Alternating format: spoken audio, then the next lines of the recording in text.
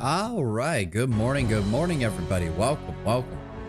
Okay, so I am desperately shoveling, as you can tell from the title, I am desperately shoveling caffeine into my system.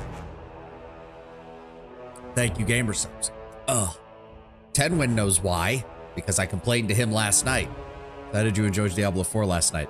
Unfortunately, it has exactly the gameplay look I was trying to find recently, which is a game where I can just kind of shut my brain off. Let's see. If I hadn't assembled that Armored Core 6 model kit, you can check out that on the Twitter. I posted a picture of it. First model kit I've done in a long while. If I had not have done that, I probably would have been playing Diablo 4 for 15 hours each. So this is your fault, Tenwin. Take responsibility. Oh, right. Lindsay wants us to go running off after her friend. Or her mentor. Right. Okay, so I make no apologies if everything that I do right now is a little bit... How? You are the person who convinced... Because you talked about it a while back, and that was what I was thinking of when I bought the expansion. It's like, I'm going to try Diablo 4 again. Maybe Tenwin was right. Maybe they have improved the gameplay since I tried playing it last. They have. And now it has a very tight gameplay loop as far as level ups, increasing gear, in due time, exploring the area. Like, I don't know. I fell into it, and the next thing I knew, it was 4 in the morning. Ugh. So, I am operating on like 4 hours of sleep. I have already begun chugging the GamerSubs. Ugh. The atmosphere is peak. Oh, they've definitely improved from Diablo 3. No doubt about that. Unfortunately, it also means, yeah, see, I was planning... Yesterday, I was planning on getting all of these level ups for other people done and updating people's gear and shit like that, but, that didn't happen. We always need to upgrade our court crafting wizard, though, so let's get that. No, fuck it. No, I don't care. Let's get her upgraded on all of these. And, she can just go ahead and grab, whatever these are. I honestly don't care. Or no. There you go. Okay. Who else is up? Let's do Jthal because we don't really have a build for her. You don't have to consult any far. How far have you gotten in Diablo 4? I am still in Act 1. I've just finished all of the story quests in Act 1. And now I was trying to... Oh, the Renown. That's what it's called. The Renown grind for the first area. Around Kjovastad, whatever the fuck the first city is. Basically, I already want to bitch slap Anarius, because he's an asshole. Lilith probably deserves a bitch slap too. I don't care the fact that she feels bad that her kid died. Yeah, go with the bonus Inquisitor spell, level 3. Let's go ahead and improve her dex even higher. More trickery. There we go. She gets another free teamwork feat. Yeah, I'm just gonna take tandem trip because she's probably gonna work alongside some of that. As for the level 3 spell that we want from her,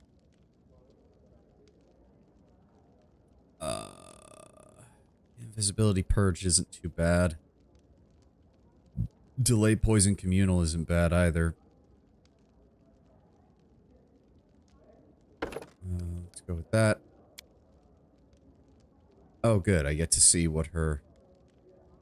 Oh, she already has see invisibility communal. Wait.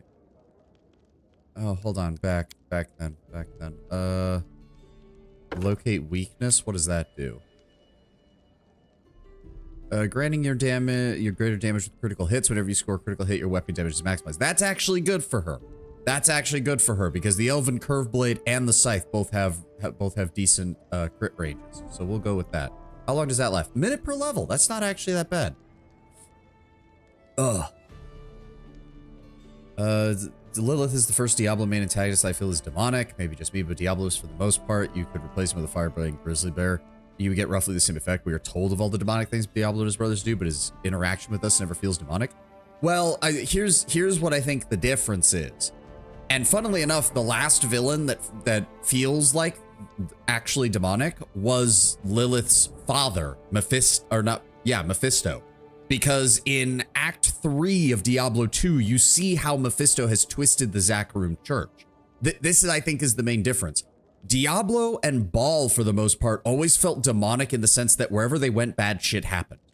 Mephisto and Lilith actually feel like wherever they go, they intentionally subvert and corrupt things. Their mere presence causes things to change, and then they act upon that change. Lilith establishing her cults, Mephisto twisting the Zakarum priesthood until the point where literally the entire religion was basically shifted in a way. My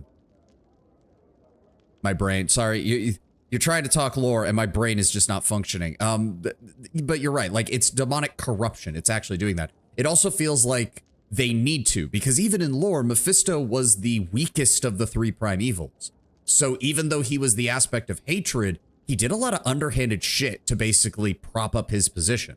Lilith might be the daughter of hatred, but she's still not a prime evil or even a minor evil. She's just a very powerful baseline demon. She has to do things in order to get around that. It's actually kind of interesting. Basically, it's a case of you didn't make your villain all powerful, which means you now have to actually explain how they won. And so far, they've done a decent job of that. Lilith is being very underhanded. She's constantly creating distractions. She's taking full advantage of the fact that Sanctuary never really recovered from the effects of Diablo 1, Diablo 2, and Diablo 3. It's very obvious that Sanctuary has still not fully recovered from everything that happened. Spiritual Ally sounds nice. What does the rest of her stuff do? Rebuke all enemies within a 20-foot burst. 1d12 points of damage per 2 caster levels. Sonic damage, the other half is divine power. Rebuke is devastating to foes who worship your god, inflicting 1d8 points of damage per caster level and stunning them for 1d4 rounds. It is a fortitude save for an AoE spell, though. You don't see many of those. Oh, inflict, never, hold on, sorry. No. We have to have inflict critical wounds. That's not a choice. I forget, with her undead abilities, we don't have a choice there. All right, she now has another casting of judgment. Level 13, bonus Inquisitor spell. Let's keep going down this way. Oh, no, we don't need power attack. Dazzling display, no. She's not good at that. I need more crit. I need more crit stuff. How does she have any crit things unlocked? Weapon of the Chosen. On your next attack in that round with the weapon counts as magical for the purpose of overcome. If your attack misses because of concealment, you can reroll your mischance. Oh, that's actually quite good. If we can't get any crit feats, that's actually quite good. Well, yeah, we got improved critical.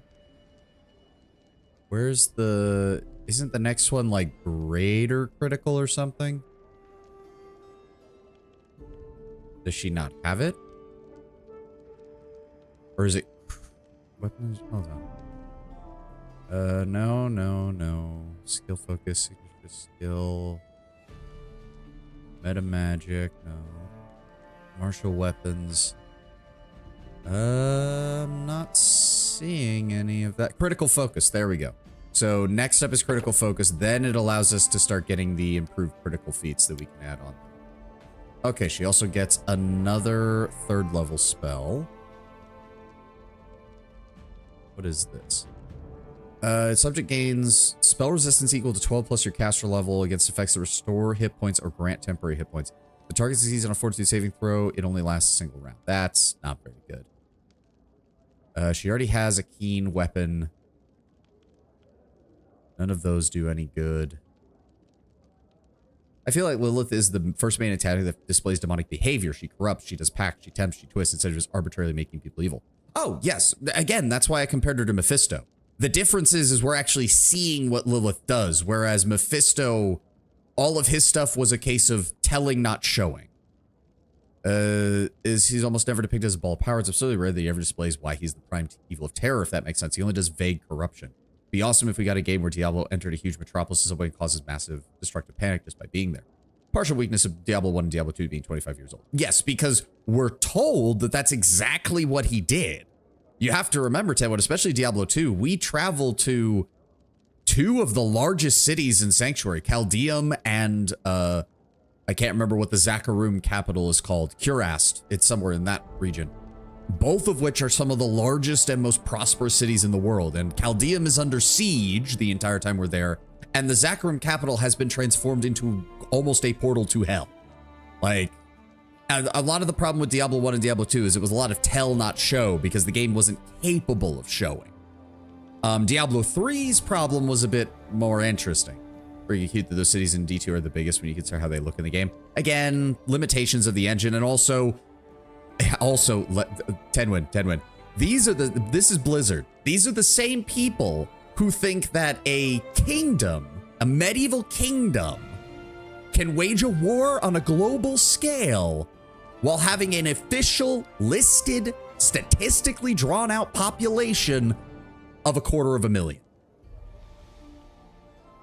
This is why I don't take, when Blizzard says something has numbers, I don't listen. It's not worth it. They have never done the research on it. They have never looked into how large armies would have to be. They've never looked into how logistics would have to work. No, they just don't. They just don't. I'm sorry. The Kingdom of Stormwind cannot wage a four-front global war alongside dozens of nearly a dozen other nations while having an official population under 500,000. I'm sorry. That's not how warfare works on that scale. I'm sorry. It doesn't work like that. I'm not going to believe you when you tell me that Caldeum is about as close to what it was supposed to be in canon, and also tell me it's one of the largest cities in the world. Or don't forget, Tristram, tiny ass Tristram, was the capital of an entire nation.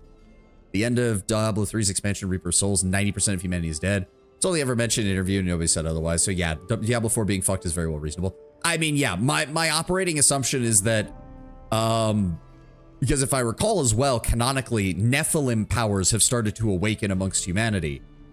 Is that most of humanity died over the course of Diablo 3 and in the time gap. But the remainder of humanity is actually shockingly competent in terms of their ability to fight. It's just that, as we see in Diablo 4, things have only gotten worse. It's like, yeah, the average human is way tougher than they used to be. It doesn't matter when literally the entire countryside is covered in demons. Okay. We need to keep moving. What exactly does Deadly Juggernaut do? Hold on.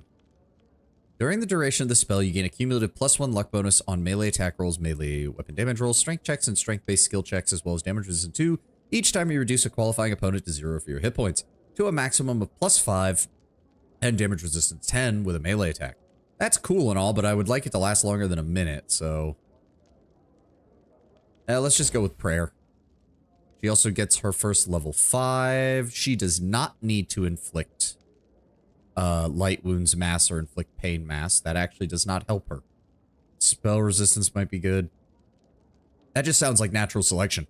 I mean, to a certain extent it is Lord Brownbear, but you also have to remember that after the events of Diablo 3, humanity came shockingly close to extinction.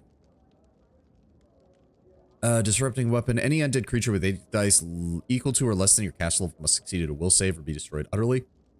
Okay, that actually sounds like it would be useful.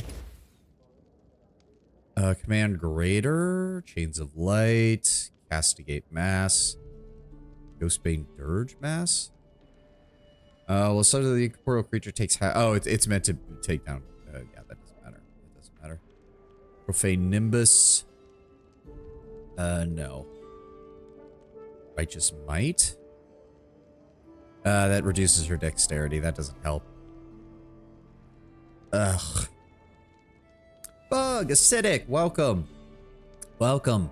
I actually managed to catch a bit of your stream yesterday because you were actually streaming at a time when I wasn't doing much. I listened to a little bit of it while I was assembling my Armored Core 4 model. Welcome, welcome.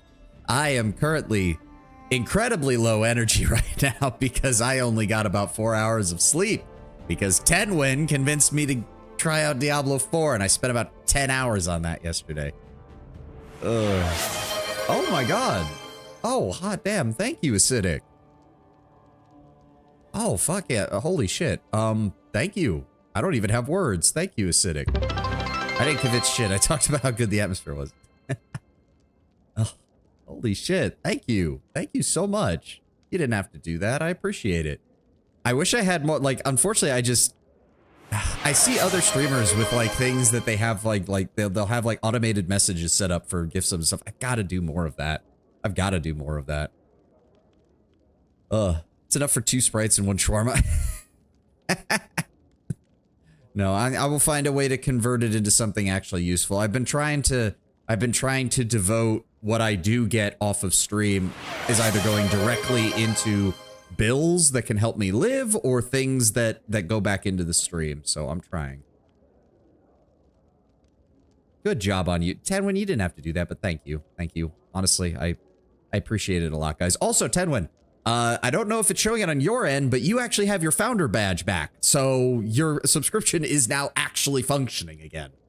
Of course, take care of yourself. Again, thank you, Acidic. Thank you. I hope you have a great rest of your weekend. I got that fixed. Yeah, that's good to hear, because Twitch was being an asshole about that. It was on their end, wasn't it? They gave no explanation, but they got it fixed. Hey, that's... honestly, with how Twitch is, that's probably your best bet. They're not saying anything. Let's go ahead... Resounding blow, maybe? If you're using your judgment ability or smite ability, they're also staggered for 1 round. Oh, okay. And if on a 6... oh, this actually works really well for her. She has both judgment and she's baking a crit build. That actually works out really nice. I saw you lurking. Thank you for being there. I really appreciate it. No problem, Acidic. Valorant's not really my kind of game. In fact, I don't have the reflexes for online shooters, but it was nice to listen to it in the background while I was assembling the model. All right. Oh god, she has another one. I thought we were done yet.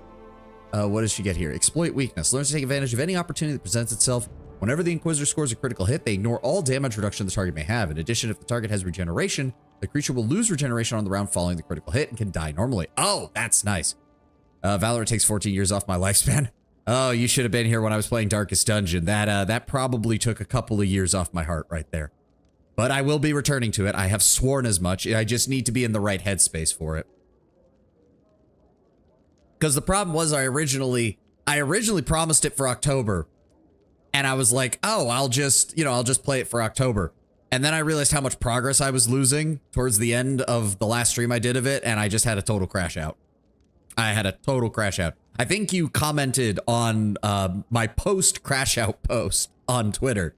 So thank you for your kind words there. But when I return to it, it will be as focusing on that game, and I will grind my way through it as needed.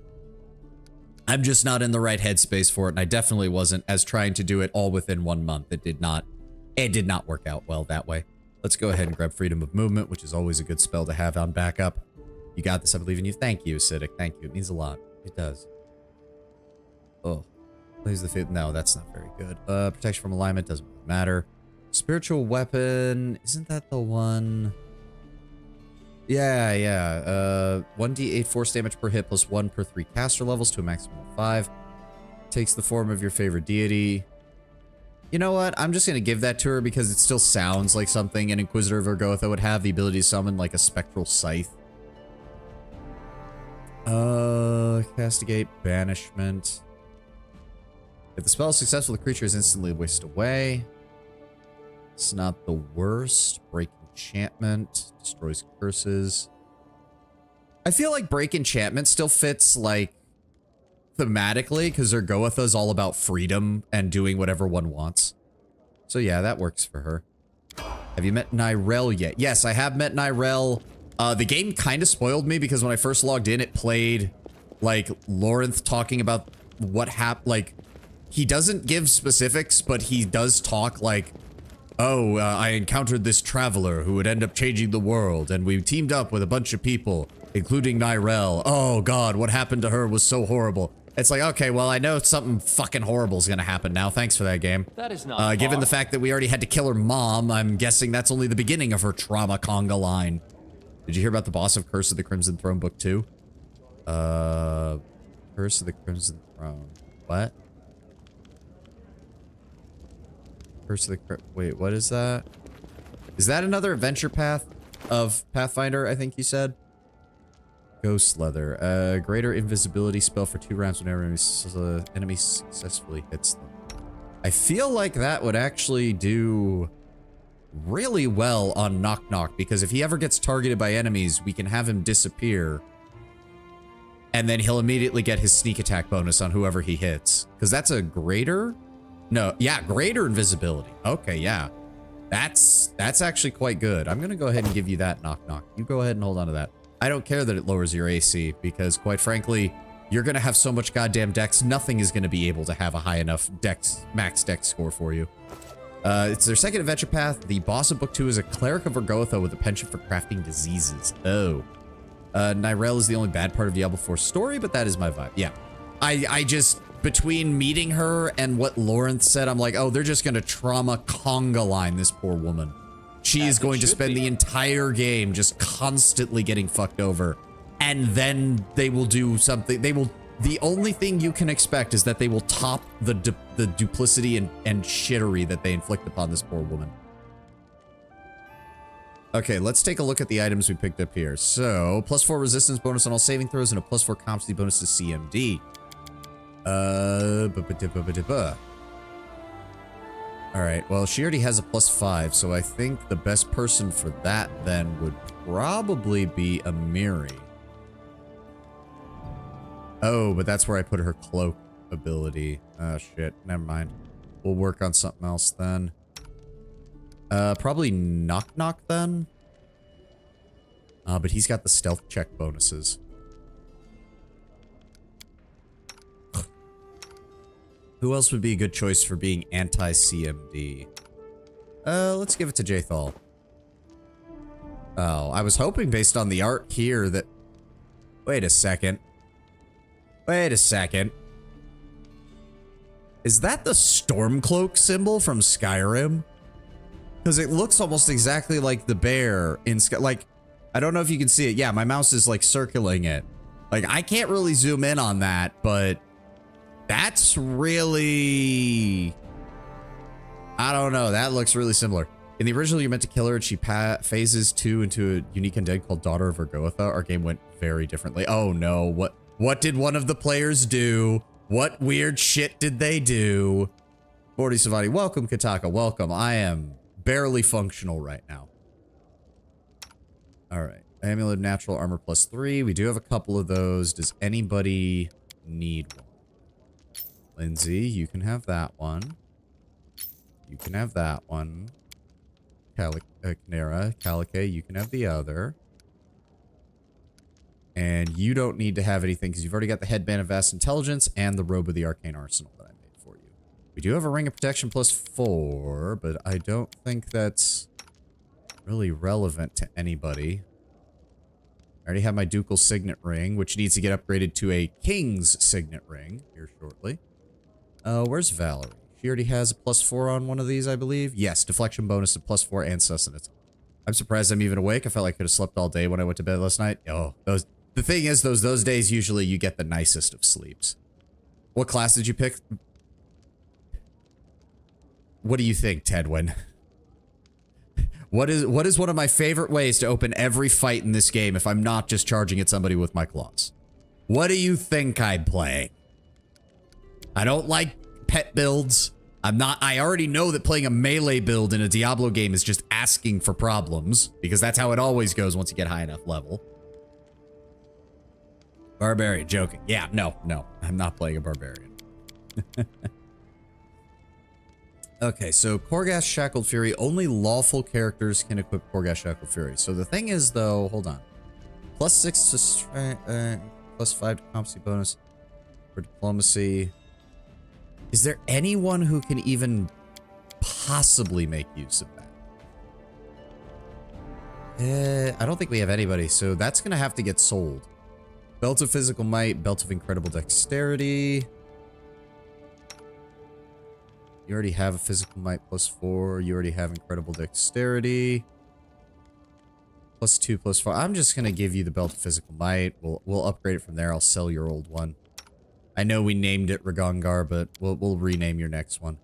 They've got their built to physical form, both of them. Yep, okay. And she doesn't need one, so that can get sold, that can get sold. Is anybody missing a +2 Ring of Protection by any chance? +2 deflection rolls and a +1 comp bonus on attack rolls with melee weapons. We're gonna have to get that upgraded.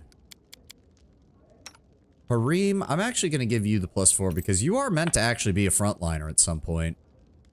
But you're a monk, so... And we've got to get you a mobility enhancing item. Holy shit. Races of armor. Do we have a better version of that? We do not, actually.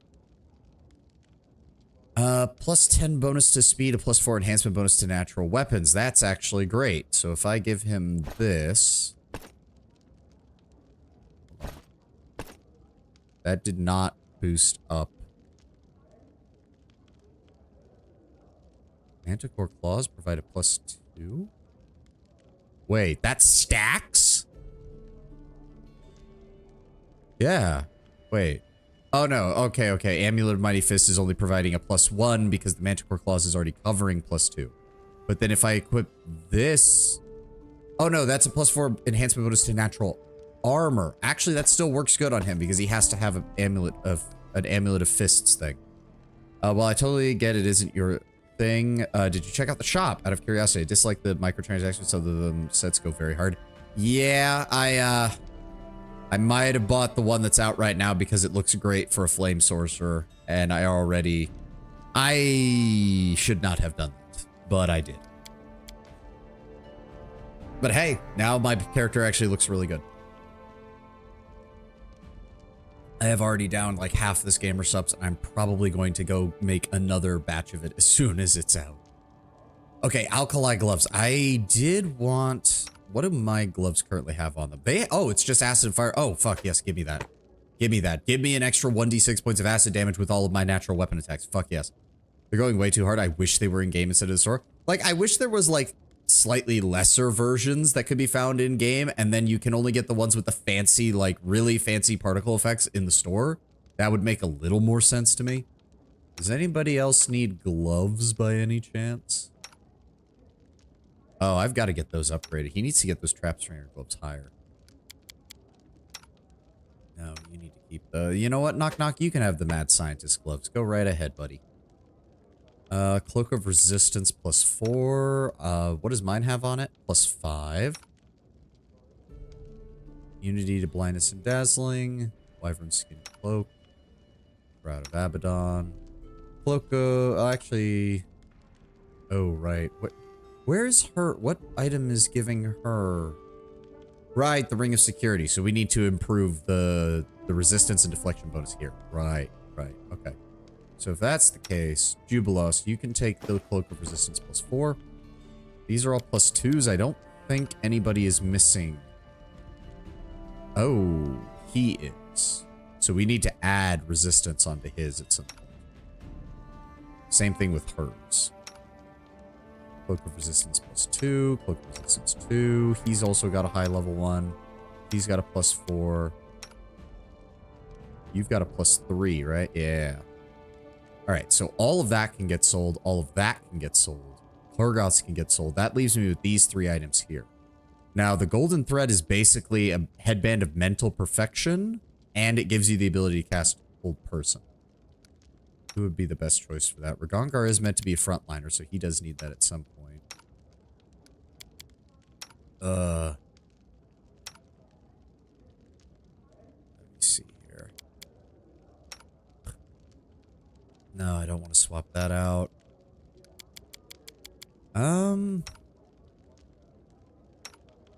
He's already got the Headband of Vast Intelligence. I'm going to give you that. You can have that unless I want it back at some point. But Headband of Inspired Wisdom we can sell. The Phoenix looking set? Yeah, the Red Griffin set or whatever it's called. Marksman's headset. Right. So we're going to keep that because we're going to use that to replace the Eyes of the Eagle. I just need to get a Wisdom bonus on it. Because it counteracts deadly aim's downside. So that's absolutely vital. So that's getting kept. So sell all of that, sell all of these, sell that. And lastly, that leaves the War-Painted Skull of Duthica. Allows the wearer to enter a rage as a barbarian and summon... Oh, there's actually a description. Lauded among the warring tribes of the lowlanders, Duthica was more of a myth than a man. Allegedly a title passed down through the years in place of a name, descriptions range from a tall blonde man with an axe to a short bearded man with dark hair who tore his enemies apart with his bare hands.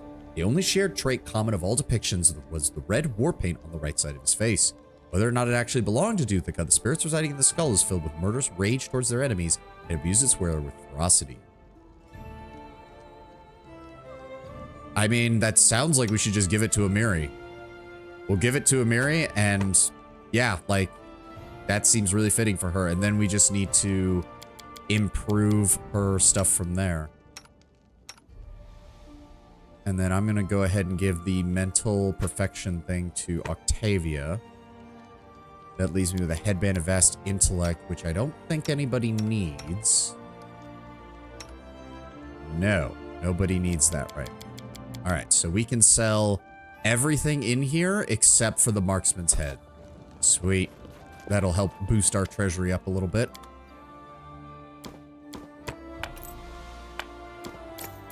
Go. How much for this? 15,000. Nice. And is there anything we need to be selling right now? Serpent's Prince. Trip, corrosive, destructive, enchantment +3. Sell it.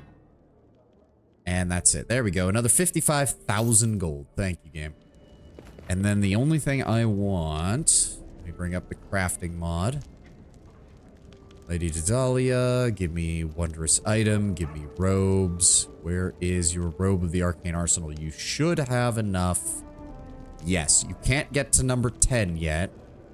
But you can increase it to a +9. Which I do want you to do. There we go. Are there any... Oh, right. Hold on. Let's go over here. Go to... Let's pull the headband... Or pull this marksman's headset. So I want you to craft... I believe this is under... helmet. And then... Stash. Marksman's headset. There we go. I'm gonna need you to add a +4 to wisdom to that, please. Thank you. Oh, wow, she can get this done real fast now.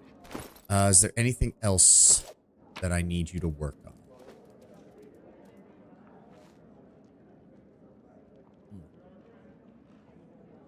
I don't think so.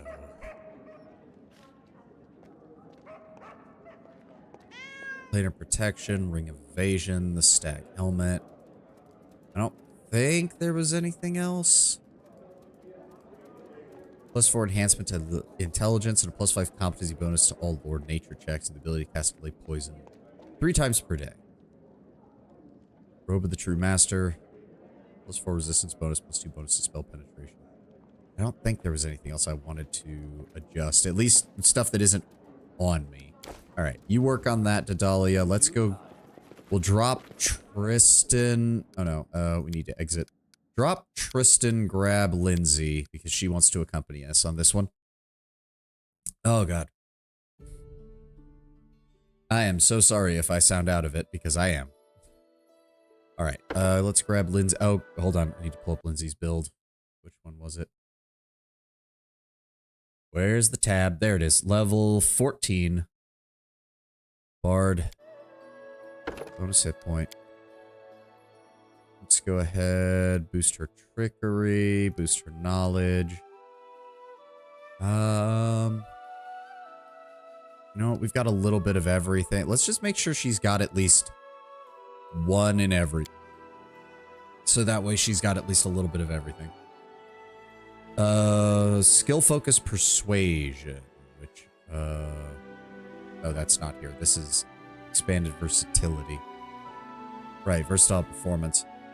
Selects one of the following skills, adds half her bar. In addition, she uses her charisma modifier in place of the ability modifier. Oh, okay. Okay, so... you know what? Go with, instead, gain an equal to his or her bard. The bard or skull can immediately retrain all of her ranks in excess of the selected skill at no additional cost in money or time. Sweet. Oh, wow. So this just lets her pump more skill points into everything. Holy shit. She has so many skill points now.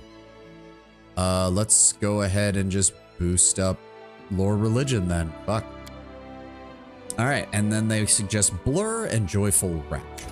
Makes sense. What is joyful rapture, though? I don't actually know that spell. Your inspire words inspire others with transcendent bliss. All allies within the area of effect are freed from any emotional effects and cures 1d4 points of intelligence, wisdom, or charisma damage to all allies. Oh, that's actually quite nice. Thank you, Lindsay. She also gained frightening 2. Can use the performance to cause fear in the enemies. The enemy must be within 30 feet. They receive a will save, a DC of 10, plus half the bard's level, plus the bard's charisma modifier. So at max, at the end game, that would be a save of 20 plus her charisma modifier. If the enemy succeeds, they are immune for the next 24 hours. If they fail, they become frightened and flee for as long as the target can hear the bard's performance. All right, the sycamore, right? Yes. We can get there nice and quick, Lindsay, don't you worry.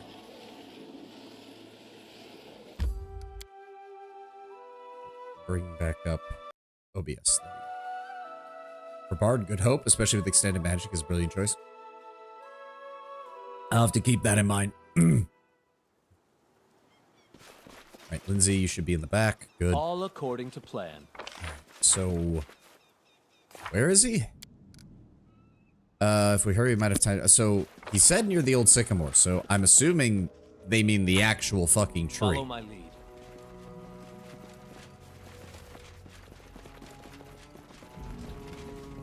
I love how the rotting bones of the hundreds of kobolds and mites that we killed are still just sitting out here. Oh, there they are. Oh, wait. Yeah, a group of young boys and girls are playing their lutes to a horde of centipedes surrounding them, swaying their horns and hissing to the tune. A fat mite stands nearby, listening to the strange concert with a blissful smile. Music! Fine, play. Oh, have mercy on them. Look at their fingers, they're bleeding. An old gray-haired man begs the mite from among the musicians. Who can't play can be food, sweet penitents. No one be food, keep play. More monsters. Didn't get them all. Mite, I'm giving you one opportunity to run before I cut you and your centipedes to pieces and feed them to my dogs. Hey, why cut? Why angry? Enough. Go, sweeties. Go, honeys. Nobody likes us here.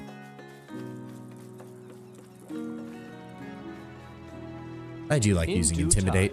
It's a nice option. Oh yeah, we already dealt with that. Hello, Eobald. Who was strumming the lute? It said one of them was, so I'm assuming one of the guys in the front. And look who is here, Lindsay. And this must be His Highness. Praise the good gods.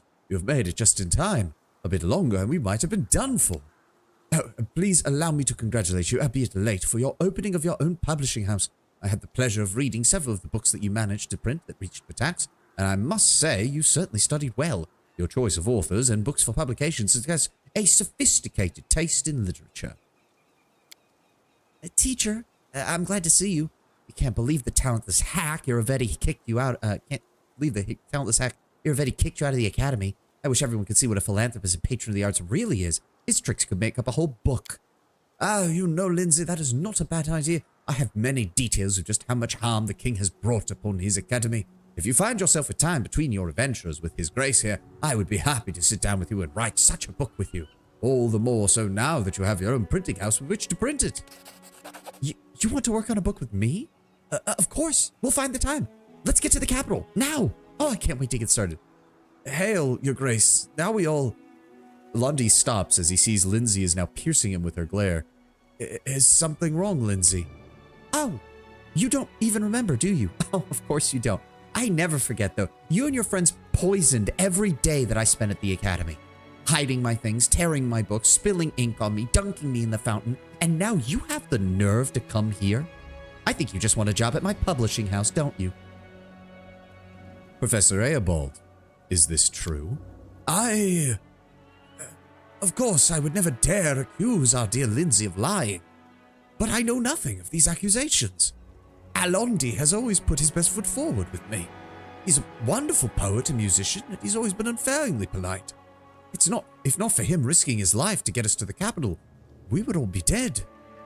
Alondi, did you truly treat your peers this way? For shame! I thought better of you. Alondi, what do you have to say in your defense? What is there to say? We were students. We made jokes. We pulled pranks. A lot of times they were rude and stupid. Lindsay, for whatever it's worth, I'm ashamed of my behavior. And I never should have done those things to you. You can shove your apologies all the way. You can hear the tears in Lindsay's voice. You see, in my game, Lindsay had 1v1 to Soul Eater, so the idea that she's in tears over a school bully is a little silly to me. Actually, Lord Brown Bear, actually, to me, it seems perfectly in character with Lindsay. Yes, Lindsay, high-level bard, can descend into a dungeon, no problem, no issues. Still totally hung up about the people who bullied her in school and the family who constantly put her down. Like, in fact, that makes a lot of sense for Lindsay's character. Please, Lindsay, we are at your mercy. Will you truly stoop to revenge? Is that what you took from my lessons? Lindsay, you are my companion. What do you want done with him? I don't know. And I'm sorry, Eobald, but I cannot bear to look at the man. Just let him go wherever he wants. Restov, Mivan, Absalom, for all I care. Hell, I'll give him the money for travel. Just don't make me have to see his face. It makes sense for sure. It's still silly. I mean, as long as it's consistent, it can be silly, but if it's silly in character, then that makes sense. Lindsay, Eobald clasps his hands before him. I understand that you are hurt, and I am at fault too. If the other teachers and I had paid as much attention to the students' behavior as we did to your grades. He closes his eyes and takes a deep breath. I cannot change the past, but I ask you to please find it in your heart to forgive Alondi. He is an exceptional poet. Please give him a chance to atone for his behavior and help bring a little kindness and light to your kingdom. I don't know. Lindsay looks back at you. What should I do? Should I forgive him? Let him write these brilliant verses of his scumbag? Forgive him, give him the chance to atone for his deeds. It's your decision, Lindsay. You don't have to forgive him. It doesn't matter how wonderful the poetry is. You don't need people like him in my kingdom. And did you have fun bullying Lindsay? It's my turn to have some fun now. Attack Alondi. Yeah, no. Again, though, my character is lawful evil, but he's not... He's already ruling over a nation. He doesn't feel the need to try and control the souls of his friends. Lindsay, you already know that were it someone who had harmed me, I would already be tearing his guts out. I would have his throat in my teeth, and I would be holding him up as an example to the others. But you are not me. And I already know that if you banish someone merely for having annoyed you, you will not forgive yourself. So I think you should do what you feel is right. And I already know that deep down, you want to forgive him. Lindsay glares at Alondi for a long time, then sighs and looks away. Fine, stay. But you had better write the best poetry in the world. You got it? I'll be the one checking. I promise. That was you. I don't think he'd be alive to be here in the first place, Your Majesty. Exactly. Thank you. I swear, Your Grace, you will not regret it. Let's just get back to the capital. And I can't wait to start working on the book, Professor Eobald. Alright. That was nice and simple.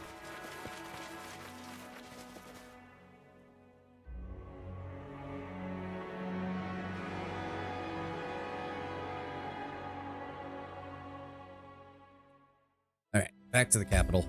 We have a lot of shit.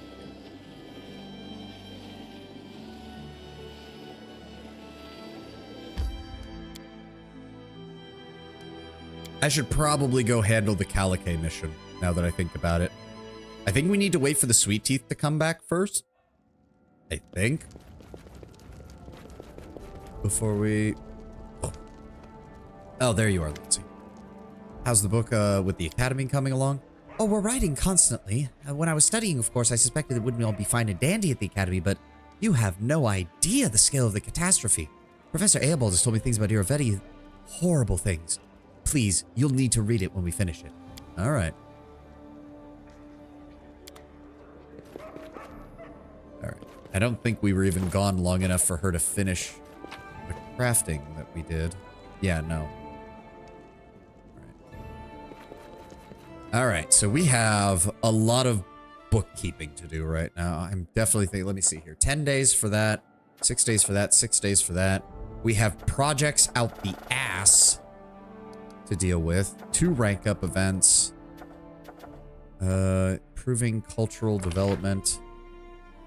Barbarian Arena, Bard College, City Hall, Festival, Longhouse, Mansion, Museum, Pathfinder Lodge, Royal Museum, Theater, Town Hall, University, Waterfront, all reduced by 15%.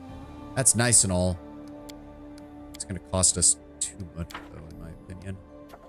Thalmule, Keston, none of these are people that I actually use, so we don't have to worry about that.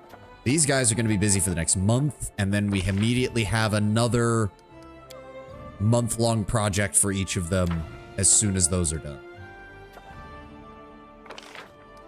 I should really get this at some point, though. The ability to get immunity to compulsion spells is not a bad choice either. I don't think you need to wait for the sweet teeth. I hope you're... I hope you're right. I hope you're right. Whatever. We also have all of these, but unfortunately, we have to be here for this, which is a problem. I looked away. What did you do with the bully? Oh, I gave a spiel about how my character would have already had him strung up by his intestines, but my character is not Lindsay. And basically told Lindsay, you should do what you actually believe, and I know that you won't forgive yourself if you send this man to wander off into the wilderness with no protections. Because let's be very honest, Lindsay is talking about like, oh, just let him go where he wants, I don't care. But if Irovetti was already tracking down Eobald, this man would not get through the River Kingdoms before one of Irovetti's spies found him and slit his throat. Like, let's be honest. It's a miracle we escaped attacks with our lives. Okay, so they don't actually have any dialogue. How may I serve you? Keston, you don't have any dialogue. Sana. No, speak to me properly. No, she's already saying, to what do I owe the honor of my case? Like, she's already speaking about as formally as you can expect from the follower of a chaotic, evil demon god. I don't think anybody else has anything. All right, so we should grab... Wait, does he say to bring Canera or to bring Calique? Oh, right. Ekun wanted to talk. I completely forgot about that. Ekun greets you with a nod. I wanted to thank you. For what? He looks confused for a moment, fighting for the right words. For helping me find the right way. I understand. You're welcome, my friend. I am glad to have met you, and to be here where I am of use. Alina is so glad that I made up my mind. She gave me a suit of armor so that I might be more careful. I didn't expect it, but the armor is welcome. Do you have a plan for your future? I want to stay here. Protecting people is my destiny. I accept that now. The river of life has carried me for a long time, powerless and still. Now I know how to swim its currents. We'll talk later. Alright. That's taken care of. Yeah, take Calique to the Southern Barrens. Right. Wait until the Lenoran bones have been polished. We can do the next one of that. We need to go deal with the dungeon for Varn. And, oh, right, the Ravenous Queen. I need to go look into that, too.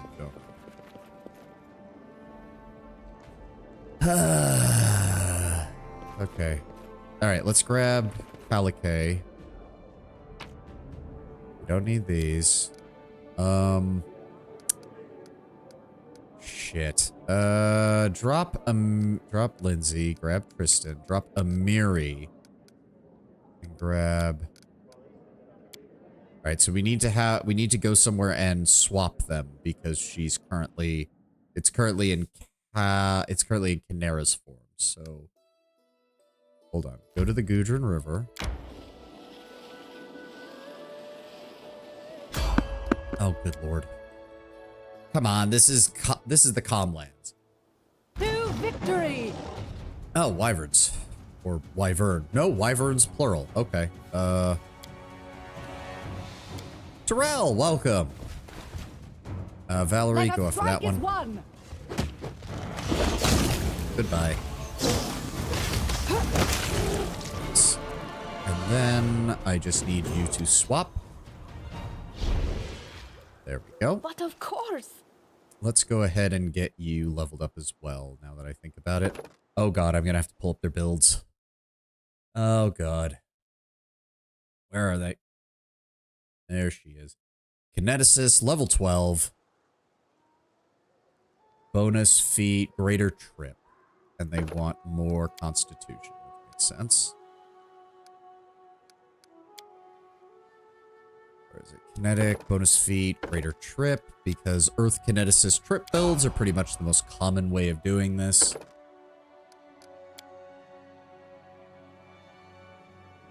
Ugh.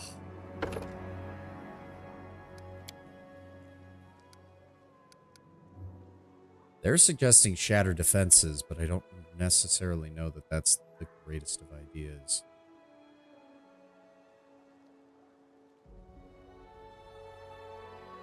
I mean, it doesn't really matter to me. Kinetic Invocation. For each kinetic element to which you have access, you treat all spells associated with that element as utility wild talent of the listed level, which you can select as normal. Each has a burn cost of 1 unless otherwise noted. Any non-permanent, non-instantaneous effects end when your burn is removed. Cloak of Winds, Wind Walk, Slowing Mud, Blessing of the Salamander. Having access to that on a fire kineticist is actually really good. Invigorate, Fluid Form, meh.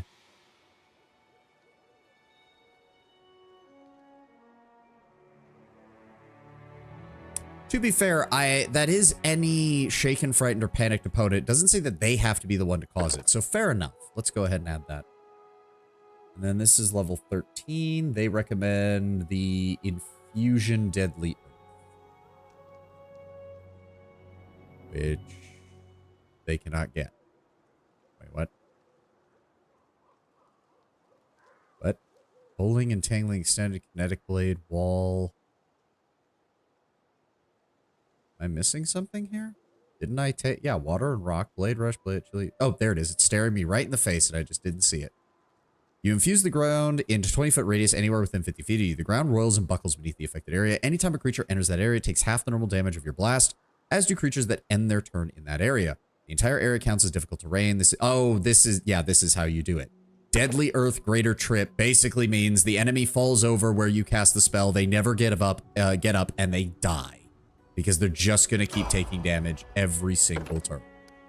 Equivalent to a kinetic blast, which is really powerful. Bonus hit point. Let's just go ahead and... let's start giving her a few points of persuasion so she can make use of that. Weapon focus, dazzling display. Yeah.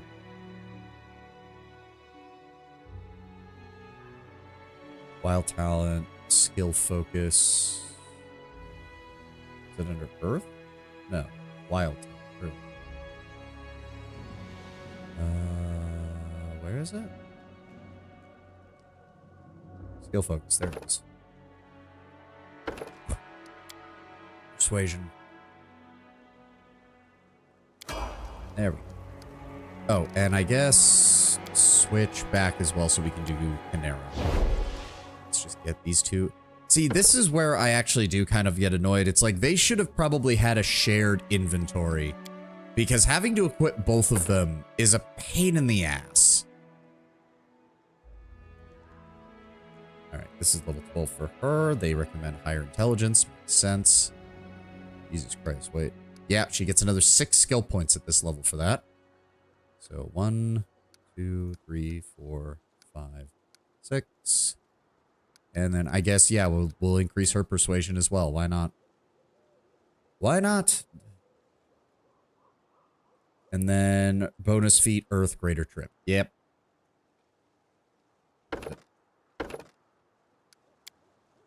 And it says 13 points. 1, 2, 3, 4, 5. There we go. And what do they suggest for her? Skill focus persuasion, right? Yes.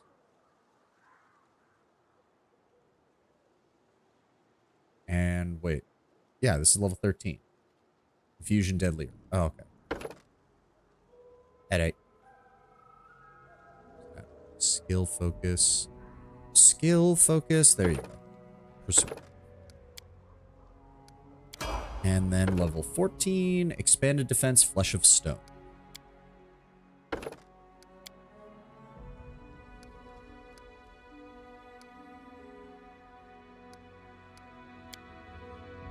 Expanded defense, flesh of stone, which does just give them straight up damage resistance. And it lasts all day as long as that, yeah, they can maximize their DR to their kineticist level, which means at max level, they have DR 20, which is not bad. All right, now swap back to Canera. Or Calico. Whatever. Been rewatching that short series from Lycanheart of the Fae that accidentally promised to carry the child of one of the characters. It's very good. Oh yeah, I see their stuff pop up from time to time. It's fun. Didn't they imply that, like, there's another character showing up, like a male Fae or something, who's, like, annoyed that the female Fae is getting married to a normal human or something? I saw one of their shorts with that. I saw a lot of people speculating that it's not actually a rival romantic interest, it's actually the Fae's father, and he basically wants to find out if the human is worthy of his daughter's hand, which I think would be hilarious. Alright, so we don't have to worry about going to the Gudrun River now. Let's just go past here. There we go. The Southern Barrens.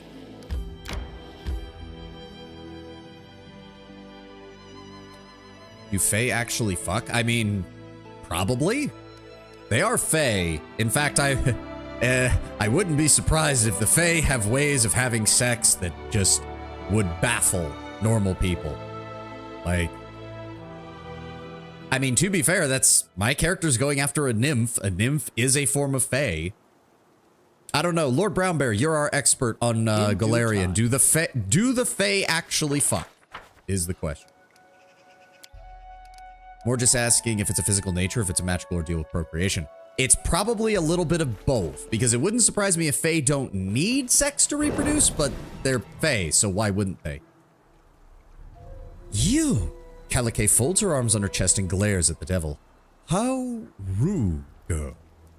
Also, yeah, can I just mention again that I really love his design as a devil, but also just fitting the part of, like, the lawful evil outsider archetype. In which has her fight the fairies. Oh wait, fuck the fairies. Ad break. He got yowie hands. He does. Sex for fun. What novel concept.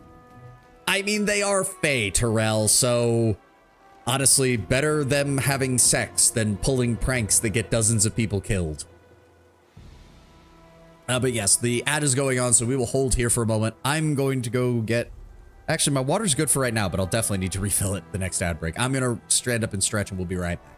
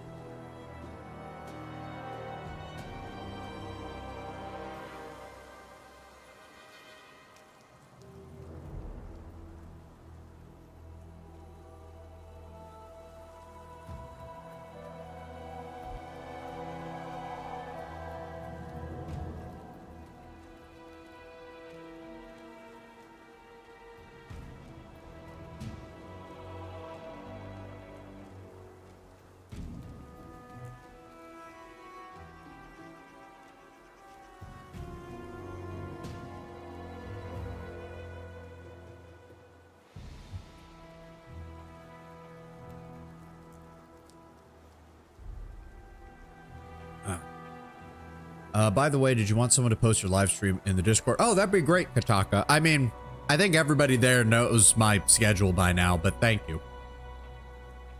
Yes, the Fae fuck. It's more of an appropriate description of what they do than make love. It's worth noting that Fae offspring are often defined by the nature of the coupling itself rather than the individuals who make it up. Hence that hedge witch who's supposedly the daughter of a satyr. When a satyr mating with a human woman usually results in another satyr if it's a one-night stand. Ah. Very much makes sense. The energy of what they bring to the relationship matters more to what happens to the child than the biological type of the Fae. That actually makes a lot of sense given their nature. Also, fun fact, in Diablo 4, you can actually find the Act 2 encampment from Diablo 3, the desert camp. Yeah, that sounds interesting. That actually does remind me that one of my favorite features that I actually kind of hope that there's more to, is the strongholds, because like reclaiming areas from the legions of hell is actually a really nice idea, and I wish they did more with that. Because so far in Act 1, all it's resulted in is reclaiming like one war camp, one town, and cleansing a castle of vampires, which I was really disappointed that the Knights Penitent or whatever didn't retake the castle after I cleared out the vampire infestation, because the other two strongholds got repopulated, which was really cool. And then the last one was a castle filled with vampires, and then after I wiped them out, it was like, okay, cool, you cleared the stronghold. No extra reward or anything. I was kind of disappointed. Ugh. Satyrs mating with a nymph usually results in a fawn, a satyr-like fae that are sometimes are female, as opposed to the all-male like satyrs are. Yes, and if you go by the fawn from Critical Role, they have truly ginormous breasts. I don't keep up much with Critical Role, but I do remember when, shit, what was her, I don't remember what her name was, but the fawn character in that, apparently every time, what's the voice actor? She did the Barbarian in season 2, and she played the Cleric in season 1. I know her first name is Ashley, but I can't remember her whole name.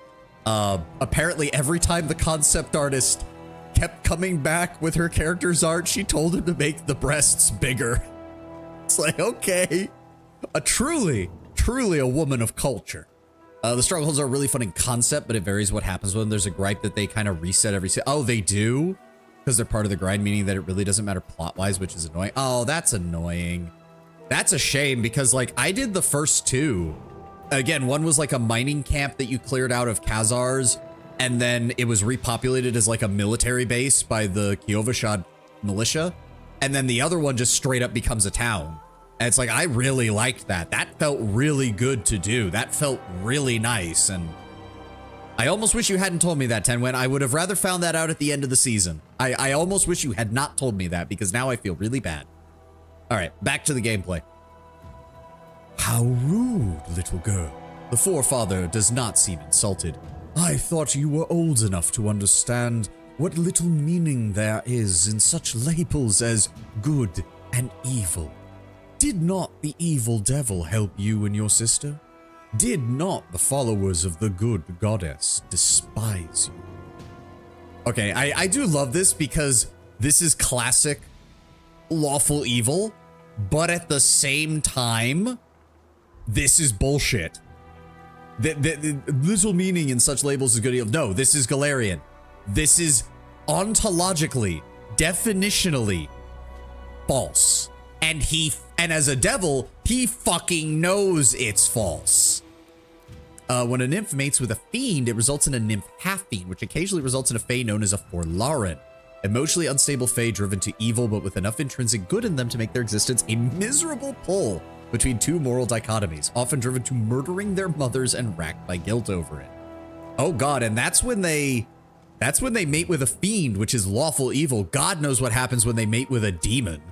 Well, I mean, I say that, but it probably wouldn't be mating so much as it is the word that rhymes with grape.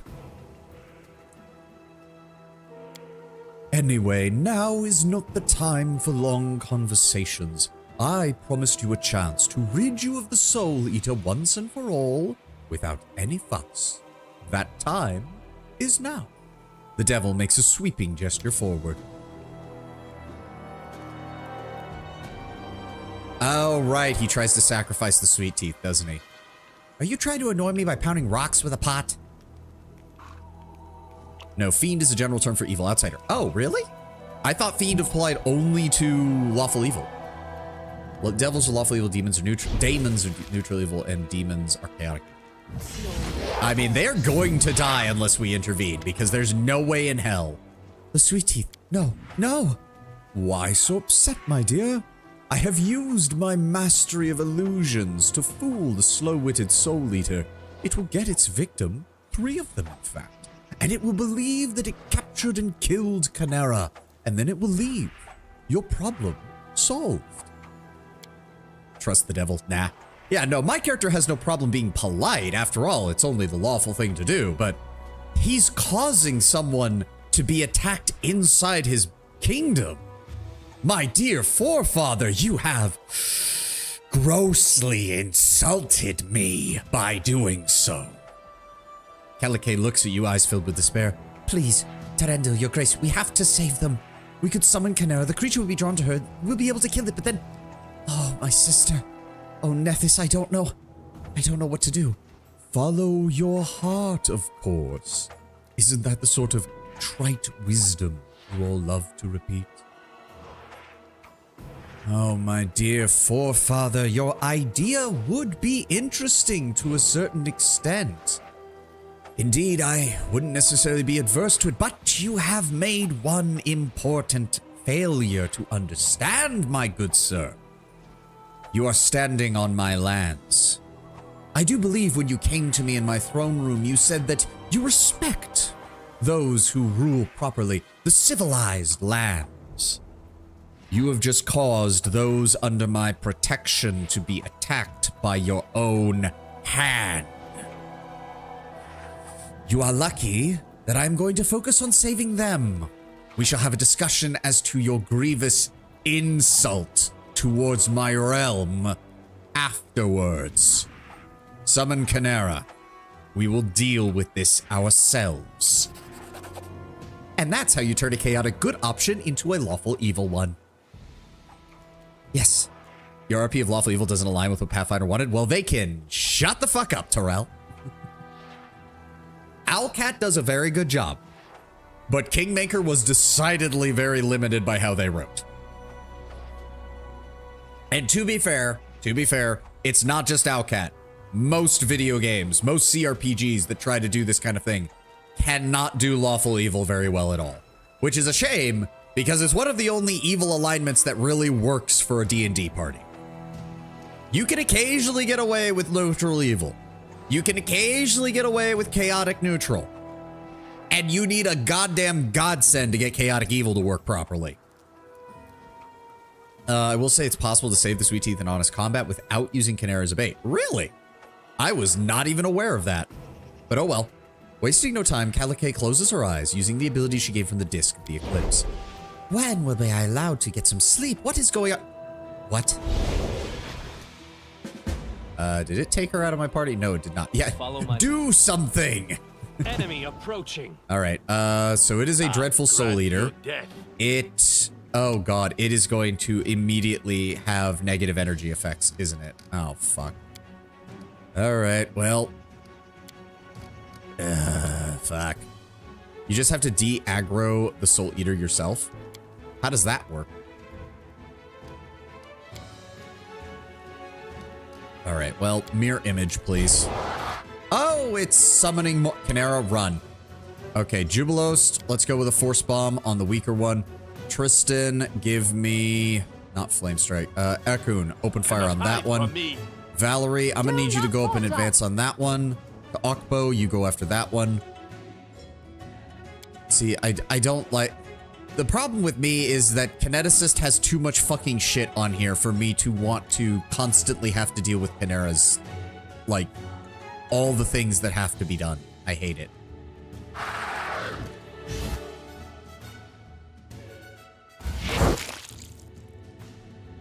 Okbo, what are you doing?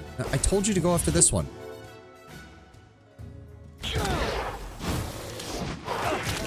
That's fine. You've almost got him, Jubilost. More Force Bombs, please. Actually, Tristan, can you assist him? Give me a magic missile. Alright.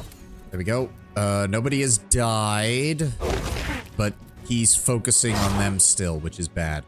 Canera, go ahead and go ahead and keep targeting that one. All right, you guys are done. Jubilos, move up. Oh no, wait, shit. Oh, if I know the game, it'll accidentally cause damage to them if I do anything. Fuck. All right, what other spell? Actually, I know exactly the spell that we need. Give me leopards. Summon them up. And then Tristan, I want you to give me... No, not Pillar of Fire. Give me Burning Arc on them. Ekun, as soon as this guy's down, we'll deal with him. All right, good. He's dealing with that. Ekun, move up and engage the Dreadful Soul Leader. All right, everybody focus fire on him. There we go. There we go. That's what I'm talking about.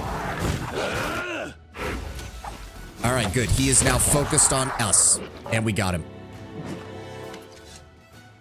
Whew. With difficulty, by the way, y'all talking about Diablo's, consider re-downloading the remaster, the Diablo 2 remaster, that is. I do remember the Diablo 2 remaster being pretty good. Let's be very honest, Lord Brown Bear. Like, there's a lot of modern mechanics to ARPGs to reduce a lot of the frustration with older ARPGs. Like, there ain't nothing, like, more annoying than playing one class and getting nothing but items that are dropping for other classes, with abilities for other classes that do nothing for your build after tens of hours of grinding. Remaster's good overall, but man, that control setup is bullshit. Yep. I cannot believe it. That crazy goat set me up again. Canera seems fit to burst with rage. She has risked my life again for these low-life simpletons in a fight with a beast that already killed me once already. Wait, so you're not Calico? Canera? You're alive? What do you mean it killed you once? I will show you your Calico, and you can tell her that she can wipe her foolish snouts for the rest of her life if she values you more than me. The sweet teeth are alive. Praise Nethys. Your sister was just here, and she was very angry with you. Angry with me? Well, then you can tell her that I will not live with your blood on my hands for her sake. If she had not made that deal with the devil, if she didn't want to have everything, then this would have never happened. I would give half of my life for her return, but I cannot, and I will not give up the lives of my friends as well. Okay, could someone explain what's going on? Anyone at all? My hat's off to you, young lady. You and your sister, I take it. You're quite good actresses. Or perhaps Jubilos Knuckle is just a knucklehead. Not to mention the rest of our party. I mean, yeah, no. If anyone is to blame for what has happened here, it's the forefather. Yes, he arranged all of this. That's not the main reason. I cannot do this anymore. I can't look the other way. While Canera is indifferent to the lives of others and to my own feelings. I gave her half of everything that I ever had for her. But I cannot sacrifice those who depend on me. Is the forefather meant to still be standing there? Yeah, I guess so. Oh, my poor child. I don't know how something so foolish could have descended from my blood. I wish to see you grow up and lose these childish fantasies and weaknesses. Oh, this will be easier once I spare you of the strictures imposed by a certain divine force. Best ending is if you pick the neutral option, but it may take a few tries. Oh, okay. So that's why you set all this up. Obviously. 'Twould be madness and short-sighted to argue with the Herald of Nethys himself. You hear a chuckle from under the iron mask, but it would be pathetic to do nothing. You see, girl, and you, your grace, my offspring are a valuable investment in this world, and I wish to secure those interests. For ages I have reaped souls as a sickle reaps grain, turning even the most loyal of followers from the service to their almighty gods. And I imagine that all-seeing Nethys decided to make a joke of me by taking 2 souls that are mine by right. But everything will work out just fine. Soon enough, I will reclaim what has been taken from me. We are not your property. In your case, the matter must still be discussed, but in Canera's case, the situation is quite clear. She made a contract with me for a lifetime of service. And she is the only one who thinks a formal death followed by a resurrection can spare her from that contract. But in any case, it is not up to you to decide your fate.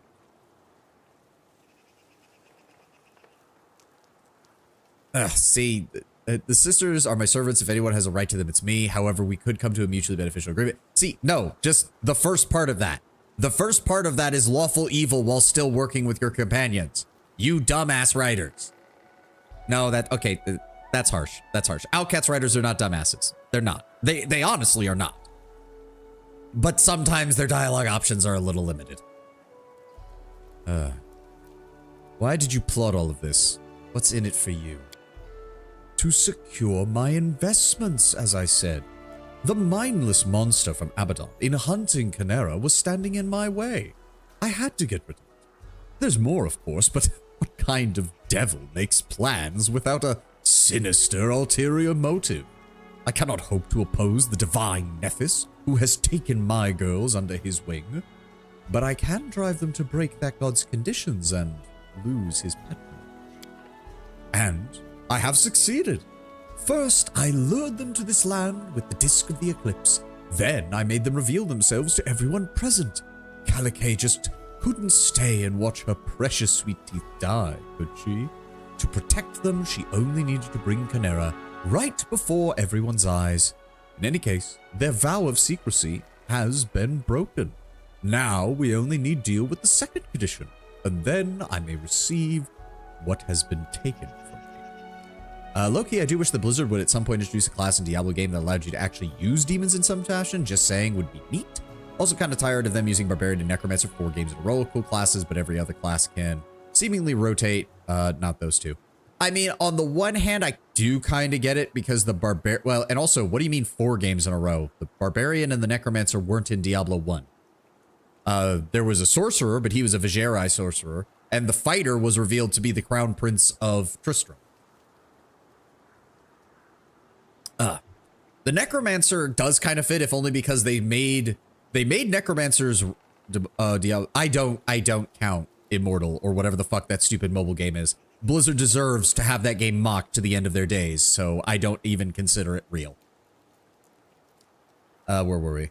Whatever it is you're planning, dear forefather, you've already proven that you're more than willing to insult me directly to my face. I will protect Canera and Calicae to the extent of what I am capable of. I am king of these lands, sovereign of Dracaria, and if I catch you in my realm again, I will not hesitate. Of course, you're welcome to try, but I don't recommend meddling in the games of devils and gods. I have made my move, your grace. Now we will wait, for soon enough, the game will continue. And we need to go talk to the twins at some point. Okay. You guys good? We'll stay here a little while longer, and then we'll be wandering around. Yep. That is not far. I'm going to take some of your guys' supplies if you don't mind. Thank you. And then we need to check to see if there's anything else around here. Just saying, more rotation, more world building, especially with the Spiritborn. That's actually a cool concept. I did like how the Spiritborn looked. I have not had a chance to play it yet. Oh, cool. Kill this thing. We will prevail. Ferocious Megaloceros. Giant moose.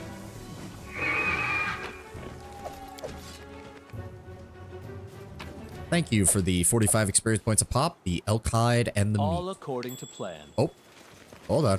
Oh. You can thank me now. Hey, potions of heroism. Kinetic diadem. That's going on. Yeah, increase energy blast by 2d8. And a cloak of resistance +2. As it should be. I don't think there's... Nope, looks like we're clear now. I don't think we can get up here. No, we can't. Let's get out of here. Even if I doubt they could get away with the Witch Doctor nowadays. I mean, to be fair, if I recall correctly, the Witch Doctor didn't, like, visually it had some problems. And actually, if you go into the Sorcerer Transmogs, there's a couple of pieces of equipment that are just straight up the Witch Doctor equipment from Diablo 3, just with a higher resolution model. So I think they could pull it off just as long as they're very careful about, like, don't have the character speak in Ebonics or some stupid shit like that. Like, don't purposely give the character a really stupid accent or anything.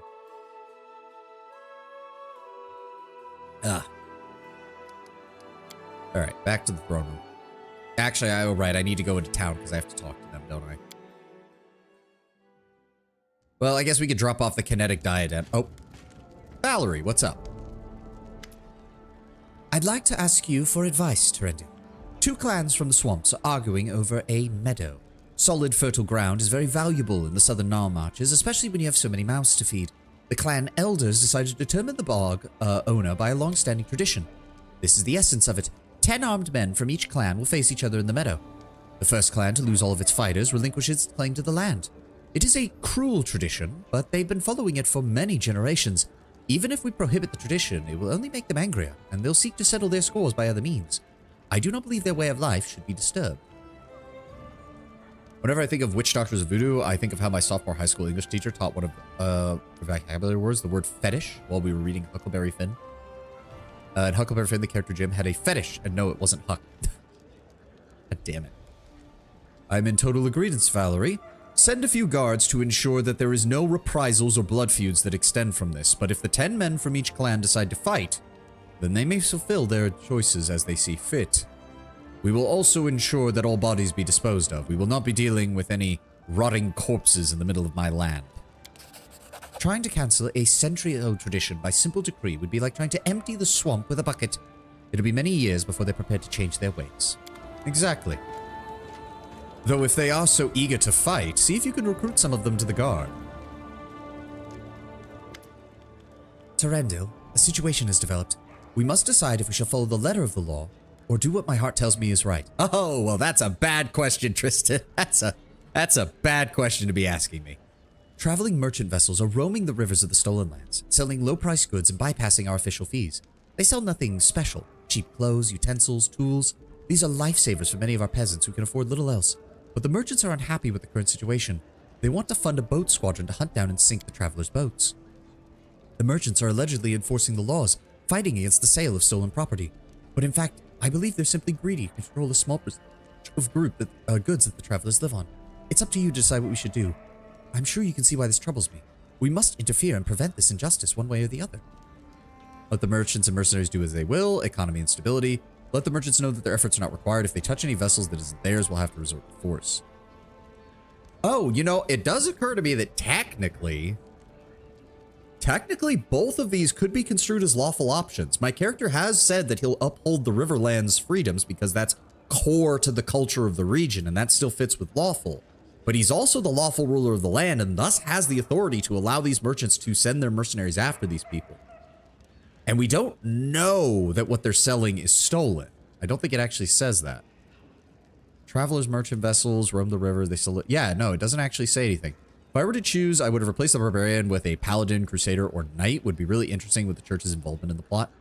Yeah, I mean, to be fair, the way I was reading it is that the Church of Inarius is kind of a recent return to Sanctuary. Maybe I'm missing that. Because if I recall correctly from the old lore material, the original Church of Inarius was annihilated in the prehistory of Sanctuary. Because he did used to rule on Sanctuary as a divine figure. And then the forces of hell took the opportunity to destroy his church and drag him down into hell. Which is why they got replaced with the Zakarum church, which was a more generic, just follow the light kind of thing, rather than specifically worshiping Inarius.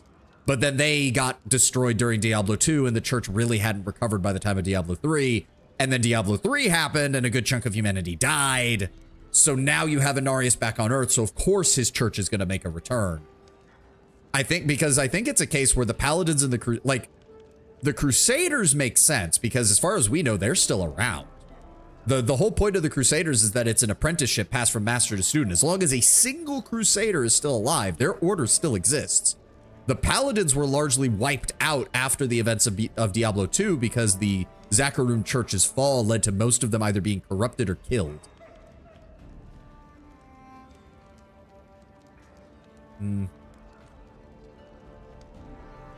I don't know. Our economy is already high enough. I think we can justify this. The rivers are essentially the highways of our nation, so I don't see a problem with that.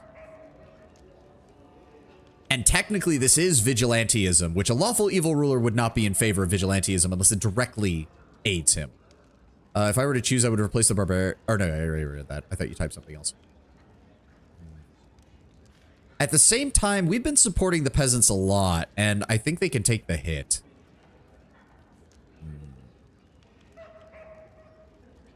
Maybe an Inquisitor class. That would be interesting. That would be interesting.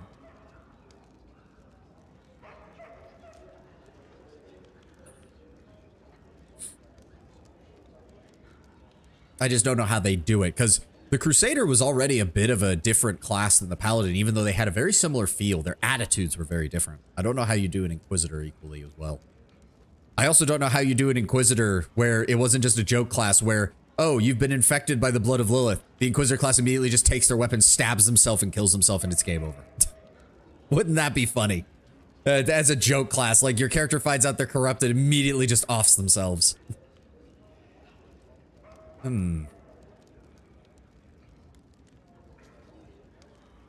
Tristan, I've been supporting you on a lot of this. Let the merchants and mercenaries do as they will. No. I don't know. Hold on. I must follow the letter of the law or do what my heart tells me is right. Yep. However, the merchants are unhappy with the current situation. They wish to fund a boat squad and hunt down and sink the travelers' boats. They are allegedly enforcing the laws and fighting against the sale of stolen property. But I believe they're only greedy, control a small percentage of goods that the travelers live on. It's up to you to decide what you should do. Depends on how and why Inquisitors work, and it would explain why the church would be hesitant about you as well. Digimon's plot is crazy. I mean, yes, but are you talking about their plot or their plot? Because I've seen what's been popping up on Twitter lately about Digimon, and people rediscovering Lady Devimon, Anjuamon, and Lilithmon are finding a renewed interest in everything that's been going on. Hell, even Renamon's popped up a few times, and usually she stays exclusively in the furry side of things.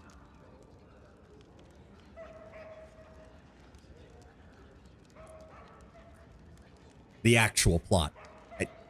I'm sure, Terrell. Sure. Sorry.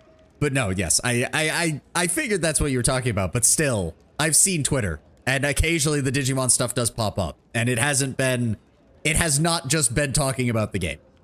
Have you seen the Gravity music video from Has Been Hotel? I think I saw a clip of that, yes. Lilithmon has a great plot for sure, very much so.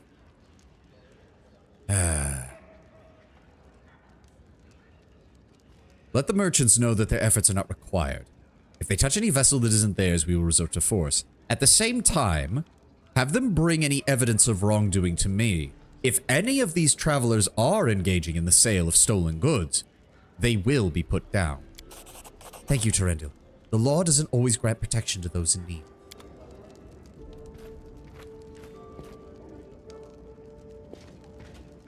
Mary.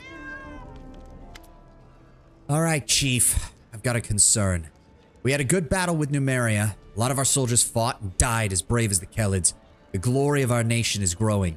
Everybody knows the best way to get glory is to defeat someone who already has it. Anjuamon, delicious.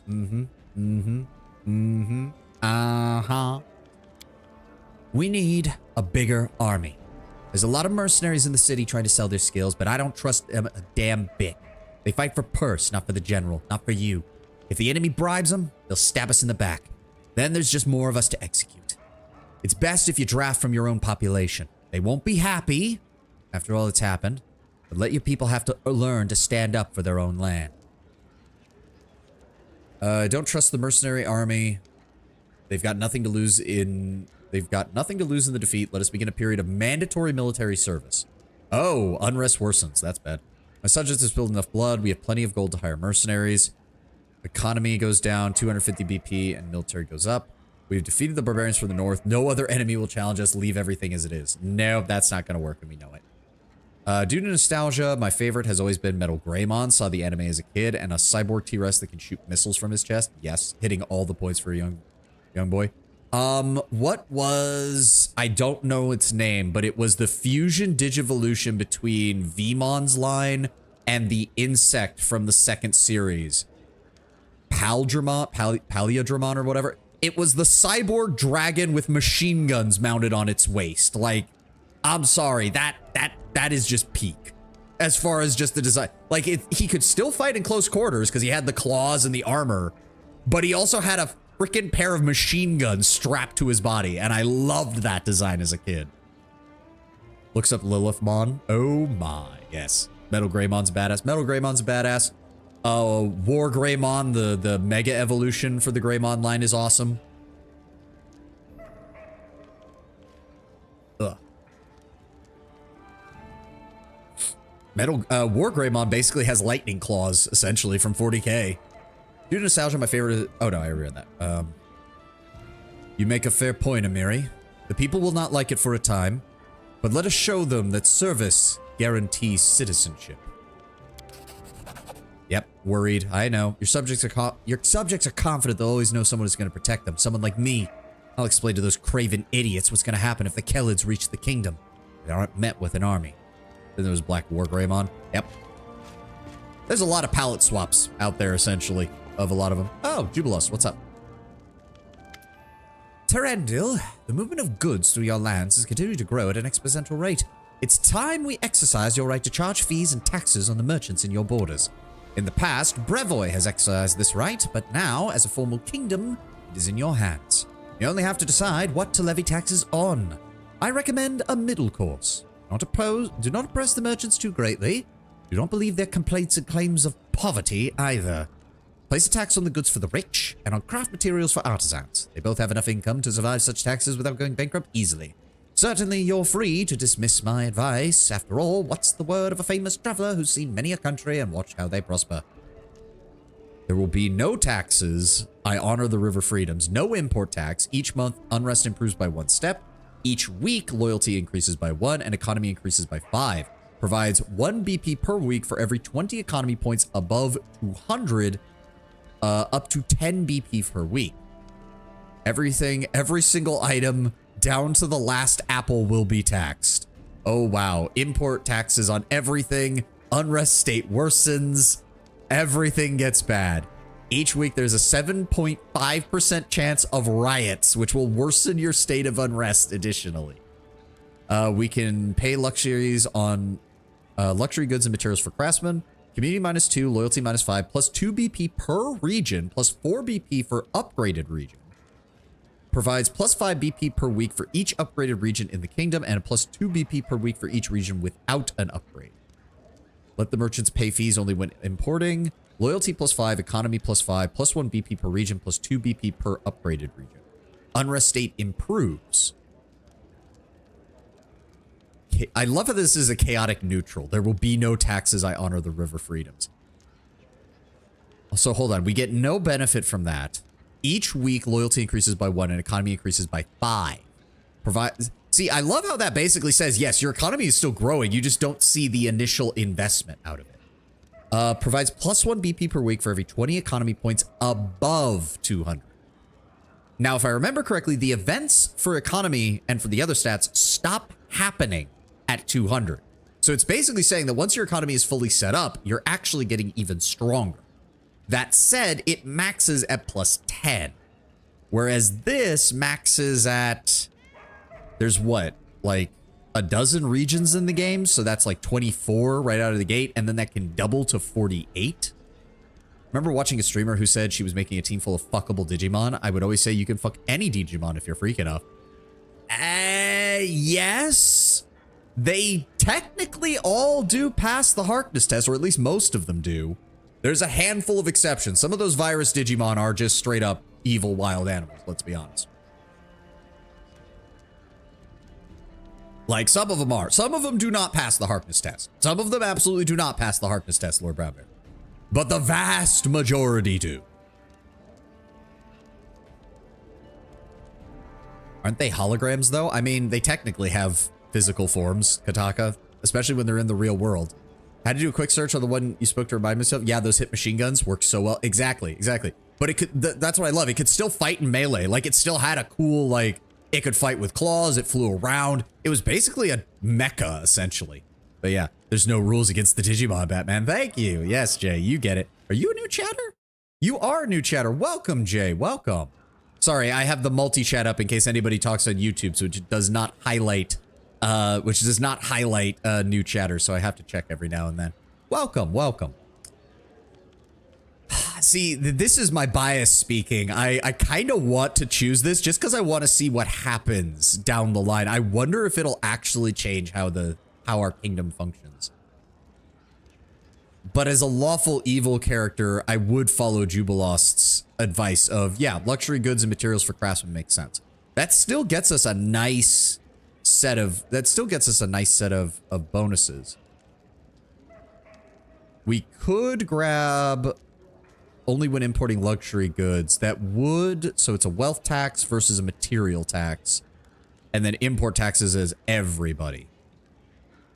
That gives you +3 BP per region, +6 BP per upgraded region, but that also causes your people to want to riot. So we're not going to do that. We're not going to do that.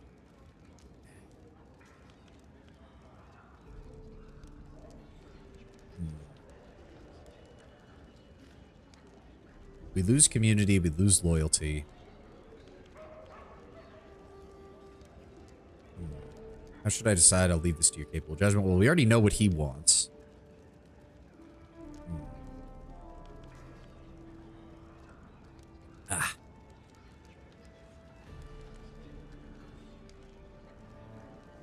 Unrest improves by 1 step. See, I like that simply because, like, I know it says chaotic neutral, but the idea that my character is just like, look, if we have almost no unrest, the economy's constantly improving, we're still getting a minor benefit out of it. Like, the larger our economy goes, the more we can take from the peasants anyways.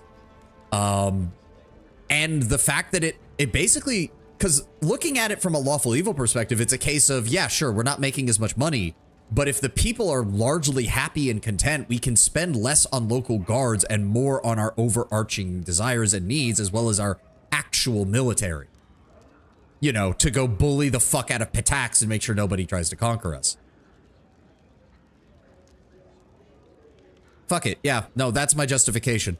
There will be no taxes. I honor the river freedoms. We will build our economy from the ground up anyways. I see no reason to provide an undue amount on any of our people. Yep, improves to a new state. You think you're that crafty, building your first kingdom without duties or taxes. Huh? You know, these are bold fantasies, best stored away from your head as possible. I've got a special notebook for them, and you should too. I can't... See, the way he said that, though, almost makes it sound like, I think you're nuts, but I kind of like how you're doing things. Durendil, the chronicles remember you as a great king now, not merely a baron. But even if you were an emperor, it'd still be wise to seek divine support. 4 influential priests have arrived at your court to plead for a temple honoring their gods. We don't need taxes. We take the taxes from stupid people trying to evade. Exactly! I tried to do builds in this game, but I always end up coming back to enjoy John Pathfinder, good old sword and board human fighter. It's fun in its own way, Jay. I'm not gonna lie. I like my Gish sorcerer who tears things apart with claws and spells, though. Like, it's a trope I've used before in actual TTRPGs, and I do love it in Pathfinder because Pathfinder First Edition is one of those few games where you can build a proper natural weapon Gish magic user, and it feels good. Each wishes your kingdom to prosper under the blessing of their god, and we must choose between Caden, Abadar, Gorum, and Asmodeus. I advise you to consider Gorum. His road at the end of things is at least simple and direct. I mean, you also seem like you're a little biased in this regard, but why don't you tell me about the various gods? It is no coincidence that Caden's nickname is the Accidental God. He was a mortal, a deathly drunk mortal when he became a god. He doesn't even remember how it happened. Under Caden, your subjects will live happily, but senselessly, and spend their times in feasts and fairs. Abadar is the patron of cities and trade. He is there where civilization flourishes, and he detests chaos and destruction. I am not sure if his followers will survive well here in these wild and untamed lands. Gorum is a cruel and bloodthirsty warrior, as are his followers. He is the god of war, worshipped by orcs and barbarians, but he has quite a few followers among the civilized ones as well. Supposedly Caden wanted to become a god so he could fuck Calistria. I'm not surprised. Didn't he actually get a chance to date her for a while in the canon, and then she dumped him? Or he dumped her when he realized, okay, I've stuck my dick in crazy. I need to get out of here now. Your harem sounds a lot like Trump at times. I'm not giving it enough of the Trump style holding and the slightly lower voice. Cause harem is more just slow and wise for the most part. I can't really do that voice very well either, though. Asmodeus is the Lord of Hell. He is the archdevil worshipped by the powerful state of Cheliax. He is a believer in power, compacts, order, and the obedience of the lesser to the greater. He is crafty, but not deceitful. All contracts should be read carefully if you choose him. Guarantee you Callistria did splits on that thing before they split things off. Let's be very honest, Lord Brown Bear. Callistria probably did things that Caden didn't even know were physically possible. After all, having sex with a god is probably a very interesting experience in a setting like Galarian. I have to imagine.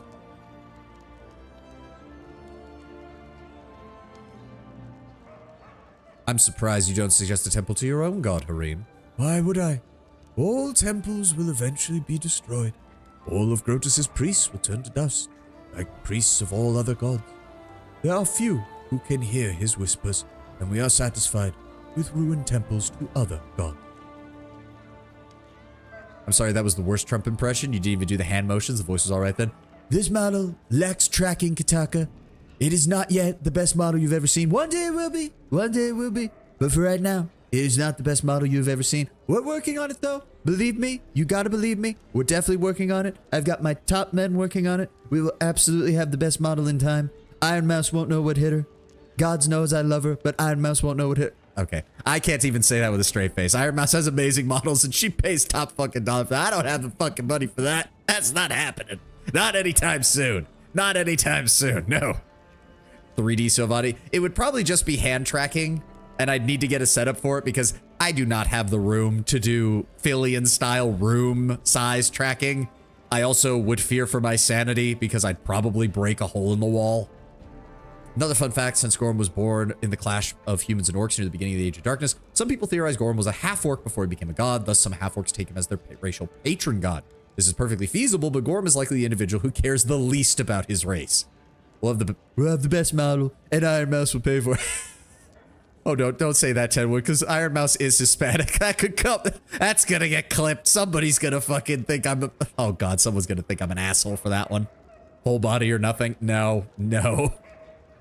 Alright, let's see what the effects are. Temple of Caden Kaling, Temple of Gorum, Temple of Asmodeus, and Temple of Abadar. I wish it would tell you what those did.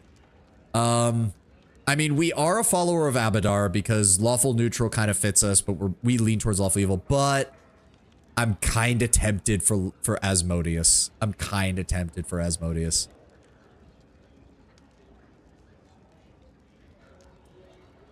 Fuck it. We've been picking the good options a lot, even if I have been refreshing them. Though I myself worship Abadar, I have no qualms with the servants of Asmodeus. I can think of 3 Puerto Rican VTubers off the top of my head. They're all feisty. Ha! A warlock with a patron based purely around sex. You gain magical abilities, and now and then you get whisked away to their realm for a night of unbridled passion. I mean, you can kind of pull that off already with a Fae patron. Let's be honest. You could probably pull that off with a Fae patron. If somebody's D&D game is really gonna... If we're gonna have to break out the Book of Erotic Fantasy from 2nd edition and update it for 5th, somebody could make a Fae patron warlock that just... Yeah, guys, I can't take a short rest right now. My patron needs me. He just disappears, comes back 30 minutes later. Oh god. Oh god, we need to take a long rest. Please. I'm completely exhausted. Give me water. The Fae you trick to carry your firstborn. Basically. Allow the servants of Asmodeus to set up their temple. I care little of our neighbors' opinions of them. An ambitious decision. A deal with Asmodeus promises profit, but make sure you read the contract carefully. Oh god, it just occurred to me. I think the Darwin quest is coming up soon. Oh god. Tough shit today. The barbarians are still pecking at the border regions. We've got a few raiding parties that have harassed our peasants. Of course, the peasants are incapable of standing their fucking ground, so they keep jumping onto the corpse pile, which leaves us fewer servants and subjects. Traitorous bastards. So I see 2 solutions. A bad one, and a glorious one. We send a whole regiment of guards to the village. We tell them to dig in, and when those barbarians come out of the woods and stick themselves in our spears, or I could gather a small squad of my best, assign them to a captain I know, smart fellow, thinks on his feet. They'll scour the area, find these savages and rip off their... Well, you know what kind of things are best to rip off. So what say you? Not a bad idea? Now I just hear Trump and Harim. Start chasing them across the hills. Double the guard in the raided regions. We shall defend ourselves. Community +2. We'll take the initiative. Gather your troops. Drive the barbarians from my lands. Yes. The half-orc's eyes light up with excitement. Just like I want to hear. Ah, the troops will march today. Okay. We In finally due got all time. those events handled. Talk to the twins alone. Let's go deal with that before I do anything else. Oh, actually, hold on. Storyteller. Found a remarkable artifact. Give Onverbane to the storyteller. The moment he touches Onverbane's hilt, the storyteller bares his teeth in a wicked grin. Gorum! Watch me, my lord in iron. All this blood, these severed heads, broken weapons, pieces of armor. I throw each of them at your feet, for I, Armag the Invincible, best among your fighters. Lead me from one victory to another, and not once have I failed you. The glory of the Tiger Lords glowed over the lands like the light of a bonfire. It rose into the sky like the smoke of the cities we razed. None could match us. In your presence, my lord, none could defeat us. Not man, not monster, not the gods themselves. Our glory so great, even Pharasma herself grew jealous. Oh, how she wished to bend us, to break our pride, to show us that none were beyond death.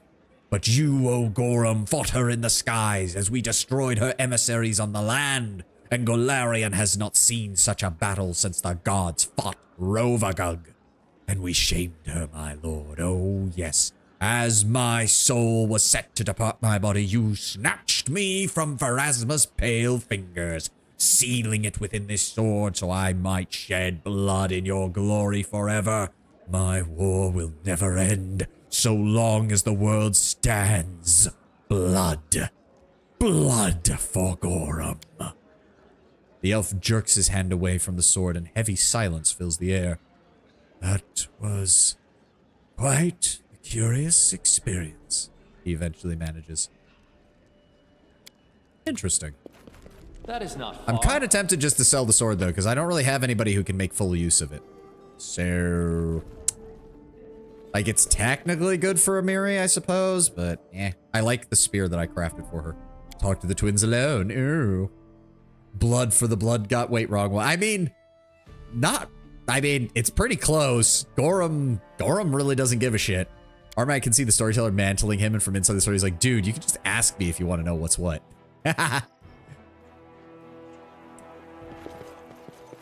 I'd like to imagine Armag was like, wait a second, you're an old man, you can't wield me. Oh, but you want to tell my story. Okay, let me tell it. Oh? Damn wretches, I'll get you. Oh, sorry, Your Highness. I didn't mean you. Who the hell were you yelling at? Them thieves came and stole a few new books from me and left a note of all things stolen by the brothers and a sister of Zottentruppel. Best wishes. Ha, the impudence. Oh, right, the Zottentruppels are still around. Right, they have dealings with Jubilost in the future, if I recall. Oh, actually, hold on. Arsinoe. I need more restoration scrolls now. Because we keep having fucking problems with this shit. I'm also gonna go ahead and sell you all of these.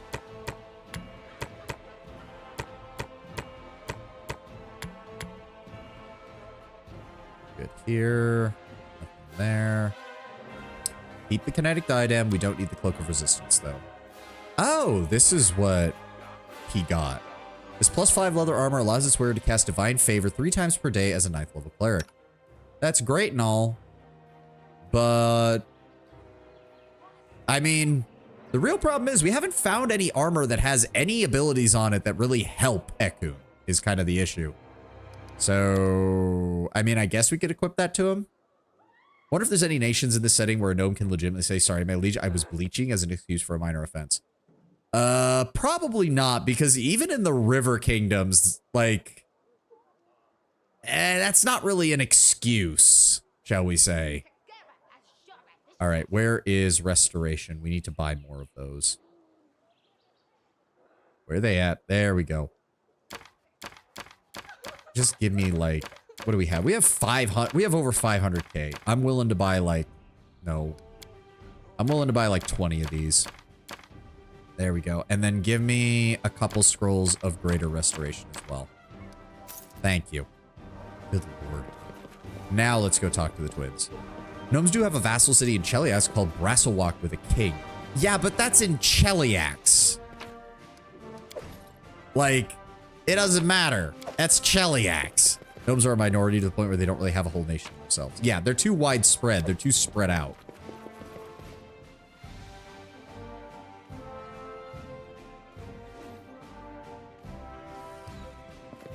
Oh, she wrote more poetry, did she?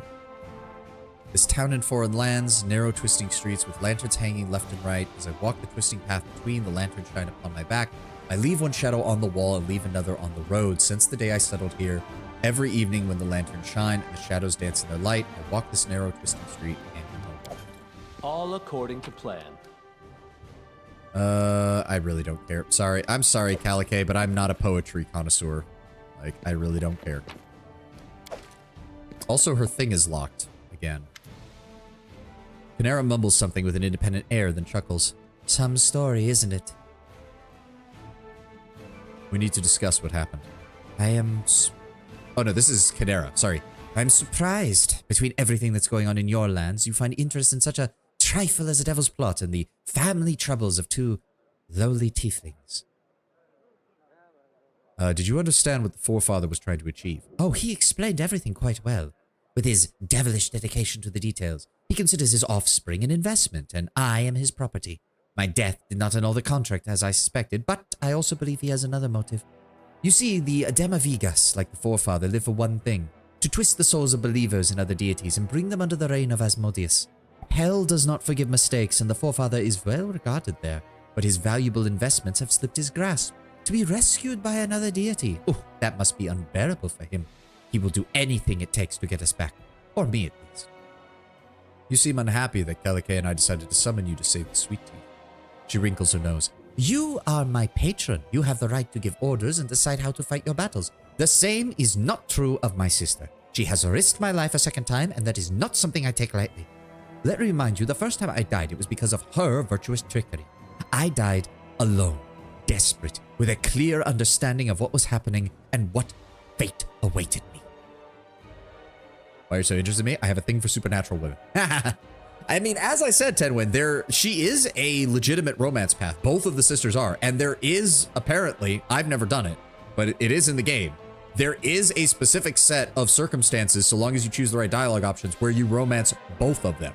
And the game, I believe, in the ending slide, from what I remember people saying, fully acknowledges that you are a king with two queens. You are in a fully polyamorous relationship. What can we do? I would say we should figure out how to stop the forefather from carrying out his plan. He is stronger than you or I. It is only Nethys' power that keeps him at bay for now.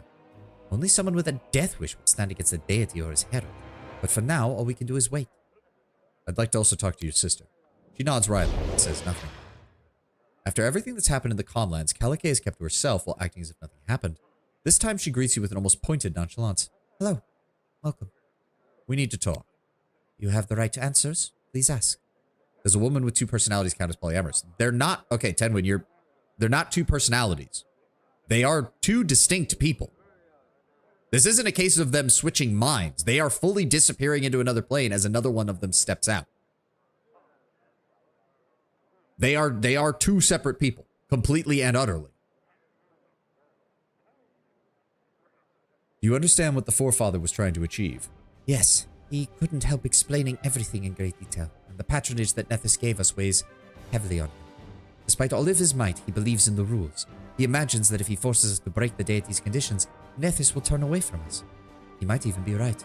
But even so, I am grateful for the taste of freedom we have received. I've had enough of pretending. I want to use my real name and not have to lie about everything all the time. I think Canera's very angry with you. You saw and heard everything. My heart was like a pot boiling with poison. I should not be angry at my sister, but I'm so tired. The nightmare we endured in Kadira has simply returned to us. Whatever we do, we just keep hurting one another. What do you think we should do now? All we can do is wait. The devil promised that it is not over, and that he will make us break Nethys' out of condition. I wish I knew how he's going to do that, because it means Canera and I will meet again. Calique swings her tail nervously. Alright, there we go. In due time. That gets that updated. Time to consummate the marriage. The husband's sweating as he had to do it twice in a row. I mean, if I was playing pure lawful evil, that might have been the option, because what dragon wouldn't want multiple? What dragon would be satisfied with only one woman? Why are we getting a loading screen? Oh, that was weird. Normally the loading screen for the court just shows the court. As it should be. Okay, I don't think we have anything else that is going to get in the way of our stuff. There we go. Granted advisor. Granted advisor. Yep. Dealt with that. Dealt with that. Dealt with that. Dealt with that. Okay. We have 11 new projects. Fucking hell. We have 6 more rank ups. The regent, the counselor, the general, the treasurer, the high priest, the warden, the minister, the curator. Dear God. We have helping hand. Provides the counselor a +2 bonus when resolving all situations. Nice. And fortifying the foundation. All static stability buildings have their cost reduced by 15%. Finishes breathing out. All right, switch. Poofs as a newly fully energized woman is suddenly straddling you. That would be interesting. If they literally swap from the same place, would you still be inside of her? The silver drag would probably be satisfied with one woman. Aren't they all about oaths and loyalty? Yes. But again, what does that mean to a dragon? Does that necessarily mean that they're only married to one person? An oath to 2 people can be just as powerful as an oath to 1. And I say that as somebody who doesn't even think polygamy works in most cases. But like, if we're gonna be entertaining the argument, like, +1 morale bonus to armor class and saving throws while fighting in claimed regions. Nice. Defenders of the Land 2, +1 to morale bonus to attack and damage rolls when fighting within claimed regions. On top of the +1 that we already get. Very nice. Divine protection from fear, immunity to fear effects in all claimed regions. Okay. And reduce the chance of random encounters, which I don't actually want, because we want random encounters. Okay, we have a lot of shit to do. We have a lot of shit to do. Nothing else is going on right now, right? Nothing else is going on right now. We're waiting for the garrison. The ancient curse has 142 days. I'm just going to look up what the answer to that is, because I don't have fucking time for that. Annexation, we're still working on that. Upgrade any region. Okay. Get to the dungeon with Varn. Oh, right. Okay, we should do that first. We'll do that, and then we have to deal with a lot of bureaucracy to get our kingdom up and running for the next act. All right, leave that here. That's fine. Drop you. Bring a Mary back in. We'll take the usual team. So we need to go... I don't even remember where this fucking thing is located. It's way over in the Tours of the Lebanese, if I recall correctly. Yes, it's all the way down here. Shit. Alright, so... Can we teleport there? Yes, good. There we go. That saved us a lot of time. And then we want to go this way. Oh, ad is playing. My apologies. I need to go refill my gamer subs anyways. I will be right back, guys.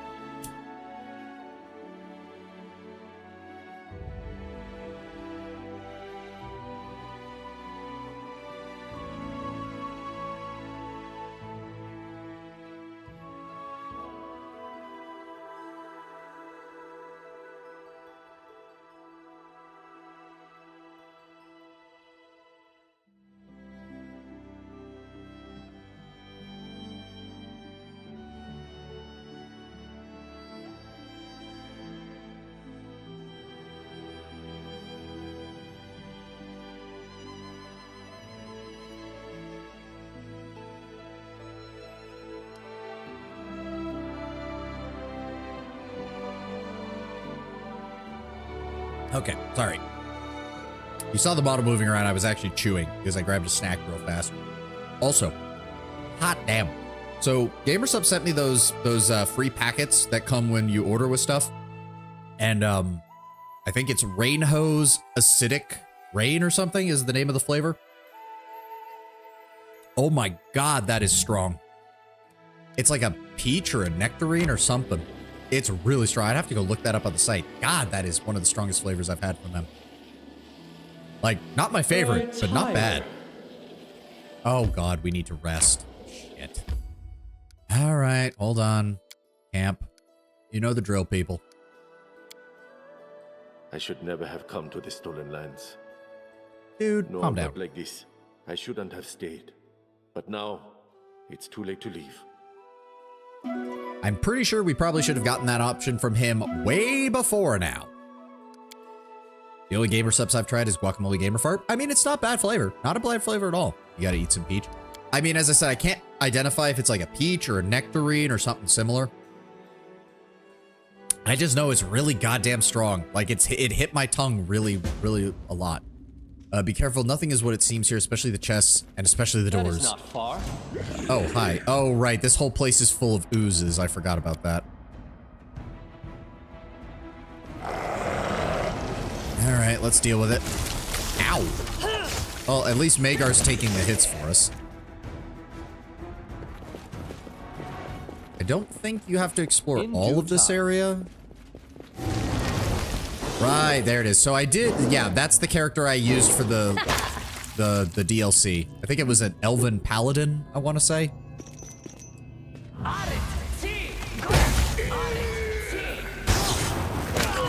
So if I recall correctly, the ending that she picks is basically, You came after all. May I finally be relieved of my post? Sure, whatever that means. We've come for you. Gods, how long have you been here?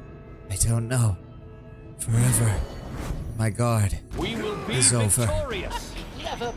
yeah. So the way that the Fae treated her basically is saying, oh, I'll give you the power to protect your people. So long as you stand here, you will be able to fight Fae forever.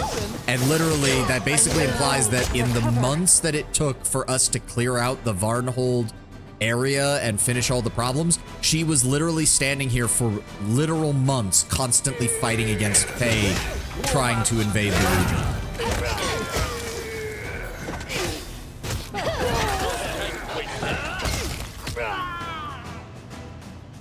And yes, I did have her romance Magar in the DLC, just because I felt like that fit for them. The last monster falls dead, shedding its blood on the stone tiles.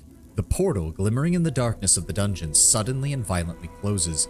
Even as it vanishes, you hear a vaguely familiar voice coming from it. But perhaps that was just your imagination in the heat of battle. Alive. Praise Desna, she's alive, though exhausted. I don't know what I would do if I'd lost her. That feels like it's a different voice actor than the Magar Varn they had in the DLC.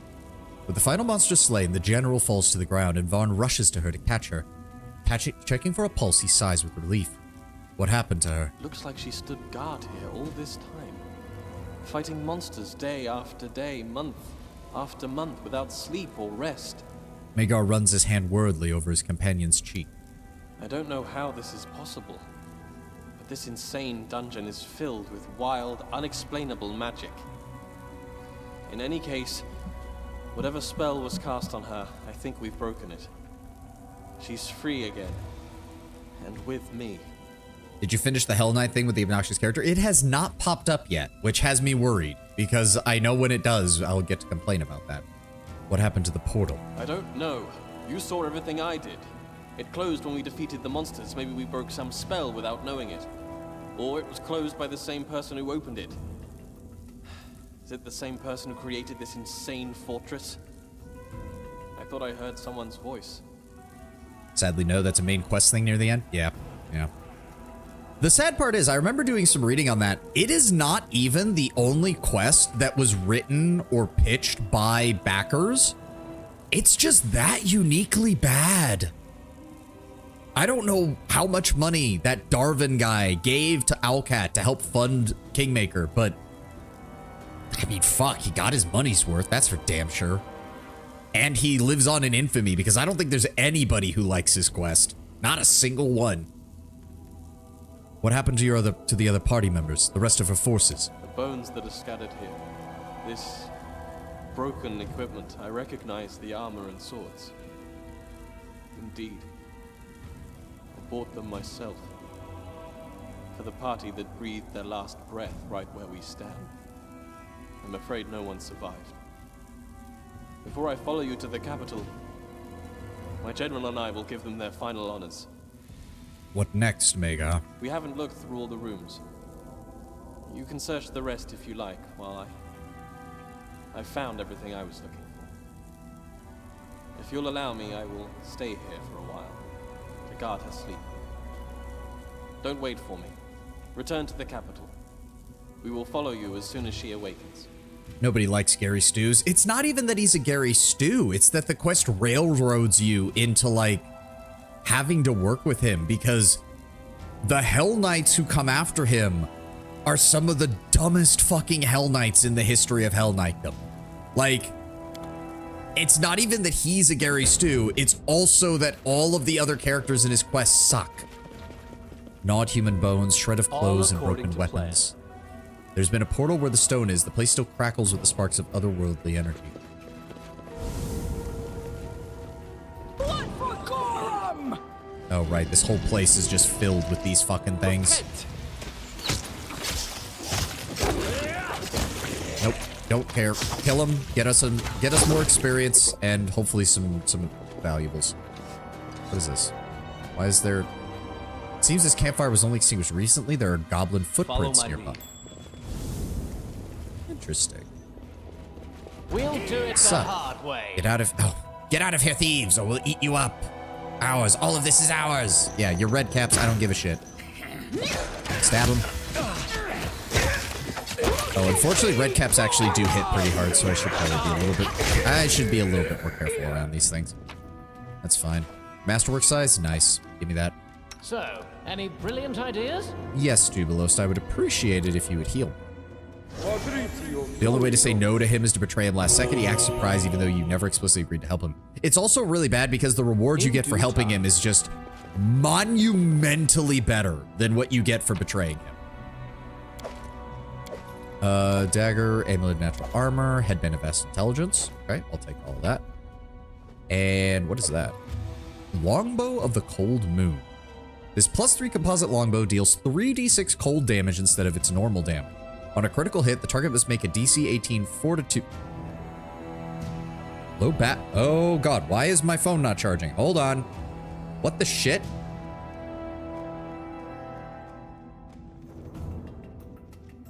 Why is the phone not charging? We have not had this problem before. I have not had battery problems with the phone since I plugged it directly into the wall. What the fuck?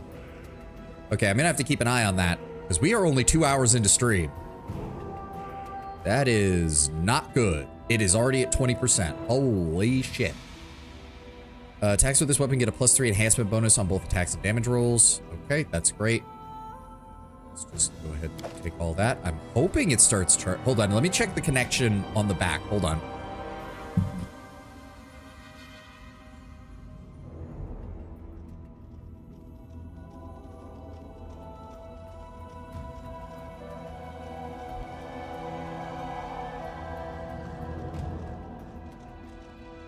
Okay, it's working properly, supposedly.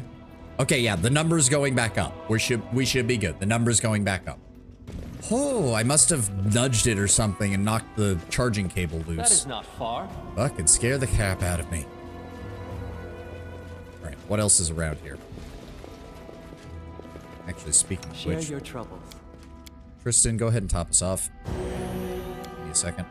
Ready for anything. And let's go with your image. As it should be. Surely there's more to this place, right? There can't just be one room, right? Investigate the other rooms of the dungeon before we leave. Yeah, but there's exactly 2 rooms, apparently. The fuck? Am Am I missing something here? I don't think I am. Yeah, we can't go any further down this way.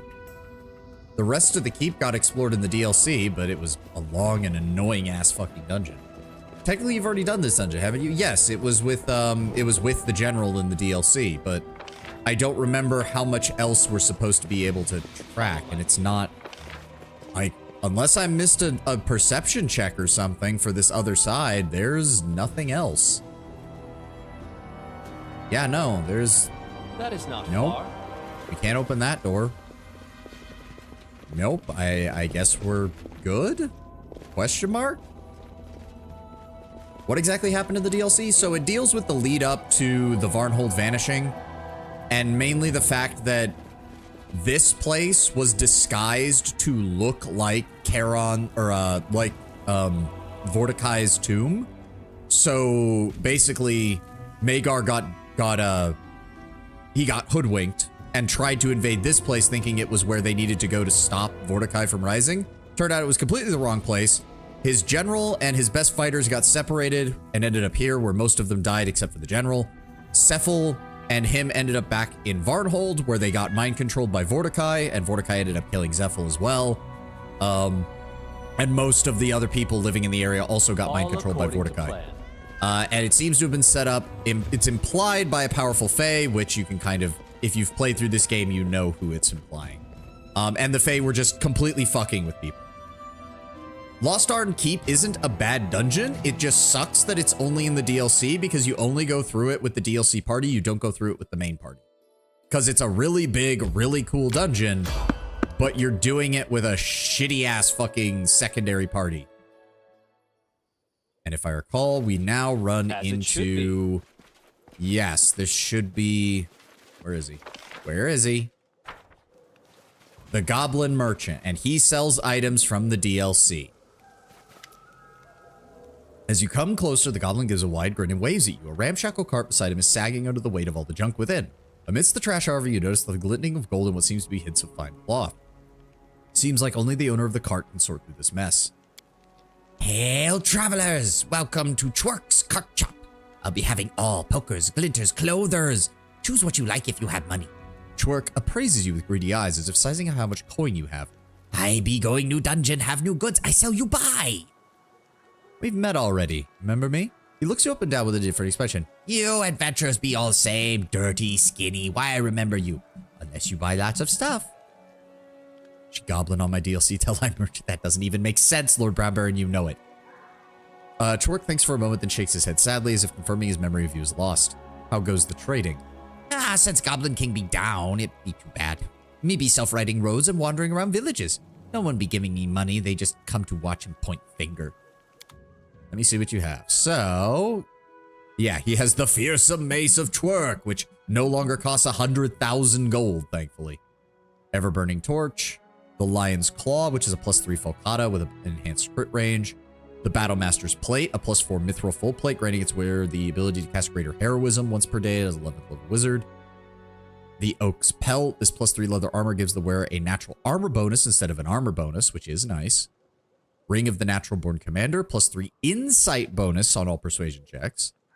Boots of the Creeping Death, +5 competency bonus on stealth checks and the ability to cast Greater Invisibility once per day. Amulet of Dying Wisdom. They gain a -3 profane penalty to strength, dexterity, and constitution, but a +2 profane bonus to intelligence, wisdom, and charisma.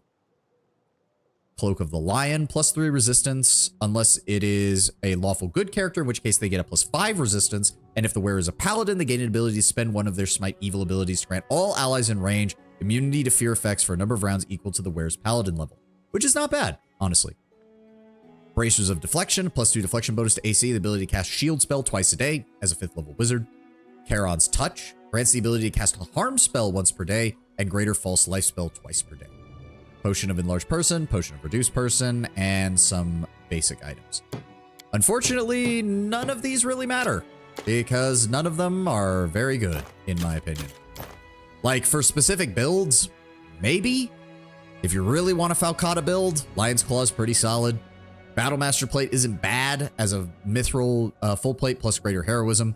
Oak's Pelt is nice, but unfortunately, there's not many There's not many classes that make use of armor and natural, or that make use of natural armor and want to wear armor. So twerk? I thought you said twerk. Ring of the Natural Born Commander is nice, but we already have stuff that gives way more than that. Creeping Death is okay. Cloak of the Lion is good, but we don't have a paladin who can actually make use of it. And Charon's Touch would be interesting, but I'm not paying 42 grand for the ability to cast harm once per day. I'm sorry. Sort by price. Kinetic Diadem, keep that. We don't need a Headband of Vast Intelligence. We already have plenty of those, and we don't need any of the rest of these. Don't need any of those. Don't need to sell any of that. Sell the chocolate. Sell the syrup. Sell the various items here. I guess we can sell those. Those are worth money, and there's no reason to keep them. I guess we can get rid of most of these letters and spare keys, because we don't I don't think we need... Yeah, that's from the troll lair. We definitely don't need that.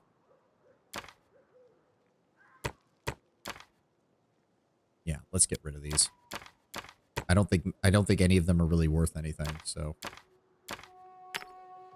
we'll keep the shovel, keep the rope, keep the crowbar. All of those are adventuring items that we might eventually get some use out of, but there's no reason to be keeping any of these.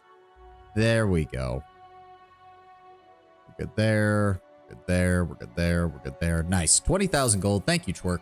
You can keep the you can keep that shit. I'm out. I don't need any of that. In due time. But yeah, if you don't do the DLC, I don't think he unlocks. And you don't get the ability to come here and save the general.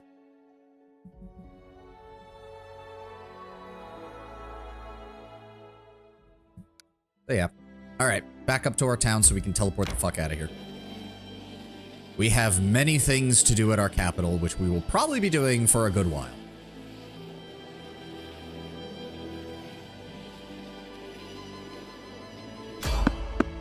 Oh, please. Yes, please try to get in my way. I have no problem with killing you. Is it bandits? Let it be bandits. I want to tear something apart. Is there any CRPG or RPG for that matter where you can make natural weapon and armor build or equivalent where it's actually visible on your character? Not that I know of, Tenwin. Not that I fucking know of. Because, like, if you actually look in the rulebook for Pathfinder First Edition, let me see, where is it? No, not spellbook. Character, class... Because it's stuff like, where is it? Natural armor. As his skin thickens, Dragon Disciple takes on more and more of their progenitor's physical aspect. They gain +1 increase their character's existing natural armor. In the actual rulebook, it explains, like, you have scales that start growing under your skin and then start appearing on your skin. And you take on more reptilian features. And there's, like, the official art for Dragon Disciple is pretty gnarly. Like, the character loses all their hair in that version. They grow fangs. They have wings. It's the whole 9 yards. Like, I have never really seen a CRPG that does stuff like that very well, which is unfortunate because I really like that angle for, oh, it's goblins. That's always fun. Okay, so there's definitely going to be more of them. There's definitely going to be more of them, but let's just go kill these guys. Yeah, there's more of them. Raccoon, you can take care of them. There we go. Shoot him down. We good? Yeah, I think we got them all.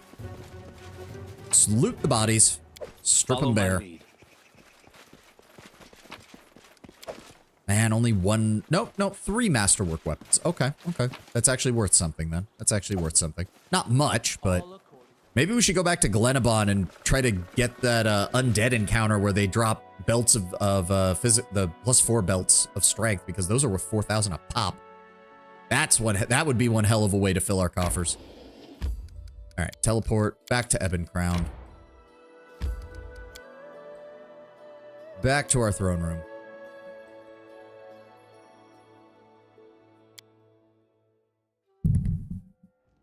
Alright. And, oh good, she's finished crafting the marksman's helm, and I think that means she should also be, yes, so give me that.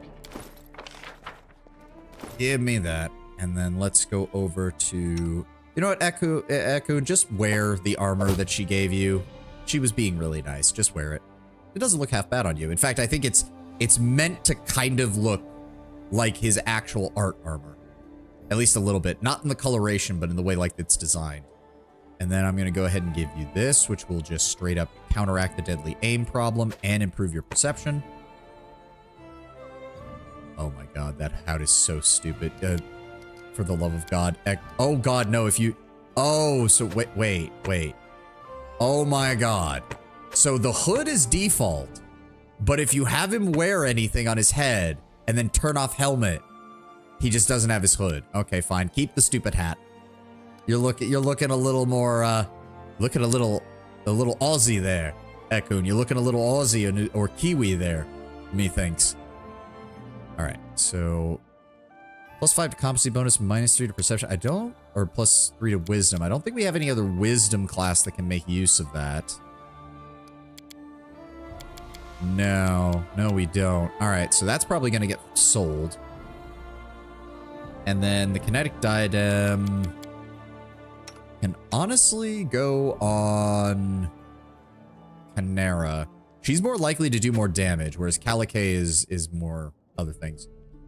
Will most likely not happen unless budgets get higher, but yeah, it'd be cool to have a character that slowly progresses overall with such bestial builds. I mean, you can do natural weapons and armor that isn't reptile-based, but still. Oh, yeah. I mean, there is a class in Pathfinder that's built entirely around that, which is the Shifter.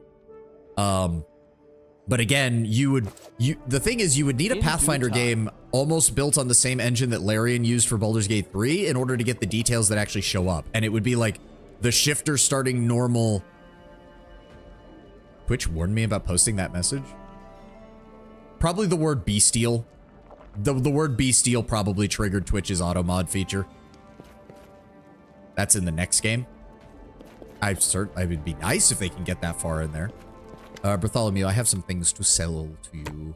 Nobody else needs a headband of vast intelligence. You can take all of the scrap armor that we picked up. Take all of these.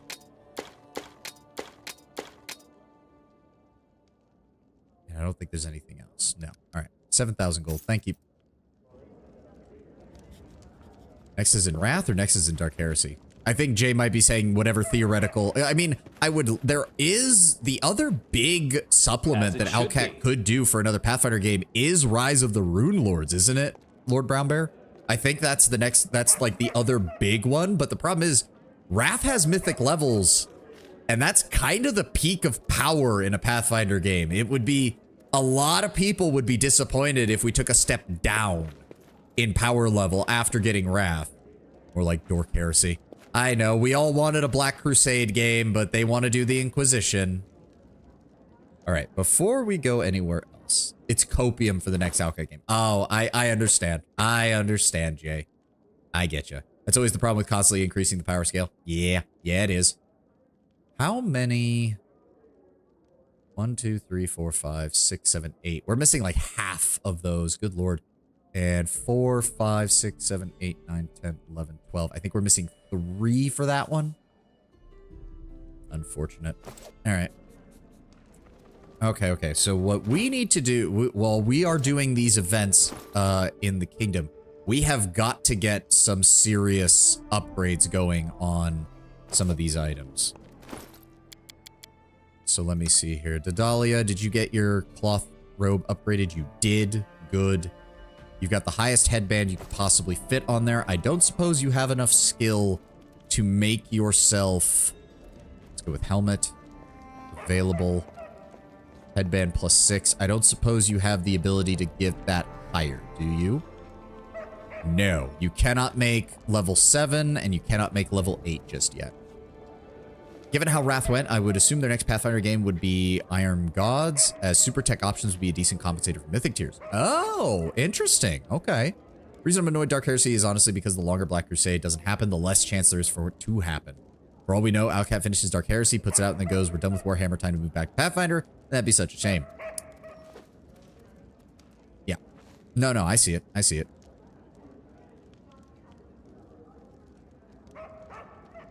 Yeah. I mean, I mean, to be fair, they're already working on the Expanse game, but we already know that gameplay is going to be closer to like Mass Effect 1, Mass Effect 2 than anything else.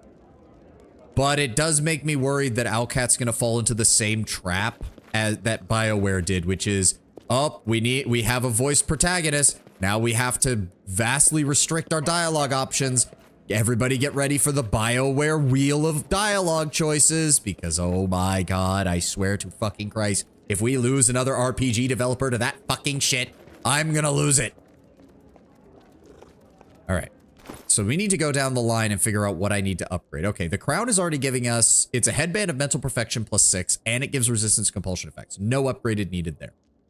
+4 enhancement bonus to natural armor, +5 resistance bonus to saving throws. Don't need to bother with that. Deflection of +4 and sustenance, don't need to worry about that. The white drake ring gives us cold resistance. I'll be adding more resistance to that later, but it doesn't need to be enhanced. Bracers of armor, +6. Can we improve that? So let me see here. Bracers.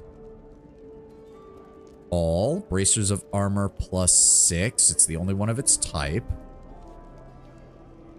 Yes. We can improve it to a bracers of armor +8. I'm going to go ahead and... let me see here. Let me see. Scaled bracers of... oh, hold on. Of the king. Because it's basically improving our armor. We're going to go ahead and do that. That'll take 3 days. That's fine. What else do we want to improve? Amulet of Mighty Fit. Let me see here. Hold on. Is anything... chronic resistances, natural armor increases, flexion, dexterity.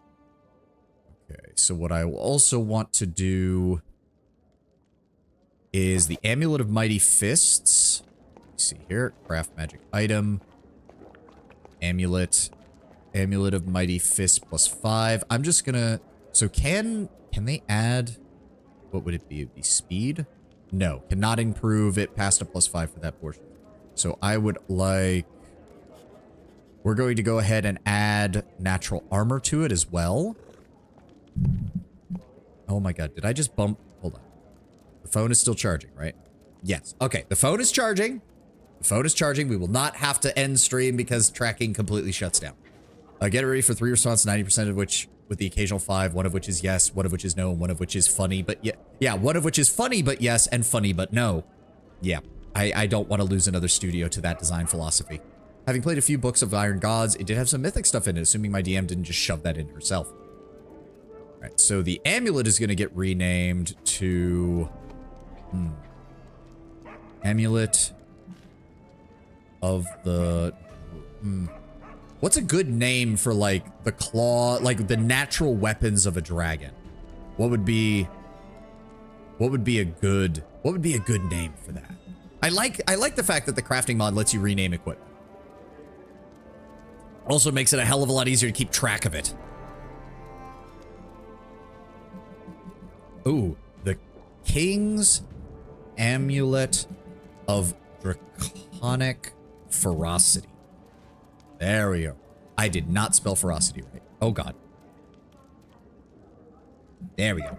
50-50 sure it was due to voice characters or if it was due to people being intimidated by options. I swear sometimes my faith in gamers fade to absolute nothing when you hear about people that ignore dialogue because because not combat. I think at first it was far more due to voice characters, but I'm not ruling that out. But so hold on. Sorry, had to cough. I'm very much sure in Mass Effect 1 it was definitively just because it was voiced by characters. But after that, going into Mass Effect 2, going into Dragon Age 2, it really started to feel like it was just easier to limit options doing that as well, which is unfortunate. It is very unfortunate. All right, we're also going to go ahead and do that. That's 7 days.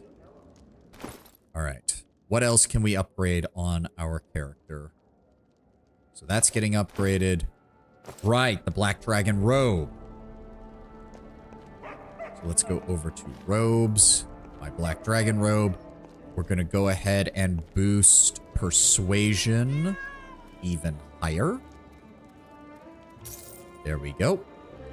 There are people who spend 2 hours in Baldur's Gate 3's character creator just to be like, wait, I hate turn-based RPGs. Yeah, I saw that. I saw that. The crown is kind of ridiculous. Yeah, you're not wrong, but it's a crown, so fuck you. I think I even posted that in my post-stream message on Twitter a few days ago where I'm just like, if anyone in my kingdom bitches about the crown or thinks it looks ridiculous, I will just literally rip them apart because you don't insult the king's crown. Get over it. I mean, if I really want to, I can just turn it off. But I like having it on. I like the fact that I can see that I have the crown on. That is not far. It looks like a bucket. It does. It does. The real problem is not the crown. The real problem is the padded cloth helm that goes underneath it. That should just not be there. Just have my character's hair be there. He's wearing it on top of his head. Just wear the crown. It would be fine if it was just the crown. But it has that stupid padded helmet underneath it, and it looks dumb. There's no other way to put it. Because, like, see, when I'm zoomed out and all you can really see is the crown, it looks fine. I'll make you see the beauty of the shield, Silvery Barb's wizard. I mean, you can try that, but I can transform into a dragon. Your argument is invalid. All right, what was I doing? Right. Belt of the Obsidian King. I do want to upgrade that as well. Belt. Where is it? Belt of the Obsidian King. Ability. Let's go ahead and boost the dexterity to a 6. Actually, DC of 43. That's going to take a while. We might hold off on that. So what's an easier item to upgrade? The alkali gloves are already giving us additional damage, so that's fine. The boots of the Kingly Stride. We need to finally upgrade that, please. Boots of Kingly Stride. Let's go with movement and just... Ooh, that's 37. Let's just go to 25. That'll be nice and simple. Yeah, 1 day, 7 days, 3 days. Yeah, this will be nice and simple. This will be nice and simple. So that's everything on my end. When you hear someone skipping cutscenes in an RPG, I mean, there is such a thing as replaying a segment. Yeah, Terrell has a point. Obviously not what I'm talking about. No, true, Ted, true. And nobody wants to see the cutscene before the boss for the 5th try. That is definitively true. All right, Tristan. You're still doing just fine. You're mainly a healer. Plus, that doesn't really matter. That doesn't really matter. That doesn't really matter. That doesn't really matter. Okay. Ekun. Devourer of Metal. Let's get that upgraded to a +5. Arms and armor.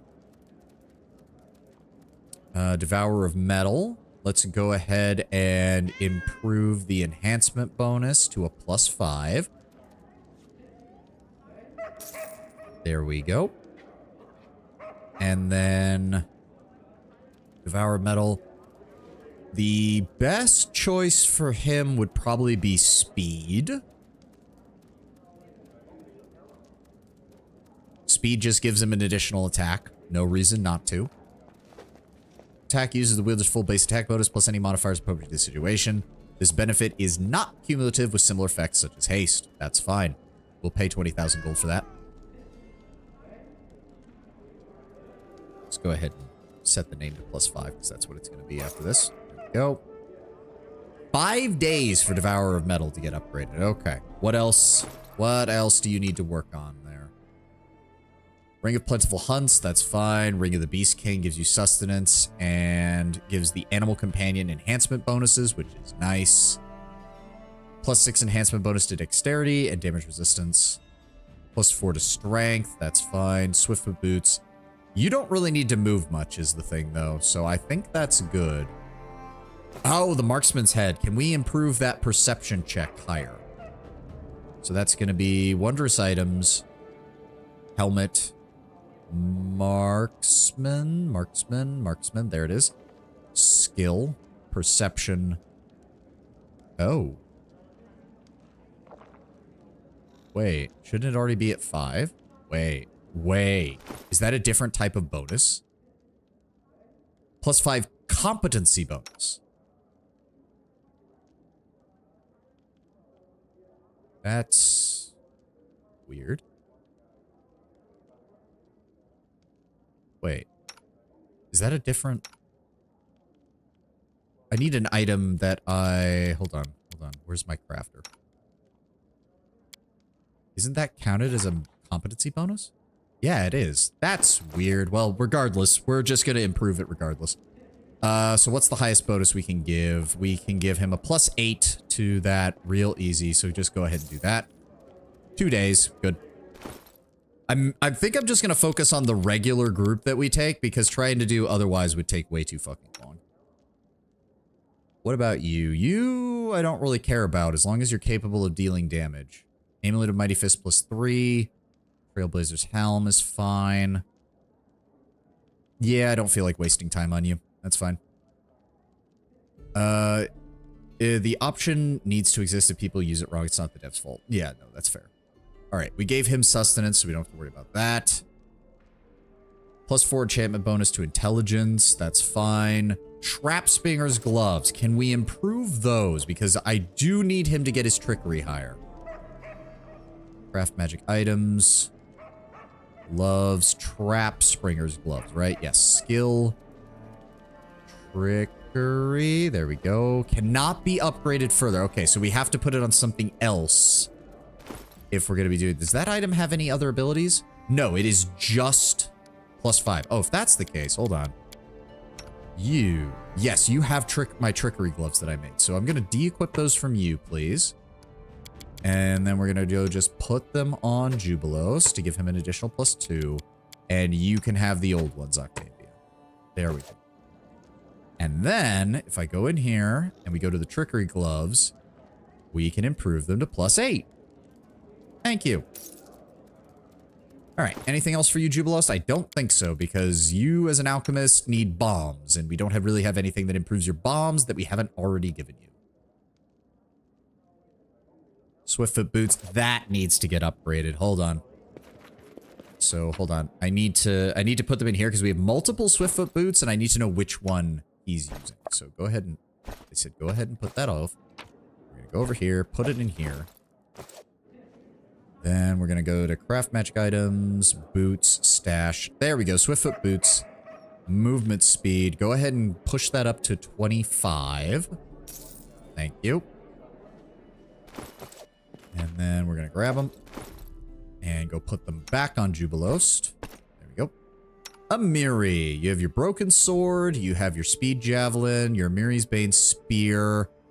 I think we just... we'll hold off on improving that to a +5 for right now. Because you're fine. Mary's Belt of Rage is a +6 to Strength, +4 to Constitution. Perfectly workable. Boots of Rageful Movement. You're already getting an improvement there.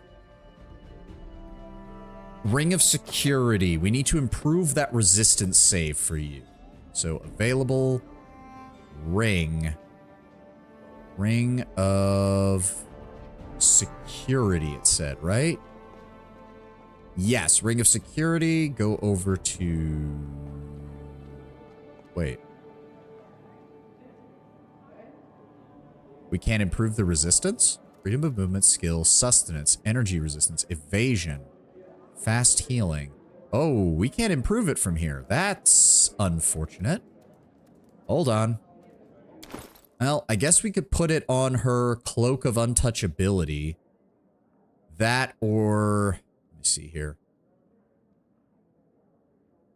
I'm going to put it on her amulet just for shits and gig. Well, no.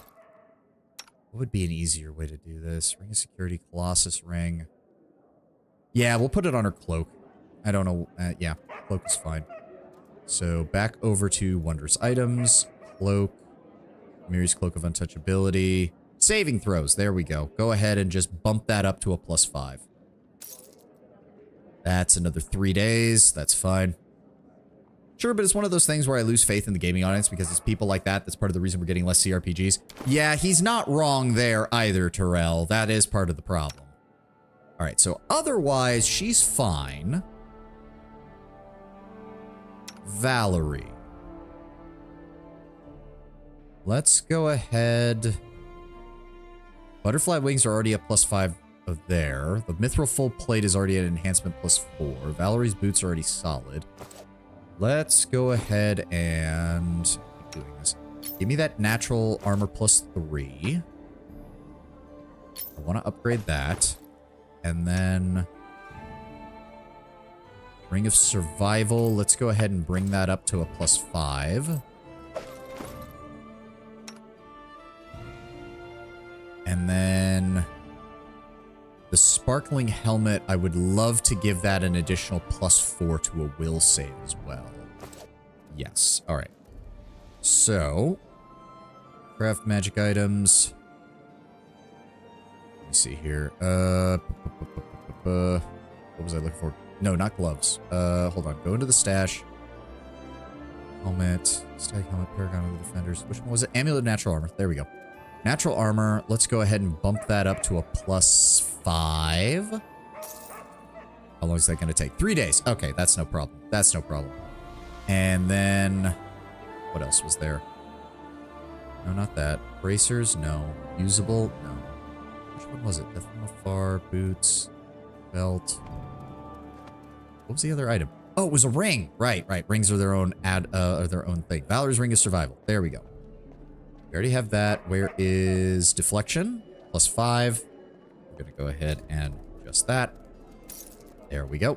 And then lastly, wondrous item, helmet, inventory. It was the sparkling one, right?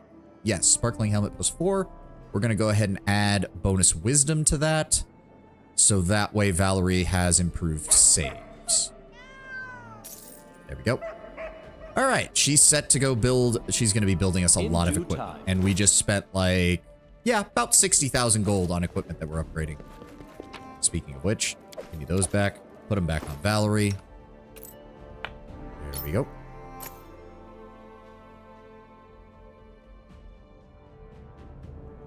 What did I put? Right, her mirror image is on her bracers. I forgot about that. We're probably going to need to replace those once we get a high enough caster level. But still. Okay, we are now free to actually do some fucking management. Oh boy, management. Especially because almost all of these require that I be present, so we can't even do multiples of them at the same time, which is infuriating. Let's go with the rank up events because those are going to be the most useful. Let's start with the minister. 4 days, Ekun, start the project. There we go. Espionage has ranked rank 3 thanks to the minister and the king. The king's intelligence network has expanded and improved. Council's decision to impose government control over the grain reserves made it possible to avoid a famine. People were praising the king and his wise and decisive advisor. Good job, Kristen. The advisor's people made sure that not a single coin was stolen or wasted. The people greatly appreciated the much needed gold, as well as the fact that the money was not embezzled. Economy, loyalty, community. Nice.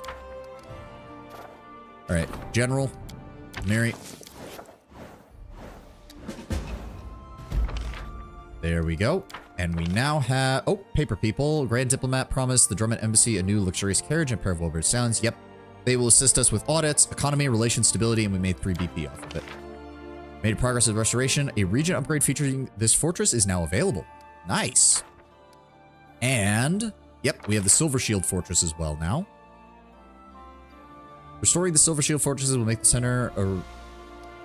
Which region is this for? I wish it would tell me. Hold on. Map.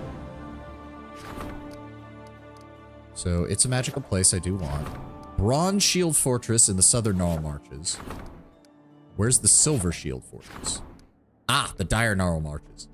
Oh, but I kind of want the magic upgrade. This might be a case where I just full roleplay it, because as cool as it would be to restore the Road of Shields, I want my realm to be magical. You said management, and now I'm finally remembering the business management minigame of Yakuza 7. Hey, to be fair, every time anybody's talked about Yakuza to me, it's always the minigames. And like people talk about the characters and the minigames, and I never hear anything about the mechanics of the game or the overarching story. It's just the characters and the minigames. All right. Enigmatic Tales, Jewelry Center. Okay, so at least it's showing us if we're missing it. So we're missing 2 upgrades here. I don't even know where we'd find them. Good Neighbors, Trading Ground, and 2. I wish it would... I kind of wish it wouldn't be unknown. No, not that. I want to read the Horse Breeding Center. I would like that. And then Belly of the Stolen Lands and an unknown upgrade. All right. Well, we have more events. Grand Diplomat needs to discuss things. General requests an audience. The Intruder. They charge him as being a Gultan spy and are threatening to hang him. The captured half-elf claims they are an ordinary wanderer and beg for their mercy. Ekun. Start dealing with that. Bread and circuses. Someone has started a ridiculous rumor claiming the renowned gladiators of Timon will be in part of a tournament at an upcoming local festival. If the curator cannot get them to come, the people's wrath will be fearsome indeed. Start working on that. Feast of Nails. A troop of the Hell Knights from the Order of the Nail has appeared in the Stolen Lands and immediately begun to bring the people to order, Chelish style. The locals were appalled by their cruel methods of order. They've taken up arms against them, intent on resisting the invaders.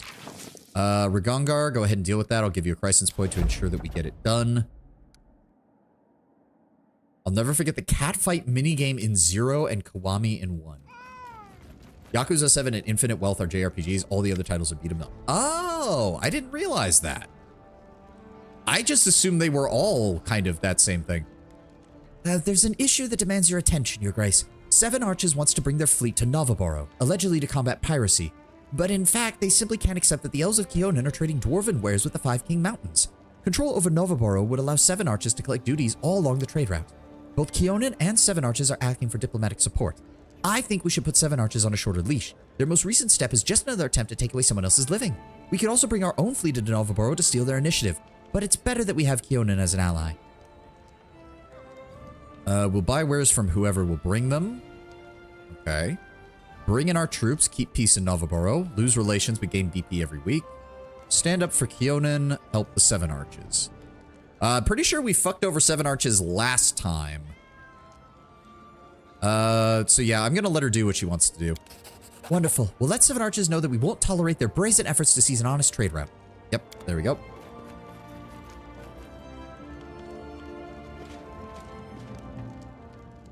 Mary, what's up?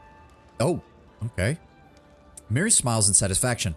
It looks like word of our heroic feats has made it across Galarian. We got merchants and shamans chasing great warriors trying to sell them our best swords so they can proudly announce it on every corner. 3 clans want to offer support to our forces. There's more before I got rid of the swindlers and the small fish. We need to choose the best one and seal the deal, but only one. We're gonna have to refuse the others to command their respect, but all 3 want to talk to you. Talk them to all you want, but look closest at... She gives you an inconspicuous wink. The Kyrgyz guy, I say. You're suggesting Kyrgyz. Alcansar's weapons are impressive, but they rely too heavily on their power. Relying too heavily on their power might weaken our troops in other ways. You know what I think about magic and mages. But if all of our soldiers look like that Kyrgyz priest, the war might not happen at all. The enemy would flee at the sight of it. Let me speak with them first. Let's start with the halfling in the back. The halfling standing before you wears a fine black cashmere clothing. He has a couple of strange-looking palm-sized crossbows in his waistband. His expensive attire does nothing to disguise the scars on his face and hands or his sturdy posture. Your guest seems more accustomed to sitting in the saddle and wearing traveling clothes rather than visiting palaces wearing expensive attire. Greetings, Your Highness. I am Captain Romello, and I represent the Smoky Dawn Arms Factory of the Grand Duchy of Alkenstar. Our enterprise is prepared to provide your army with the finest weapons ever made. What exactly do you have to offer? We will provide your soldiers with our weapons, teach them how to use it, and make sure the weapons are working. Believe me, each bolt shot by our crossbows will cost the enemy an equal amount of gold. I should make clear from the beginning, we are not selling technology. Your engineers will not be permitted to repair the weapons. They'll have to be handled exclusively by our specialists. However, if you're interested in any of our non-weapon technologies, our craftsmen will gladly trade yours. And that sounds like a recipe for disaster. Why in the hell would a newly established kingdom basically want to turn their military into being reliant on a trade system with a foreign company? By the way, One Punch Man Season 3 Episode 1 is out. Nice. Good to hear. And what makes you think I'd prefer your old toys over our magics? Because you're smart, Your Highness. Our toys are far safer. Their failure is far less dangerous than magic caster eye. Anyone with an eye and 2 hands can use our weapons. That makes them a bit simpler. The weapon you're carrying. Tell me about it. He grins and pats the crossbow. So you'd like to know how they're operated? The gears these small little death machines bring to life. How they rain bolts upon the enemy without ever needing to recharge. That is, I'm afraid, a secret. We make our living from people's ignorance of how our weapons work. Nevertheless, I will tell you a secret about the 2 crossbows I carry. The left one is for normal work, killing bandits, thieves, and whatnot. It's loaded with normal bolts. The right is for special occasions. Each of its bolts bears the name of a rascal who has wronged me or my family. When the right one is empty, my travels on Galarian will end, and I will return to Alkensar and find myself something else to do. Why would a military be relying on one company? Sweats in endgame capitalism. I mean, it's not necessarily in one company. It's in a foreign company who controls your entire arms manufacturing industry. You know, a foreign country who, you know, might start to have bad relations with you down the line and decide to withhold military support. Can't imagine how that would go badly. Tell me of Alkenstar. We don't hear much of it in our domain. Alkenstar is halfway around the world. Magic doesn't work in our lands. Don't ask me why. That's a question for the researchers and historians. But we ordinary people of Alkenstar managed to turn this nuisance to a greater good. You can misaim a fireball, but a level 1 magic missile won't blow up in your face. Yep. I mean, truth be told, magic missile as a wand or as a scroll is cheap enough that you could theoretically equip an entire army in Galarian with magic missile scrolls and spells. And as long as the enemy doesn't have enough people to cast shield, you'd probably win the engagement, because magic missile as a base level is still capable of knocking out most, like, level 1 commoner soldiers. It's not actually a bad idea. We gave up magic for the sake of science. No country in Galarian can compare to Alkenstar in terms of its technological miracles. We didn't just survive, we're doing very well. Where a mage could never endure, and we are willing to share our findings with anyone who pay a fair price.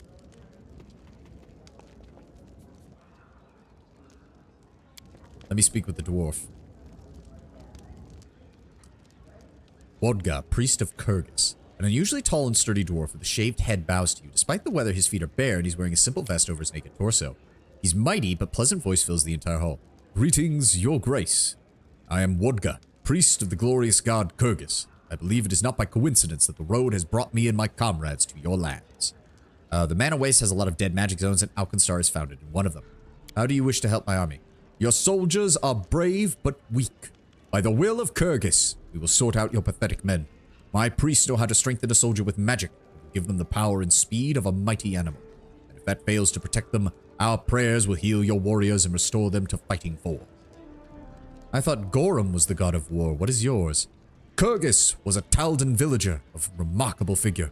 He traveled the towns of the region to trade fairs, taking on every competition and show, always winning. It is only natural that all were jealous. His rival set a trap for him during a competition. He died, giving his life to protect the other participants. But his glory lives on. Few mortals are deemed worthy of joining the godly host. Kyrgyz was among them. Where have you come from? The dwarf laughs approvingly. Thank you. I wish you could meet my grandfather, a real hero, stately and noble. I am but a mere peasant from a small village in unclaimed lands. Once a fighter, however peaceful I may be, I am passionate. When it comes to wrestling, I could best even you, your grace. Though for now, I am a priest of Kyrgyz as well. Neutral good god of athleticism. Imagine non-scumbag Hercules. Okay, so Disney Hercules, as opposed to mythological Hercules. So unfortunately, Alcat was limited. The kingdom management would have been neat if there was a bunch of types of kingdoms you could run. Being an alchemist, set up a huge trade empire, focus on production of alchemical wares. I know. To be fair, I think Lord Browbear can attest to this as well. The baseline for establishing your kingdom in the actual tabletop was not as in-depth either. So Kingmaker was successful as one of Pathfinder's first adventure paths, but it was also one of their first adventure paths. It was fairly limited. I don't think I've heard of your church. Our church is young. We do not have an established hierarchy as of yet. We wander from town to town to heal the diseased, to mentor the weak and sick, teach them how to harness their own powers, inspiring those to reach beyond their boundaries. We do not build temples. Our bodies are our temples. A tent in a field is all we need. It disgusts Kyrgyz when people cripple themselves. We reject alcohol, stupefying potions. We shall prohibit such things among your soldiers. The spirit grows stronger in a mighty body. Kyrgyz dislikes foul play. Cheating is also illegal. I can see why Amiri likes them. And at the same time, we already have mages leading our forces. Having some clerical support to support our units wouldn't be bad. Let the sorceress speak. She's also bald, apparently. A sturdy middle-aged woman in practical gray attire bows to you. You can tell by the numerous strings and laces on her neck, she's wearing quite a number of amulets under her robe. Her hair is short and cropped. Really? Because from the looks of it, she's straight up bald. Kingmaker is like the 6th or 7th or some shit. It was among the first non-3.5 AP. That's what I mean, though. Like, it wasn't based on anything else. And they were trying to move away from the utterly broken leadership system in 3rd edition, which, I mean, Pathfinder didn't do much better. Leadership is still a broken feature when you're a charisma class, but they tried. I am First Foreman Rakulata, at your service, Your Highness. Reporting for negotiations on behalf of the 1 Brigade, graduates of the Arcanimarium. Okay, everything you said sounds cool except for your name. The Wand Brigade? What do you have to offer my troops? Our experience. The Wand Brigade, God, please stop saying that name, is an independent squadron of mages, not merely as soldiers, but as advisors and trainers. Each of us not only possesses magic, but extensive combat experience. What's more important is that we know how to use it. We are not theoreticians or professors, Your Highness. We are arcane practitioners, combat specialists, frontline soldiers. We are willing to share our knowledge with your military mages. Your title is unusual. Every member of our brigade is a graduate of the Arcanimarium. We have each combat experience and a desire to build a mercenary career. We've been preparing to accept your orders since we entered the 1 Brigade. What is this Arcanimarium so famous for? It is the oldest, largest, most prestigious arcane academy in all of Absalom.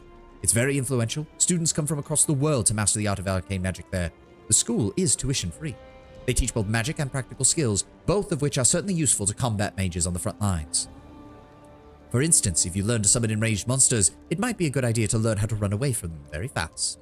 A smile brushes lightly over her face. The 1 Brigade. Yeah, I know, it just sounds stupid. Like, my character is mainly in favor of magic, but I'm gonna be honest, the dwarf does sound better. Like, encouraging self-improvement among our soldiers sounds like a good return on investment, rather than just, here's a bunch of wands, guys, try not to shoot yourselves with them. And this dipshit, who's basically a foreign military industrial contractor, who, quite frankly, I wouldn't trust him further than I could throw him. And given that he's a halfling and I have 30 strength, I could throw him pretty far. I still wouldn't trust him. We pay 3B per week. We get +5 military for Alkenstar, +5 military for the Arcanimarium, and +5 for the Kyrgyz. I'm assuming it'll also have additional things later on. Must be a subgroup from the fairy wizards. Kyrgyz will bless our warriors with strength and agility. If even half our soldiers were like Wodga, we'll break every enemy's spine on the battlefield. And there's our ad. You know the deal. I'm gonna stand up, stretch, grab a snack. I'll be right back. We'll continue from here.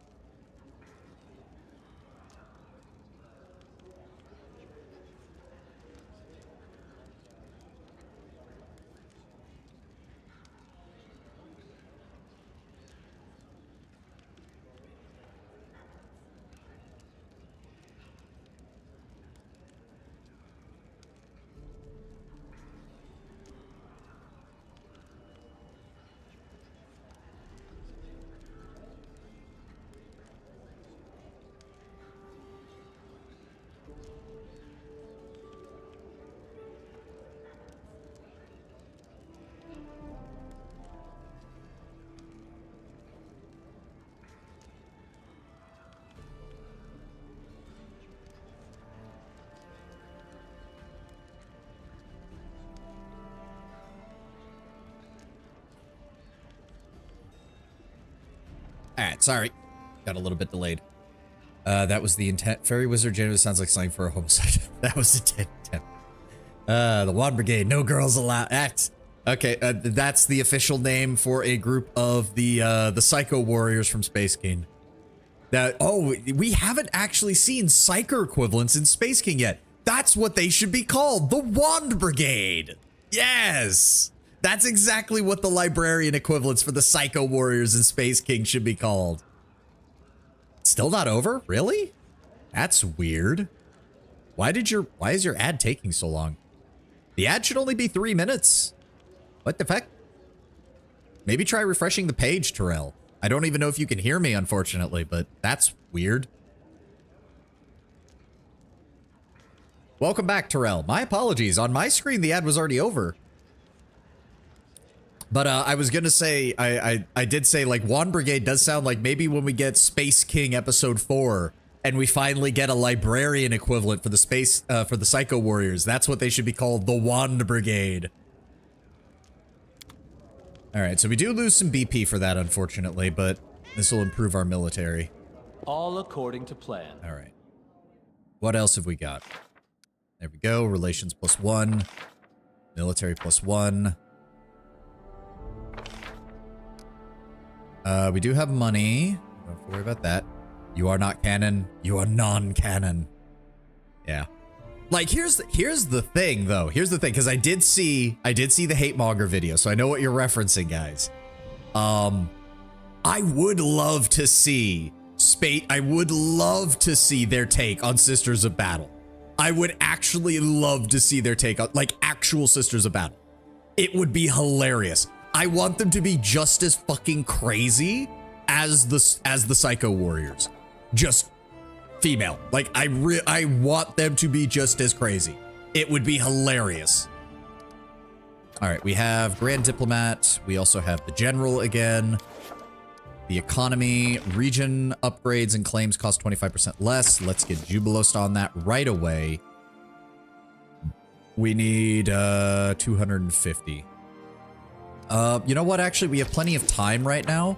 Let's focus on getting the rest of these rank ups and shit done. We also need to get our regions taken care of. Yeah, what's our economy at? Our economy is already approaching 200. So we're actually almost caught up on that. See, I don't like that the upgrades require that I be there for it. That's kind of annoying. And unfortunately, okay, horse breeding center. This is one we can, it's 225. Let's save up on money. Let's just keep doing rank up events and improving our money situation. Also, did I actually build up? So yes, Varnhold is built up. Good. Dunsward is also built up. Good. Good, good, good. Or not, yeah, Emerald Horde, which is what's in Dunsward. We still need to claim the Tours of the Lebanese.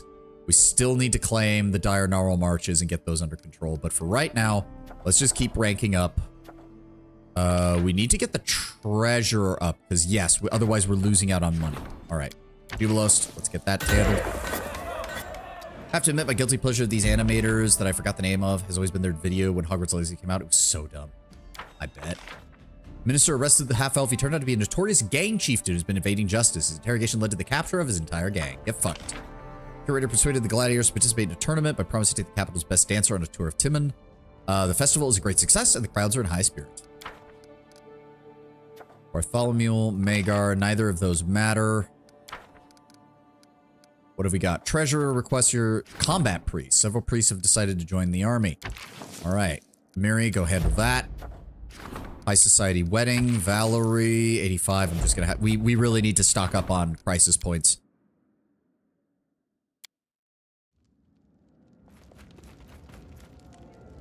Oh, Flash Gets Tenwin. That's the guys who made Space King. Your Highness, an ambassador of a trade union in Daggermark has arrived in your court. The union is asking for permission to trade in our domain and are willing to pay a generous fee. It's worth considering who we're dealing with, though. In Daggermark, your power and privilege depend directly on the weight of your coin purse. Leaders of other countries often surreptitiously act as profiteers and bandits. It's through profiteering and banditry that the rules of Daggermark rise to power. And to be clear, the city is thriving. I often hear praise of the intelligence and business acumen of their citizens, but never any praise of their honesty or their ethical perspective. It's up to you to decide who you make deals with, but I don't mind playing this little business game we've been offered. Trade agreement with Daggermark. Lose loyalty, lose community, lose stability. Ouch. Let them go home. We have no interest in their offer. I trust your advice on this, Jubilost. I'll grant a concession to Daggermark's representative. We'll see who's craftier. See, that's the thing. I do trust Jubilost to get us the best deal. I do trust him that far. I don't trust these Daggermark folk. That's obvious. How are we doing? Everything is still being worked on, so let's just keep... We still have more rank up events that we need to do. Economy +1. Thank you. Projects. Support the Treasure's Endeavor and the... Oh, what is that? Provides 10 BP per week, but reduces income by 1 for each rank of stability and espionage below 10. So this is not something we want to do right now. But in the future, this would be great. 10 BP per week. We just need to get stability up a bit higher and espionage up a bit higher, and we will be fine. And we may as well, let's just go ahead and support the treasurer again. There's no reason not to. There we go. Treasurer requests your advice. Yep.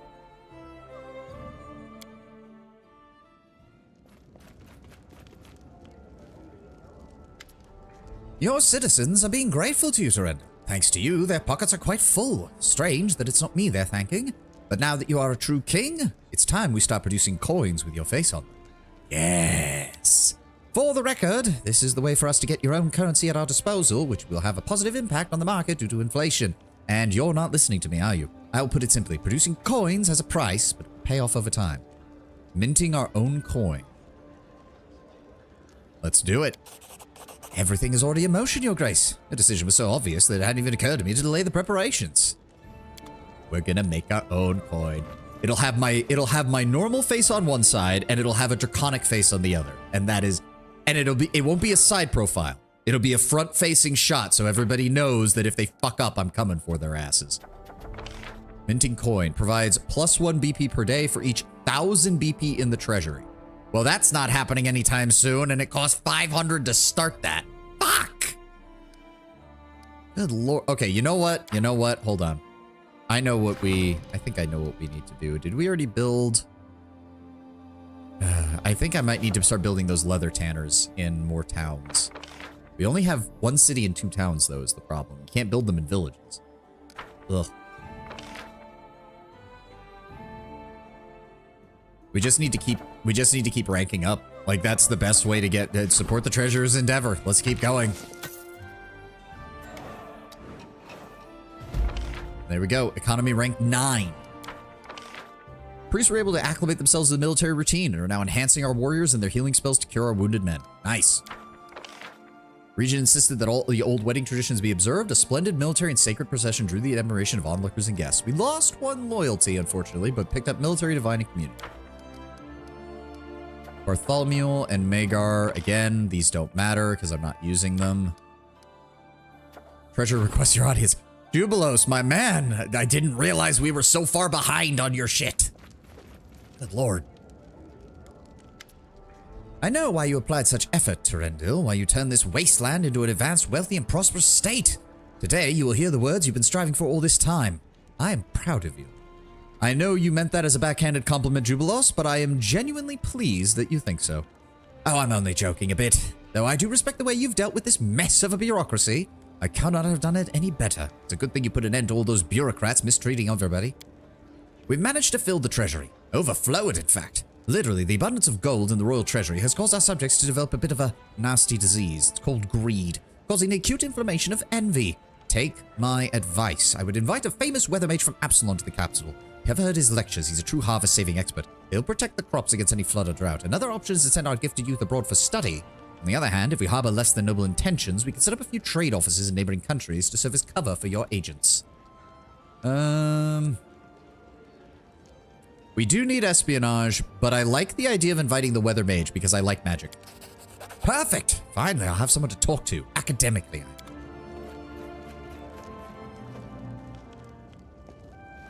Oh! Nazriel, right? Yep. Of course, your agreement. Beholder of the Wind. Alright, just keep working then. Works for me. Chemo, right? Yes. Quiver of lightning arrows. Okay, okay. You know what? Keep, actually, I think we have enough. Just work whatever you want. Considering digging for the sketches of Jubilos my friend made while she was playing through Kingmaker. Isn't this the one you said thirsted after him, though? Didn't you say that she was as interested in male short stacks as you were interested in female short stacks?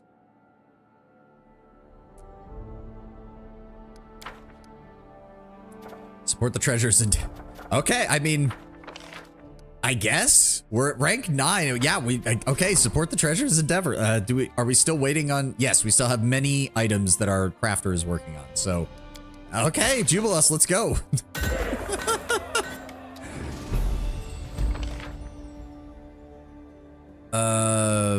Did we fail that? Tell me we didn't fail that. Did I miss? Hold on. Ragongar.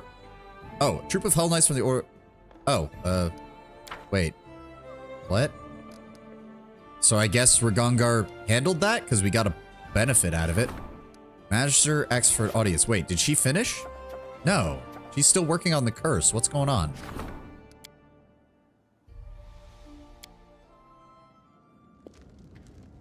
Octavia, what's up?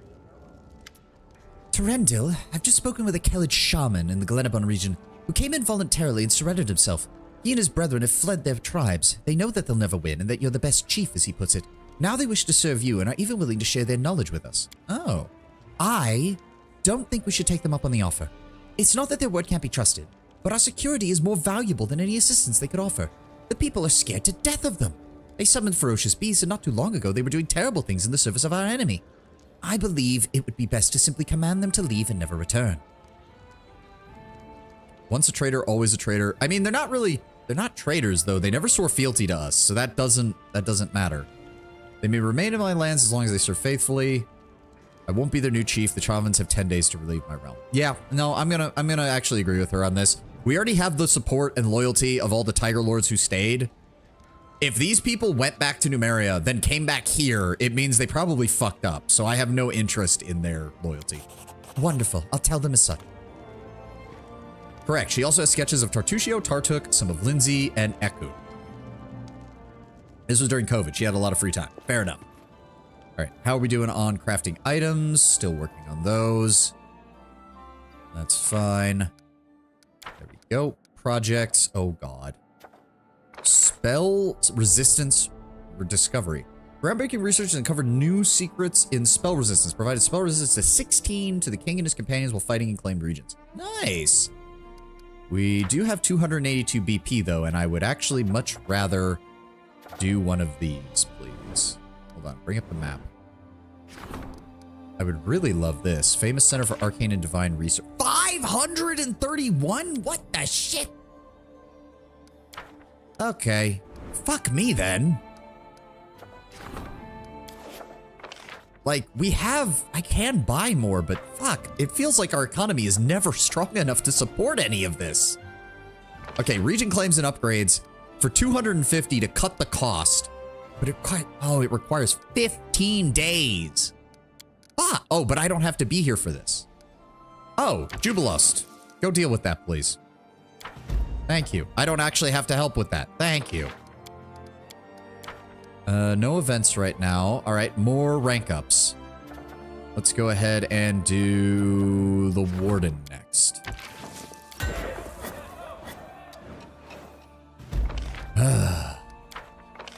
Okay. Oh, here we go. The Curse of Vorticai. Many forces were at play during the battle for the Oculus, but we learned that in order to curse someone, one has to know their true essence, the thing that defines their being. Without this, the curse is much less powerful. Research has increased our understanding of arcane magic and deepened our understanding of the nature of curses. Keston is a warden, doesn't matter. 2 events, Eureka, local magical discovery. Octavia, go deal with that. Let's get your stats a little bit higher. Clash of the Fanatics. Hostiles have arisen between the priests of Abadar and Gozra. The priests of Gozra are incensed that the followers of Abadar have no fear of nature's wrath, while the followers of the gods' cities consider them raving, uncouth simpletons. Okay. Like, my character worships Abadar, but at the same time, dude, I don't care that you're the priests of the god of civilization. You should always have some healthy respect for nature's wrath. The strongest of buildings does not stand up to a fucking earthquake. Lindsay, oh god, yeah, give her that. Let's hope that I need to get her stats higher is the only issue. All right, I guess more rank up then. What's the next highest stat? So economy is at 10, so we've got that handled. Let's go ahead and get our community higher. Okay, loyalty has reached rank 7. All right. The advisor servants came to an agreement with the mage. His local discovery now belongs to the local mages. Arcane +6, economy +2. Nice. Sana as the counselor. Don't care about that. Counselor awaits in the throne room. Oh, God. So, yeah, now that we've hit kingdom rank, we're just blowing through the rank up events because we already have enough stats in all of them. There are more and more workers in your kingdom, and our farmers require plots of fruitful soil. The ordinary people regard you as a defender against the iniquity of the merchants. They've come to you with a request. Your subjects wish to clear and plow several of the nearby oak groves where wealthy men, both local and Brevin, have hunted for sport for many years. The merchants won't like it, but I'm sure you can see that food for the children and elderly is more important than sports for the idle, won't you agree? On the one hand, Tristan, yes, I agree, but have you seen our borderlands? We have the entirety of the Gnarl Marches in our border, Tristan. The entirety of the Gnarl Marches. Do you really need to cut down the trees where the merchants are right now when you have literally 1,000 more trees that we could be clearing? I'm dead serious. We've aided the peasants enough this time around, Tristan. I want to gain some support with the merchants. Tell them to find another field to plow. Where? There are not that many patches of fertile soil. It is a shame the miseries of a crowd of hungry peasants mean less to the kingdom than the amusement of a few well-led idlers. It has more to do with the fact that we've supported the peasants plenty. If they're still bitching about it, I don't really care right now. The goldsmith's face shines. Your Highness, please accept this humble gift as a token of my deep affection and respect. And whatever else rules tells me I'm supposed to say. All right. Can't wait for your next creation. Something specific. Ring, amulet, headband. No, I trust her. I trust her to make me good shit. Go right ahead. All right. I was going to check something. Oh, Beholder of the Wind. +4 enhancement bonus to dexterity. Cast Blessing of Luck and Resolve twice per day as a 3rd level cleric. Golden Tongue. +5 morale bonus to persuasion skill checks. Interesting. I do think my persuasion is quite high. Yeah, it's quite high. I do think... Hold on. Okay, so she is almost done with this. That means... Okay, so what it is time to do now is we need to enhance whatever... Okay, hold on. I need to check. So let me see here. Baron granted advisor. Yep, done with that. Projects. Support the council's endeavors. We're working on that. Advisors. Okay, so Valerie, we need to raise her charisma. Tristan, we need to raise his wisdom. Miri, as high of a strength bonus as we can get. Jubilost, as high of an intelligence bonus as we can get. Harim, wisdom. Lindsay, charisma. Octavia, intelligence. Ragongar, constitution. We do need to boost that. We can't do anything with him. We just have to hope that he gets upgrade events. And dexterity. Okay, so I need to check to see what...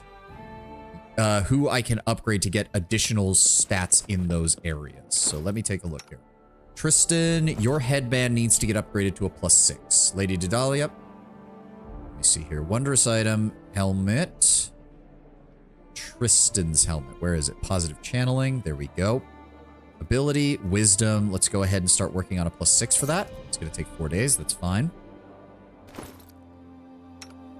Ekun, you already have a +6 dexterity bonus, so you can't do anything there. Jubilost, you need the professor's hat to get increased to a +6. Let's work on that. So inventory, helmet, professor's hat, ability, intelligence. We're going to change that to a 6. 5,000 gold. Go ahead and start working on that. Amiri, you have a +6 belt, so you're good right now. Sparkling helmet does have a +4 to charisma, and then we're going to go ahead and upgrade that to a +6. Sparkling helmet. There we go. Ability, charisma, +6. Change the name. There we go. Who's next? Neither of you are doing anything. Lindsay, flamboyant hat. I don't think we can actually upgrade that. Ring of reckless courage. Can't upgrade that either. We're just going to have to make something. Enchanter's cape. We'll put it on her cape. Enchanter's cape needs to get upgraded to a +6. So, craft magic items. Lady Dedalia. Where is it? No. Cloak? Enchanter's cloak. Where is it? Wait. Where the fuck is it? Enchanter's cloak. Can we not? There it is. Enchanter's cape. Sorry. Ability, charisma, +6. There we go. Knock knock, you're not doing anything. Hareem's headband of destruction. There we go. Need to upgrade that as well. Helmet. Hareem's. Where is Hareem's? Where is it? Where is it? There it is. Hareem's. Ability, wisdom, +6. These are all getting us +1s on all of our rolls there. We're going to take her headband of mental perfection, which I think we only have one of, so I don't have to worry about finding it. Headband of mental perfection +4, right? Yes, it's the only one. Then we're going to go into ability, intelligence +6. And we're going to change it to +4 dash +6. So that reminds me that it is a different one. There we go. Ragongar, belt of physical might +4. Yes, okay, so I think we only have one of those. Belt, physical might. No, we have multiples. We have many of them. Okay, hold on. Ragongar, I need you to hand me that real fast. Where's it at? Put it in the stash so we can identify it. Stash. There we go. Oh, wait. Belt of Mighty Constitution. Oh, let's just put strength on that. We'll be good to go. We don't have to upgrade this twice. We could just upgrade the Belt of Mighty Constitution once. Oh, perfect. Where is it? Strength. 6. 5,000 gold. There we go. Let's just go ahead and grab that. And then we'll give that to you, Ragongar. There you go. Jaethal, you don't have an advisor's position, and neither do you, Lady Dedalia. All right, we're set to keep doing nothing but these events because there's so many of them. There's so many of them. More rank ups. All right, the Magister. Let's do the Magister. Let's get it, Octavia higher up. 4, 5. There we go. Arcane rank 7. Although there's no evidence that Nyrissa actually cursed Tristan, it seems that the nymph had some special power over creatures that have lost something vital to them. This could be a clue as to the nature of Nyrissa's own curse. This research has increased our understanding of arcane and divine magic, and we have acquired a deeper understanding of the nature of curses. Strengthen the storyteller's skills as a magister. That does not help us. We need him to be strengthened as a curator, I believe. Oh my god, there's so many events. Oh my god. Espionage is still really far behind. We need more. I need more events where I can send Ekun out to do stuff. Counselor's endeavors. We are at Serene, which is nice. What does that give us again? I think that gives us a +1 to all of our... I can't remember. Low taxes, strong nation. I thought we had an option here to talk about what it does, but apparently not. We are making 61 BP per week, which is nice. We're actually making solid money. Actually, that makes... Each BP is 80 gold. We're actually bringing in quite a lot of money for this kingdom now. All right, support the regent's endeavors, the curator's endeavors. Let's go with that. There we go. Rank 4. Project is complete. Claiming regions and upgrades cost 25% less. Thank you, Jubilost. More combat priests want to join us. Nice. Hareem, you've got the lower score, so let's get you upgraded. Let's go ahead and handle that. We also have research into this. 275. Good lord. And he can do that, but it's only for 150, but he's busy right now. All right, I think it's time we do some more... Let's see here. Magic of the Abandoned Keep. Otherworldly power once nested under the dome of the Abandoned Keep. Study it to provide your arcane specialist with new knowledge. +2 to arcane to academies of magic and arcane to mages towers everywhere in the kingdom. Yes. Oh, we need more money for that. Fact. Claim Glenabon. That would be nice. Silver Shield Fortress. Claim the Tours of the Lebanese. We need more money for that. Horse Breeding Center. We almost have enough money for that. Rastal's Holy Place. Oh, this is a nice simple one. With the Temple of the Elk at its heart, the Northern Gnarl March. Okay, hold on. What other upgrades do we have for the Northern Gnarl Marches? Rastal's Holy Place or the Royal Hunting Grounds? I'm a dragon. I don't need Royal Hunting Grounds. I hunt where I will.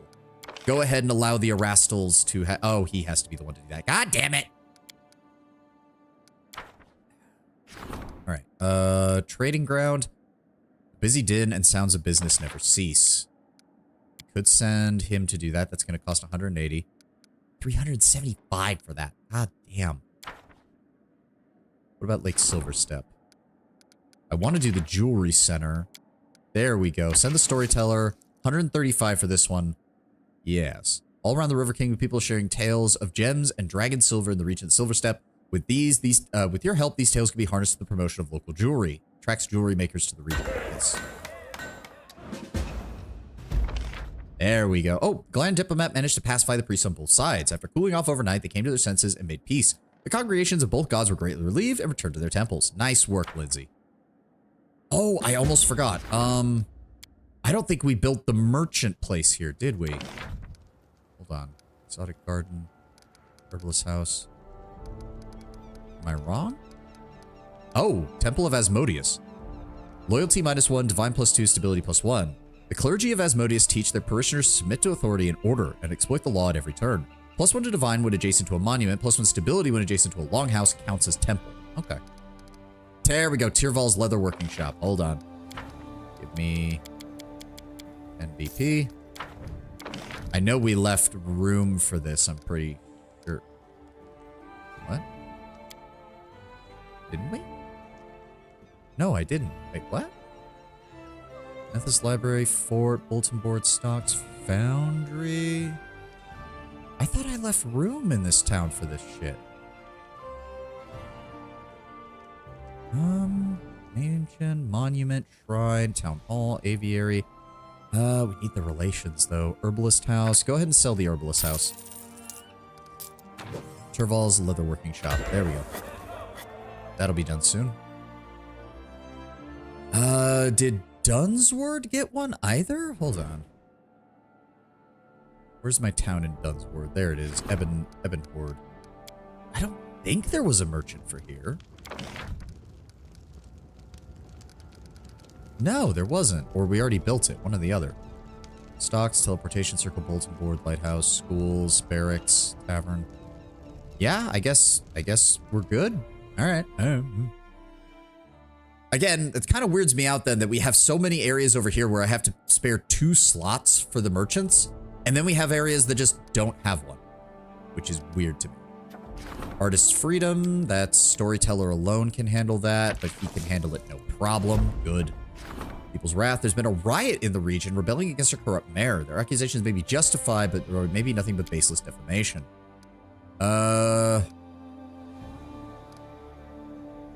Hold on. People's Wrath. What's the other event? Rest in Peace. Local leader and loyal servant to the crown has died. He was a pillar of the community, embodiment of stability. But we have to send Tristan after that one.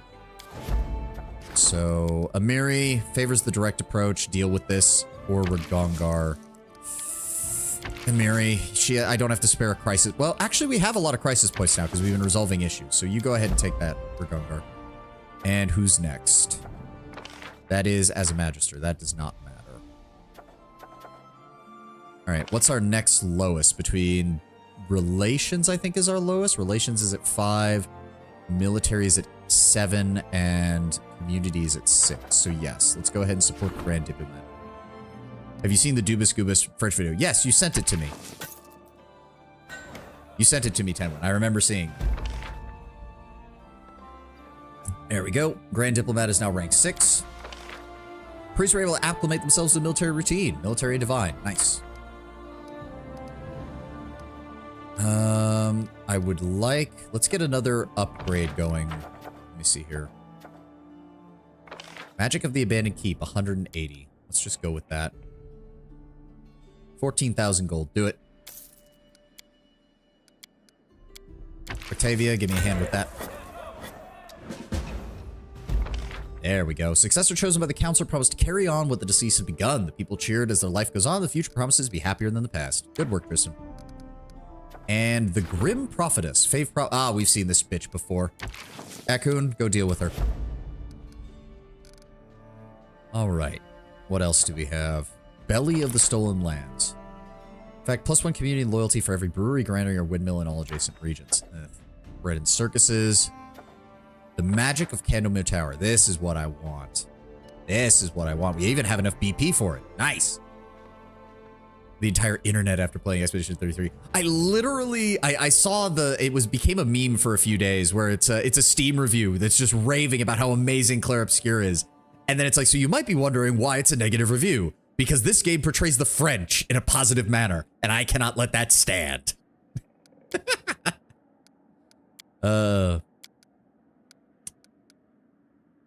on. Curses. Where's the cheap one? There we go. Kareem. Oh, God damn it. I want you to go deal with that. So that's 160. That's gonna take 30 days to deal with. And then regions, where is it? Magic a Candlemere. Yep. Octavia, you're gonna help me with that. Purchase 120 BP. There we go. Start project. Oh. The advisor's servants discovered that the accusations against the mayor were only slander, devised by an envious man who wanted to become mayor himself. Regardless of whatever truth might be found in the accusations, the proper judgment was clear. The criminal was punished harshly, and everyone involved in the outcry was charged a hefty penalty. As a reminder that the law must be obeyed. Honestly, Ragongar, I expected you to go in and just start killing people, so that was surprisingly capable of you. Thank you. Thank you for not doing that. The young artist spent a long evening talking with the curator. In the end, she was expecting the impossible from the throne. One of the new mosaics prominently displays a portrait of the king, and a favorable one at that. Good work. Curator needs your help. Warden needs your advice. Magister asked for an audience. Okay, well. All right, guys, come on. Let's figure out what's going on now. We got shit to do, I guess.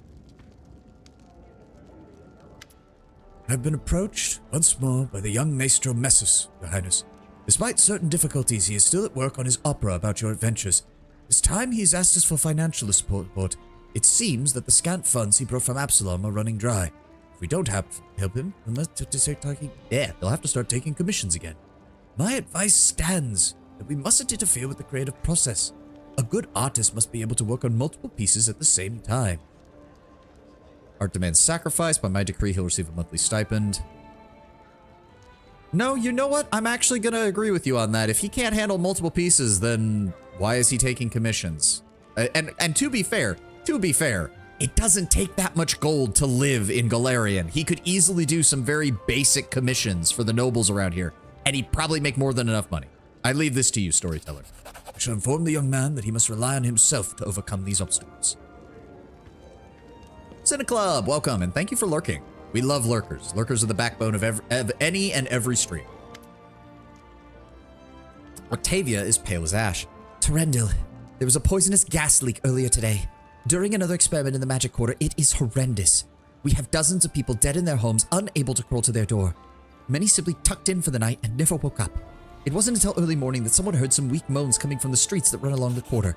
The gas is thankfully gone, the wind dissipated it, but everywhere there are people wounded and disfigured by it. We have to help them. I suggest sending our best healers and priests immediately. What use is monetary compensation if you become a cripple? No, she's right.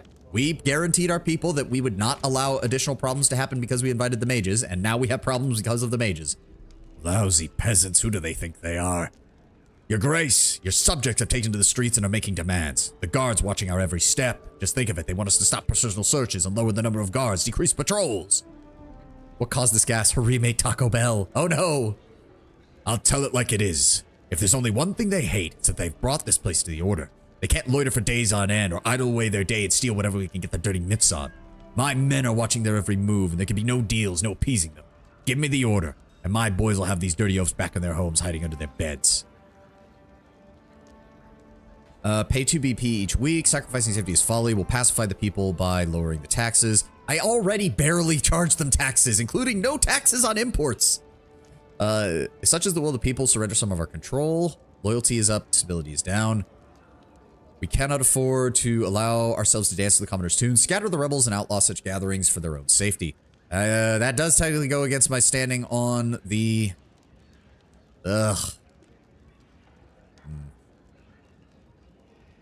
No, because I've supported Tristan in a lot of stuff for the peasants, so I have no problem with Ragongar being like, yeah, no, all the people who went along with your support, those guys are fine. The remaining element are being assholes. Crack some heads, Ragongar. With pleasure.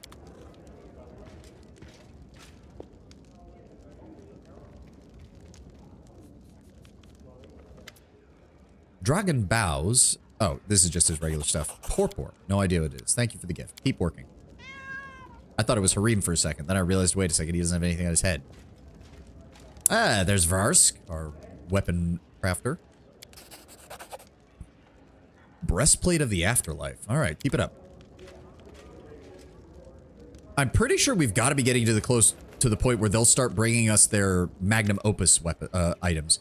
Terendil, I've just received word. There's trouble brewing in Varnhold. Their militia is at odds with itself, and the captain can't keep the soldiers in line. According to her, they've gotten completely out of hand. They might even come to bloodshed. You're gonna have to make them a visit personally. Great. Good thing we have a teleportation circle installed. Anybody else? Oh, Mim, welcome. More gold? More jewelry? Oh, I've decided to take a break and have spent some time traveling your lands. I'm surprised at how well things are going. Trade is thriving, I can acquire rare materials and gemstones, and there's so many talented people around. I left Reftov to enjoy the peace and solitude of a simple country life, but I must admit, I've missed the company of other artists. I have labored long on a personal present for you, Your Highness. Sealed ring. I don't even know what that one is. Anybody else? Yes, more people. Who are you? Oh, no, that's the... Right, Terval. My crew is trying to sink its claws into your land, damn it. I'd like to make a contribution to assist you in a war against those spying bastards. Take this and put it to good use. The Python Skin Doublet. Oh, right, she is from Daggermark. She did say she was trying to get away from her kinsman, so... Ah. I wouldn't be more proud of my decision to do business in your lands, Your Highness. It's easy to stay in touch with my old contacts and gain new ones, and some of those new contacts are quite gorgeous. There's plenty of powerful arcanists in your capital now, and with their help I can acquire some truly unique artifacts. Here is my latest trophy, a gift from my favorite customer, a Scroll of Stormbolts. I don't even know what spell that is! Sounds like a druid version of spells. Alright, Sealed Ring, Cold Resistance 30, and the ability to cast Horrid Wilting? That's just straight up better than the fucking White Drake ring I made. Yes, please! And that gives me Horrid Wilting. Oh, that's nice. Oh, that is nice. What else did we get?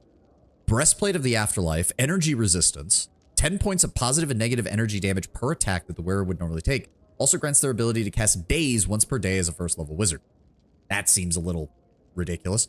Python Skin Doublet, grants its wearer a +4 bonus to all saving throws against poison, paralysis, sleep, immunity to trip, and allows them to cast Touch of Slime twice per day as a 7th level wizard. And it's a wild armor, so it works on druids. That's actually pretty good. That's actually pretty good. In due time. Unfortunately, 4 days and... How much longer on that one? Wait. Why is it not giving me a... I'm confused. 32% complete, 0% complete. It's not telling me how long it still has. So, hold on. We just got... Yeah, the Varnhold Militia. We can surely take a couple of days to wait for these last things to get finished being crafted, right? Well, actually, I guess it depends on who they're equipped on. So that's all been handled. Yep, there it is. Toxic gas leak spread from the Mage's Quarter. Dozens of people have been injured. Something must be done to help them. Jubilost, I'll give you a crisis point. Make sure that gets resolved as quickly as possible. Support the Warden's endeavors and support the Curator's endeavors. 4 days, so we should be good. Yeah, let's go ahead and... Who do we have left to rank up? So we can't do the High Priest. Oh, that might be a good idea as well. Let's get started on that. How much is that going to cost us? 22,000. That's fine. Octavia, get started on that. It's going to take a while. But we need to get all these curses taken a look at. So while that's going on, let's go ahead and rank up one more time, and then we'll go deal with Varnhold. Let's get Ragongar upgraded. There we go.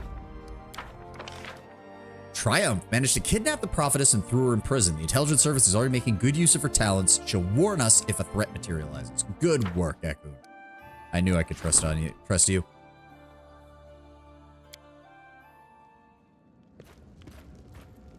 I cannot take you seriously in that head, Ekun. I can't. I just can't. We found the one who meant to harm us. By day, he's a small fish, a scribe in Groton. At night, he is an important spy of Litrin, the Galton city of Grey Gardens. We do not know what his interest is in our kingdom, but we are following him. We recently sent a message to Galt. We managed to intercept the courier on a backwoods pass. The message contained a list of all of Groton's spies in Litrin. Their lives are in our hands. Many would be willing to pay for this list, Galt first among them. Selling it would mean a death sentence to all. I suggest we report the traitor to them. We don't want to see these deaths on our conscience. Tell me more about Gralton and Galt. A revolution took place in Galt. Many were executed without trial, others fled and hid in Gralton. They were merchants and nobles for the most part. They dream of reclaiming their homes and a vengeance. The Citizens' Directorate of Spies against Galt was established. The Grey Gardeners are a monastery in the city of Galt. They are spies and punishers. They help keep Galt safe from enemies within and without. Their faces are covered with masks, which means anyone can be one of them. They are well feared and known for showing no mercy. 2,000 gold. We can undermine an entire nation's spy efforts and gain only 2,000 gold. That's absolutely ridiculous. I trust your judgment on this, Echo. Then Gralton's people will stay alive. The traitor will go to jail, and it is a good decision. To be fair, we don't want to necessarily piss off these people, and if it gets them to take their spies out of our region, all the better. All right, let's make sure there's nothing else that I need to handle. Scouting the eastern region. Send scouts into the Calmlands and Silverstep to uncover all points of interest. Yes, please. Go take care of that, Ekun. And then lastly, nope, we don't want to do any of that. She should be done with the crafting. No, but she is working on a belt of physical might, which is Ragongar. He's staying in the capital, so we don't have to worry about that. I re-equipped everybody with their stuff. Yes. Okay. So let's take our usual crew and head over to Varnhold real fast. Drop these off. Drop these off. We don't need any of that. Porpor. Oh, +1 light hammer. That's really not that valuable. Okay, game. That's really not that valuable. A +1 light hammer? Really? At this point in the game? All right, the usual crew. Let's get moving.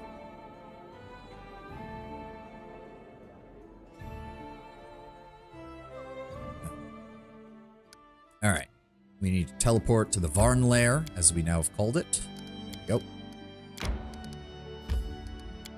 Let's go find out what's causing the problem with the militia.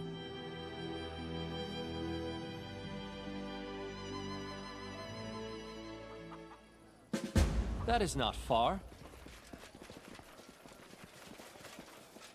We're better off on our own. Oh God, what's going on here? A fraught scene is playing out before you. Terval, the captain of the militia, is in a fiery argument with an angry man in heavy armor. Their hands are on the hilts of their weapons, their eyes are locked, their stares so intense they could petrify a lesser man. Oh, thank the gods you're here. Rein in these dogs. They're inciting a revolt and trying to rile up my militia. Ah, she sees her master and runs to lick his boots. This land belongs to us, not this bird of passage. We're the ones who plow the fields and protect them as well. When the bandits come, we'll be the ones out there shedding blood, while the big city folk hide in their holes. No more. Terval, you promised me this would help maintain security here. What's happening? These idiots decided they wanted to pretend they're independent. They've all but forgotten the vows they gave you. The fools can't see that if you were to leave Varnhold, the whole region would fall into chaos. Bandits would be back to fighting over dominance all over this region. The rivers would flow red. We gave them law and order, and if they decide to give it all up, they're a bunch of idiots and fools. Perhaps we should have let them have what they want. And what will you do? Hang us all? Send in your soldiers? I guess that's the true face of your grace and mercy. Butcher anyone who speaks out against you, you two-faced bastards. I received an oath of loyalty from your liege, the Baron Maegor Varn, and from all people within the Varnhold, and now you're turning against it? Ho, ho, ho, ho, ho. What do you want? What are you even doing here? What's there to explain? We've got our own army. That means we can defend our land on our own. We build our little huts out here, we plow the fields, we fend off the bandits. We deserve to rule Varnhold. There's no more need for strangers. Do you even remember whose gold bought those weapons? Who taught you to fight? Who helped gather this militia in the first place? Aye, what you say is true. You've helped us arm ourselves, and for that we're grateful. That's why we didn't want to break from the kingdom. We just want to rule our own homes. What gives you the idea that you living in the capital know better than us? Trust me, you'll only thank us once you set us free. See, this is where the nuance doesn't make any sense, because essentially he's saying we just want to have local rulership, which in a feudal system is totally normal. Like, they're not even saying they want to leave the kingdom. They're just saying, hey, Varnhold is its own territory. Let us decide on the local things. Like, even a lawful evil ruler should have no problem with that as long as you're not fighting and you're still paying taxes. And he's not even saying that they won't pay taxes. He's just saying we want to control local events. but this is so stupid. And why haven't you dealt with this revolt already, Tyrell? Forgive me, Your Highness, it's just... These are still our people. Neighbors, farmers, craftsmen. Of course I didn't want to spill more blood, but... I suppose that means I've failed, haven't I? Like, the fact that there's no way to parse this, there's just remove Tyrell, take care of your people right now, I'll support you. Like, I don't know, this is not very well written in my opinion. I have like a plus 40 to persuasion, and you're telling me I can't explain to this guy that what he's doing is basically encouraging revolt and that I have every right to put it down if he's going to go that far? Like, if they just want local autonomy, all you had to do was send me a letter, my dude. As long as you pay the taxes and as long as you stay as part of the kingdom, I've got no problem with that. But if you're gonna be raising up swords, if you're going to be causing a revolt, well, guess what? Tyrell, take care of these people one way or the other. You have my full support. Yes, Your Highness. We'll put these upstarts in their place. You hear that, folks? They want us to run home with our tails between our legs. Are we fighting for our land or what? No, you're dying for your land. Because this isn't even going to be much of a fight.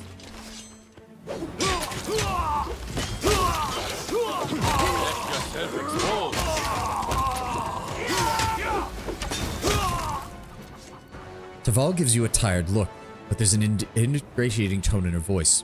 Please, Your Highness, do not execute these fools. They've overstepped their bounds, but that was simply folly, nothing more. I implore you, have mercy on the guilty and do not disband the militia altogether.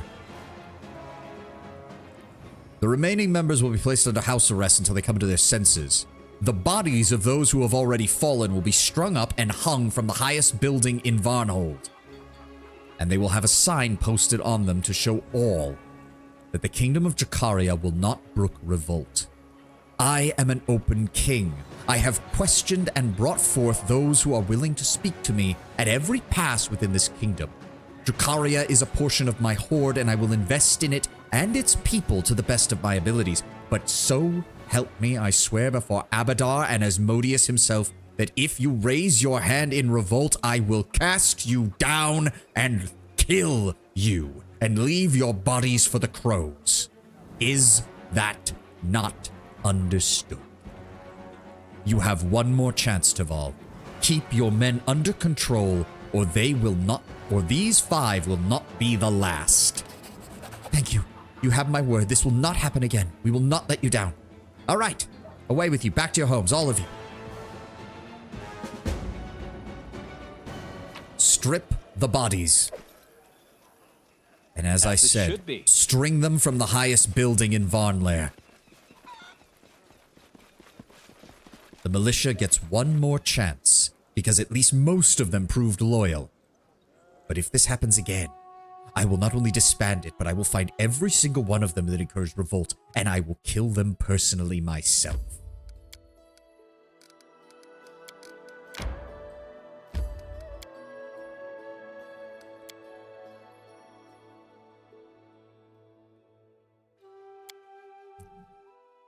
Like, again, my character does have evil tendencies, but he is lawful. Just bring your shit to his castle so that you can talk to him. He is open to discussion.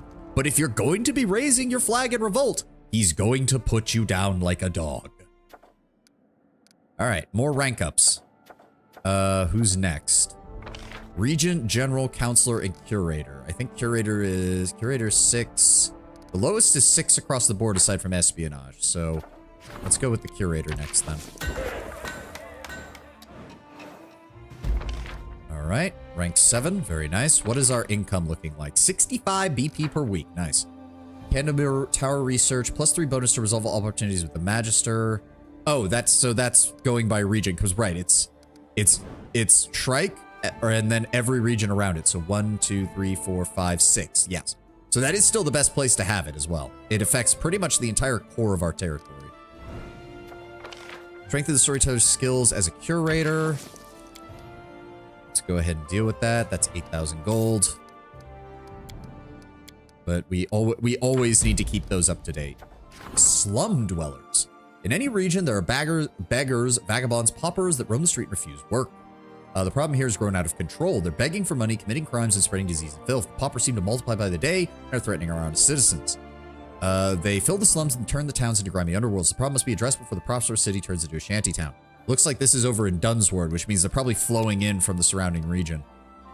Ragongar will just end up killing them. Tristan, try to see if you can put them to good use, shall we say. All right. All right, next up, let's go ahead and improve the general. There we go. Military has reached rank 8. Hey, oh, God. Jubilos, what did you do? Oh, you spent money. That's why. All right.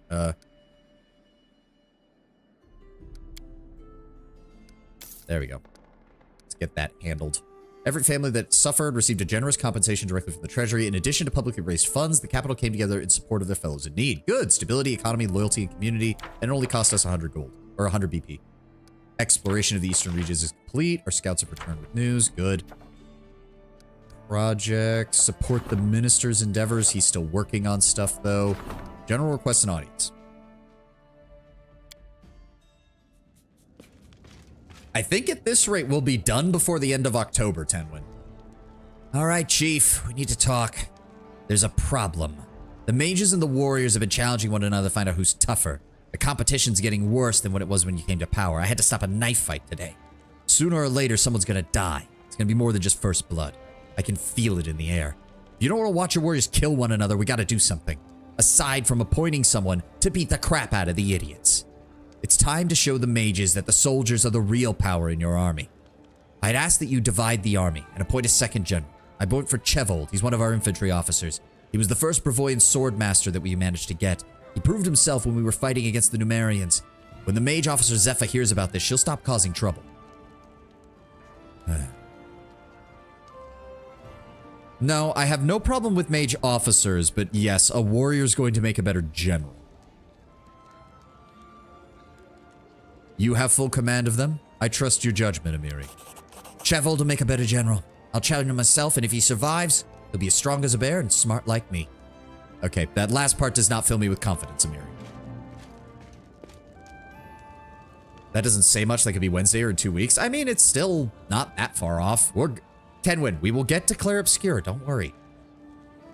Your Highness, see things are looking up in your lands, as well as in my smithy. Our army grows and gives me more work. Your subjects show more respect to their ruler and his court craftsmen. I ask to give you this token of appreciation. Take this gift. Lava forged axe. That sounds cool. Cries in French. We'll get there, Tenwin. We've got plenty of time. Calm down. What did he give me? Lava forged axe. This +5 bleed great axe deals 2d8 damage. Grants its wielder the ability to cast to summon a huge fire elemental once per day for 11 rounds. Oh, that's cool. What does that look? Please tell me that actually looks cool. Okay, yeah, that looks good. That is on fire. Hold on, 31 to 38. 34 to 59. Hot damn. So we need to give it speed. Look at that. Oh, that might actually be the weapon I end up keeping her. That just looks too fucking cool. It also already comes as a +5. So the Longshank Bane, Amiri's Bane Spear, that will be better against any humans, but this will be better against monsters. Okay, that sounds cool. I like that. I like that. Also, we have a bunch of junk items I need to sell. There we go. Take that. I guess we don't need the White Drake ring anymore. That was 11,000 gold wasted. Oh well. Thank you. All right. Is anything else updating? Yep. Give them a second chance. We're doing that. Still working. We need to do some more of those region upgrades. Oh, but they cost money. Let's just keep ranking up because that actually will keep improving our economy. So we have another general rank up. We also have an economy. Swordplay Mastery. Provides the general with a bonus for resolving any situation. The amount of bonus depends on the kingdom's relation rank. There is no bonus for ranks 1 to 4, which we are in. There is a +1 bonus to ranks 5 to 7. And a +2 bonus if it ranks 8 to 9, and rank 10 gets a bonus of +3. The problem is it costs 230 BP. God damn it. How would you cry in French? I don't know. You're the one who typed it, Tenwin. You tell me. +3 bonus to solve any problem in regions adjacent to the Brevin border. Or we could go with trading. Hold on, pull up the map.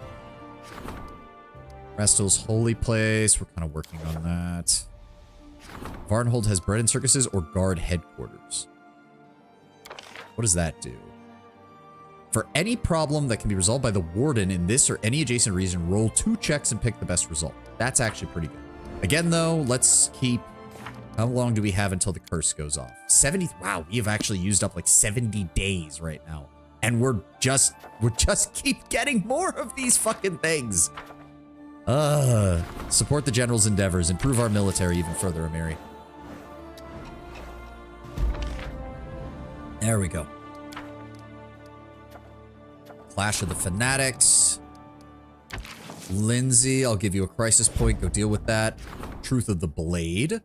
Famous local priest of Caden is urging our subjects to settle the disputes with duels rather than court. Our youths are zealously following the dwarf's teachings. I'm surprised there's a dwarf who worships Caden. I thought he was mainly a human god.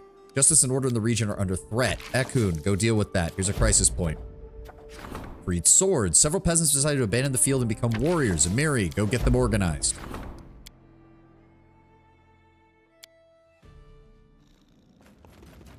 Lindsay, what's up? Terendil, I've got bad news. It looks like we did well to keep our distance from Razmir. Several of our soldiers arrested a smuggler crossing the border, and he was carrying a large quantity of Razmir's tears, a magical drug used to break any man's will and turn him into a shivering addict. He also carried letters threatening our merchants. Razmir's plan was to cripple our trade by manipulating our merchants after getting them addicted to his tears. Now that his agents are in our lands, Razmir's offering an apology and a substantial compensation in gold if we set aside thoughts of revenge. I agree that we should extend some courtesy and spare the lives of his subject, but gold is not good enough. We should request a treasure from Razmir's private magic arsenal, which is rumored to be stocked with many curious items. Chaotic Evil, execute all of his events. Kingdom Effect Butcher. For any problems that can be handled by the Grand Diplomat or the Minister, roll 2 checks and pick the best result. Wow. VTuber Gamers. Ruin, quarterstaff +5 that deals an additional 2d6 force damage, has special effects determined by the wielder's alignment. So here's the thing though, 500 BP is a lot. That is, 100 BP is 80,000 gold, so that is 40,000 gold. The question is Ruin worth that? You know what? It's good to stay on the right side of our advisors, so I'm gonna say, yeah, we'll take the magical artifact. Perfect. I can't wait to see this new wonder from Razmaran. It'll have to be something amazing after such a diplomatic incident. We won't accept a minor trinket. You'll allow me to study the gift, won't you? Of course, Lindsay. I just hope it's worth it. All right, who else? Oh, nobody. Surprising. I don't see a new item. Did it get dropped off in our... Ruin. Let me see here. Ruin. Enhancement. +5 monk. Wherever this +5 quarterstaff lands a hit, it deals an additional 2d6 force damage. If the wielder is chaotic, they have a +4 bonus to spell penetration. If the wielder is lawful, they gain a +6 bonus on concentration checks. And if the ruins wielder is neutral, they gain a +2 bonus to spell penetration, a +3 bonus to concentration checks. Nobody can really use that though, so we're gonna sell it, and it does give us more money than if we had taken the 500 BP. Nice! So that works out just fine. Yep, give me that 58,000. And then I will just convert it straight into BP so we can actually use it. Yeah, so we not only got, we can get 500 BP and we still made money off of that. Perfect. Nice. Very nice. Support the Grand Diplomat. All right. Oh my God, so many rank up events. So many rank up events. Oh, it's still in guard circuses. So hold on. Bread and circuses. What does that do? Any? No, I don't like that. Guard headquarters. Yes, I do want that. Ragongar. Wait, hold on. No, hold on, hold on. Claim Glenabon. Yes, claim Glenabon. Oh, I can't do it. Fuck. What about the, Ground, Good Neighbors, Royal Hunting Ground, Rascal's Holy Price. Why can't we claim Dire Gnarl Marches? I thought we had the option for that. Oh my god, I just realized I played entirely through the ad. My bad. I was just reminded how much I would love Diablo to be allowed to be another type of RPG rather than ARPG. Diablo is a CRPG or the like where dialogue and choices mattering rather than kill millions of monsters. I would love to interact with the setting on a deeper level. Unfortunately, I don't think there's many people who think that at all, Tenwin. Like, I'm not saying it's a bad idea. It'd be interesting, but Blizzard, see, part of the problem is that while Sanctuary is an interesting setting, Blizzard has never really invested much in it. Like, it's a lot of just, oh, we're going to a new region. Here's the region. Here it is. Go kill monsters. Like, there's some interesting lore tidbits, but Blizzard has never really dived deep. Not since, like, I know Blizzard is Blizzard, but the potential is there. I know, Tenwin, I know. It would have to be a game where you're like part of the Vigerai mage clans or something like that to justify magical equipment, shit like that, of high ranking. Okay, we can't claim Glenabon. Can we claim, what was the other one? The Tours of the Lebanese? Can we get that? No, it's not going to let us do that either. God damn it, everybody's too busy. Fine. Support the Regent.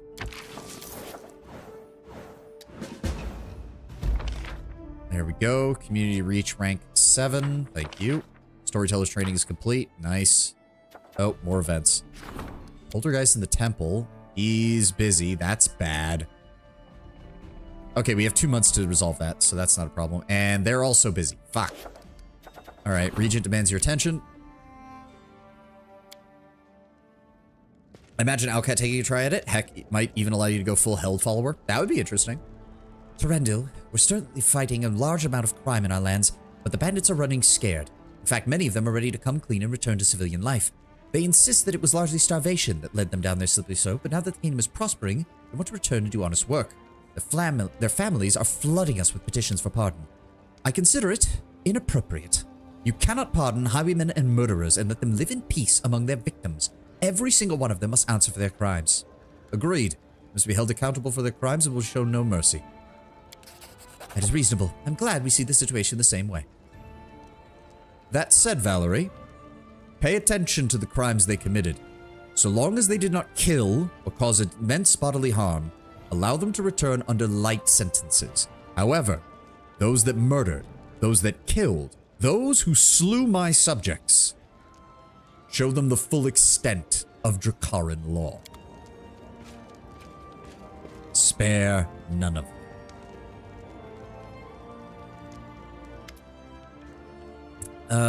Humble gift from your admirer.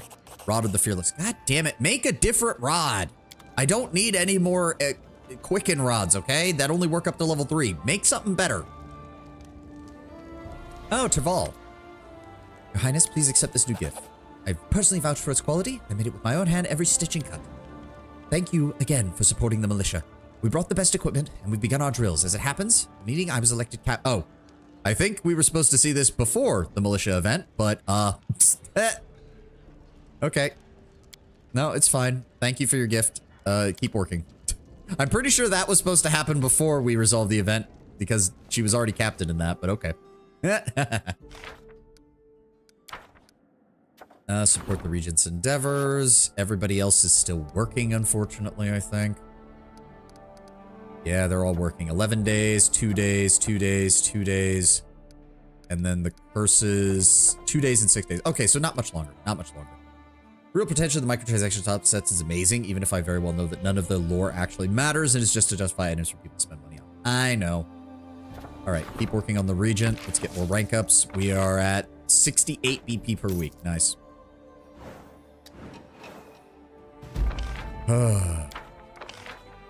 All right, the peasants accept the general's invitation, our people's patriotism grows, and our military gets stronger.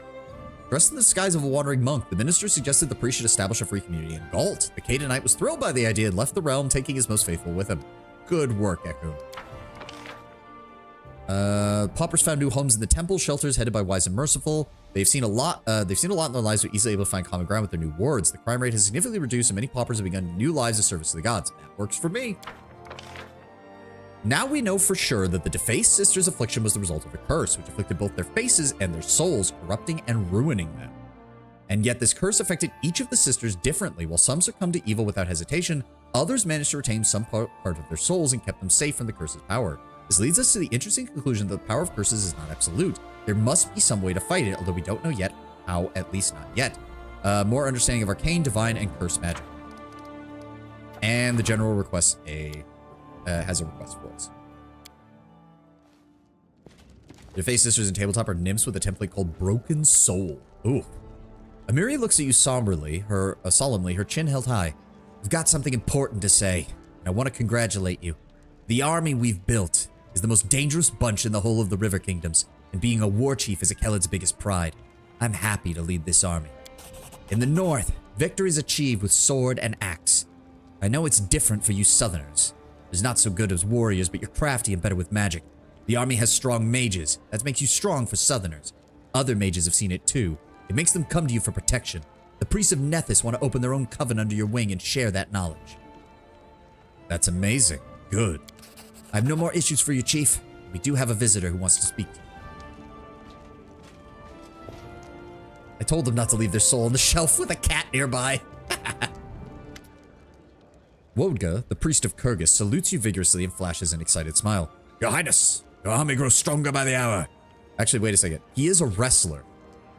Oh, Your Highness, your army grows stronger by the hour.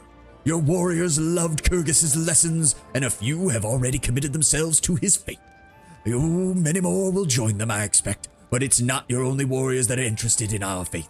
Your citizens don't want to be weak and sick either. They have taken a natural interest in the might of Kyrgyz. I thought, why don't we build a temple to compete with bathing ponds? There's a place in the foothills where a small creek flows, the water is warm, and it can heal disease and fill your body with strength. Oh yeah. Let the people rest their bodies and their souls there, and the other priests from our church can come to offer their teachings. I hope you like the idea. Kyrgyz bestows blessings upon the land wherever he is worshipped. Oh yeah. I know that was not a very good Randy Savage impression, but I couldn't help it. Hulk, oh yeah, I guess it was more Hulk Hogan than Randy Savage. I did not watch much wrestling when I was younger. The half of is clearly embarrassed to be, oh, it's Sherelle again. Thank you, Noxious Fail, just keep working. Anybody else? I mean, it could have been worse. I could have gone with the Ultimate Warrior. Load the spaceship with the rocket fuel! Load it in the world! God, I remember watching the Spoony Ones video on the Ultimate Warrior. God, it was so fucking crazy. I don't think we really need that. What is this? The Noxious Veil. Acid resistance 30, the ability to cast Acid Fog twice per day as an 11th level wizard. Not bad. Alright, so do we have any... Talk to Varna in the cabin. Oh! I didn't realize he needed to talk to us. For the first time since being saved by Vortikai, Magar seems back to his old self. Your Highness, he greets you warmly. Allow me to thank you once again for the Lost on Keep expedition. I think you should know what really happened down in that dungeon. A curious picture is beginning to emerge from what I learned from the General and from Cephal. The place was a Taldan castle until the Fae arrived.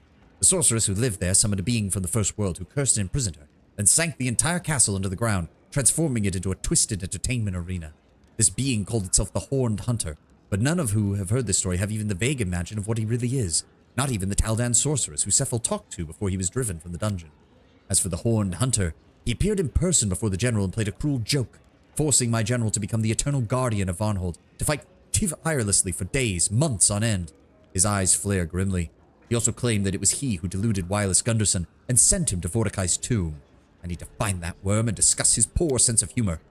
Fortunately, the Horned Hunter is no longer in the dungeon, and it appears the portal to the First World has been closed. Luckily, it seems the story of Lost on Keep ends. That's a bit of too much madness in the area, don't you think? These are the stolen lands, Your Grace. There's good reason that not a single kingdom has survived here for thousands of years. Becoming barons, and you eventually becoming king, was some luck, wouldn't you say? I owe you, again, and I don't know how to repay you, Your Grace, save with my loyalty and service, which you will always have. That is all I require of you, Magar. It's nice to have competent underlings.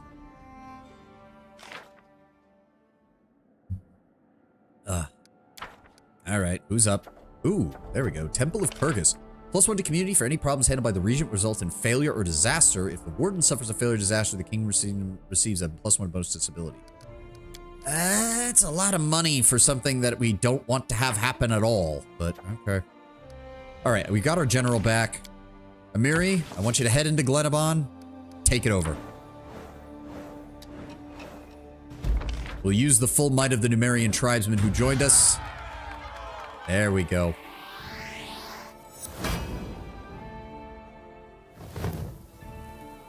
And now all that stands against us is Pitax. Oh, here we go. Armag was affected by the cursed sword Onverbane. The curse was the source of his madness, but somehow it also showed him the truth, and in it he found the strength to fight against the lies that surrounded him. The nature of curses is truly amazing and rewards careful study. Deeper, arcane, divine, and curse magic. Yep. Good, good, good. We got that all handled up. Support the general's endeavors. We don't need to worry about that. Eureka. Let's go ahead and send Octavia to deal with that. Thank you. Poltergeist. We're waiting on Harim to be done there. Bloody and Vendetta between two merchant families. Ragongar, go and deal with that. I will not have people constantly messing up with our city. And we now have a new territory to explore. So I'm thinking we grab... I think we just grab a settlement right in the middle of Glenabon. That seems the right place. All right, we need another dragon-themed name. So Glenabon is another flat, open area. Large amounts of land, large amounts of flat land. But it is also home to our recently annexed Numerian citizens, Tiger Lords and the various barbarian tribes that joined us. So I'm thinking something a little more savage. We already have Dunsword as our breadbasket, which we named Emerald Horde. Blackwing Vale. Ooh, I already like that one. Unless we can get something more barbarian themed, that might already have won, Tenwen. Good choice. Good choice. I'm just trying to think. Anything more like barbarian related to dragon that I can't really... I'll give it a second, but I'm not thinking of anything. So that might just be it, Tenwen. That might just be it. Yeah, let's do it. Blackwing Vale. Nothing that isn't insulting to dragons. Yeah. All right, go ahead and build. That's getting constructed. We need to go build up that settlement. There we go. I would love... Let me see here. Let's go ahead and build up the tannery so we can get more money. There we go. Teleportation circle. Wooden wall. Let me see here. We want the bulletin board, the stocks, the longhouse. What else do we want? We need more espionage as well. We still need more espionage. The tavern gives espionage when adjacent to the barracks. So we're going to build the tavern here to also get the relations bonus with the longhouse. We're going to build barracks here. Let me see. Random question. Is there any modern CRPGs that support the idea of a jester class? Don't know why, but I love the jester vibe, especially with chaotic. Modern CRPG? Oh, no. You just mean recently in time. I thought you meant like a CRPG based on like modern day. Not that I know of. I mean, that's... as a class, no. I can think of an NPC from Shadowrun. There is literally an elf called the Harlequin whose entire shtick is basically fucking with people.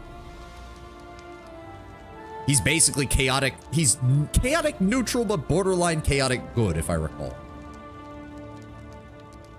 All right, what else do we need to leave a slot in case there's a crafter here. So what else do we want? Adjacent to a shrine, that doesn't really matter. What else can the longhouse boost?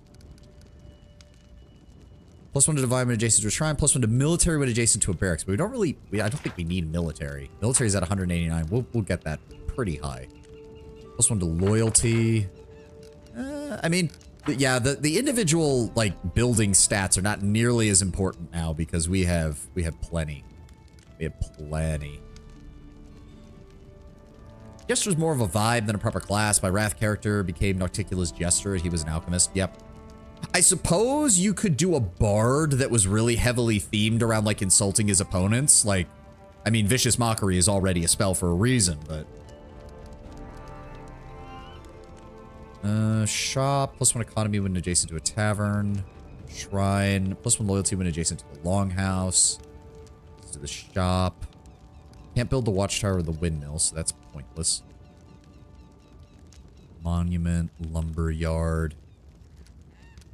Herbalist house, granary, brewery. I'm surprised the granary doesn't do anything unless you have the windmill. Eh. Let's go ahead and build a school next to here. Adjacent to a tavern. Let's go ahead and build a shrine. And we'll leave one slot open in case we get a new merchant coming in. Bard does lack the extreme dexterity angle, I feel, anyway. Depends on how you build them. Depends on how you build them, Tenwin. Alright, and Harim is done here. He can go handle that event. We have so many rank up events. So many rank up events. Luckily, I do think it maxes out at 10. So Jubilost is done. He's no longer going to have events for us. He has done his job. We're bringing the rest up to speed right now. High Priest, General, Minister. Let's go with the Counselor. Get our loyalty up even higher. There we go. Grand Diplomat managed to reestablish order in the region. The advisors men have separated the followers of the different gods. Okay, not as good as the previous result, but she still got relations and she still got PP out of it. Good. Advisor servants came to agreement with the mage, economy, and arcade. Nice. Build a town. Rebuild one of your villages into a lively town. Oh, okay. Yeah, Valerie, get working on that, please. Training. That's the storyteller as Magister, so that does not matter. Yeah, we don't need to do any of the rest. No curses. Spell resistance. Defenders of the land. Protectors of the land. We do want to get those at some point. The only RPG I can recall having a Jester class was the text-based MMO that I barely remember the name of. You could play as a Jester starting off with a blackjack and a magical deck of cards. Oh, been a solid decade. I didn't play it. Yeah, it doesn't even sound like anything I even remember. Tours of the Lebanese. It's going to cost us a fair chunk of change, but I don't care. Let's go ahead and grab that. Octavia, you'll give me a hand. Nice. Oh, and we went up to Serene. Nice. They praise their king and fully support him. You receive a +1 to all kingdom checks. Nice. Look at that. Look at the sheer size of the kingdom of Dracaria. It grows ever larger. After many arrests, the warring families and their cohorts have disappeared from the city street, and the city is safe once more. We lost some community, but gained military instability. I'm fine with that. High Priest entered the temple and disappeared inside. What exactly transpired within that sacred hall remains a mystery, but the evil ghost has disappeared without a trace. Village is developed into a town. Nice. We can upgrade another place. How long? 49 days. Okay.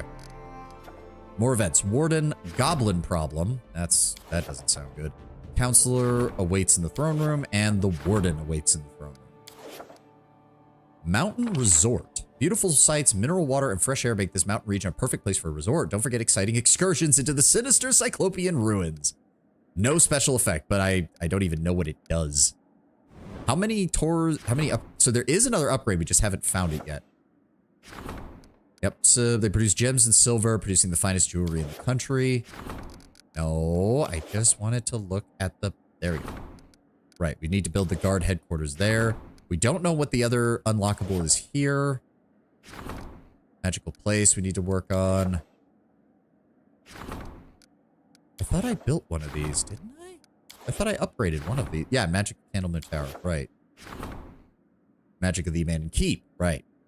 Regent Center for Arcane Research. Good, good, good, good. All right, we also need to build a new town. I'm thinking right in the center of the Tours of the Lebanese. The Peak. All right, another dragon name. We need another draconic name. This one more mountainous. Or I am willing to accept undead related as well for this, because this was where we fought the Cyclopses. Lots of undead Cyclopses, lots of ancient magic. Name it Spike. Looked around, I think it was Achaea. Oh, you're talking about the RPG. Spike? I don't, why, Lord Brown Bear? I'm not even following your logic on that one. But we have mountains, we have undead, we have cyclopses, we have Charon.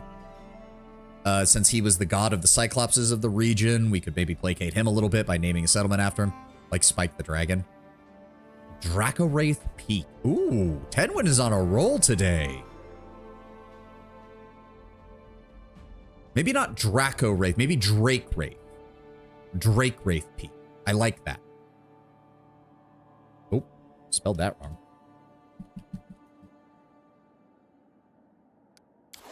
There we go. No problems on BP there. Oh, right. We do need to just go ahead and we're going to need to build this up as well.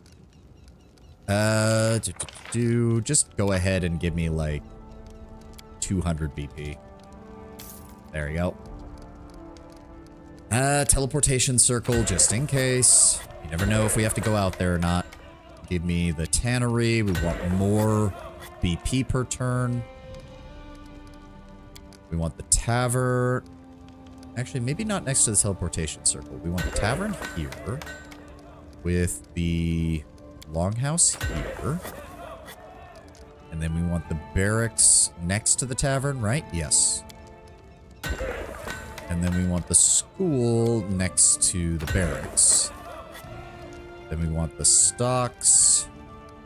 We're also going to want the bulletin board.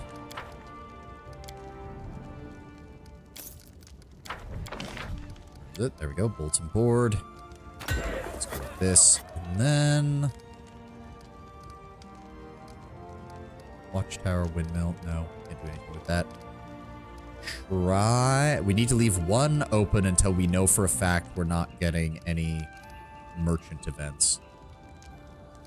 So what last? Probably shrine. Yeah, let's go with shrine. There we go. Drakewraith Peak, where you find the best cakes and a lot of dyslexia. Alright.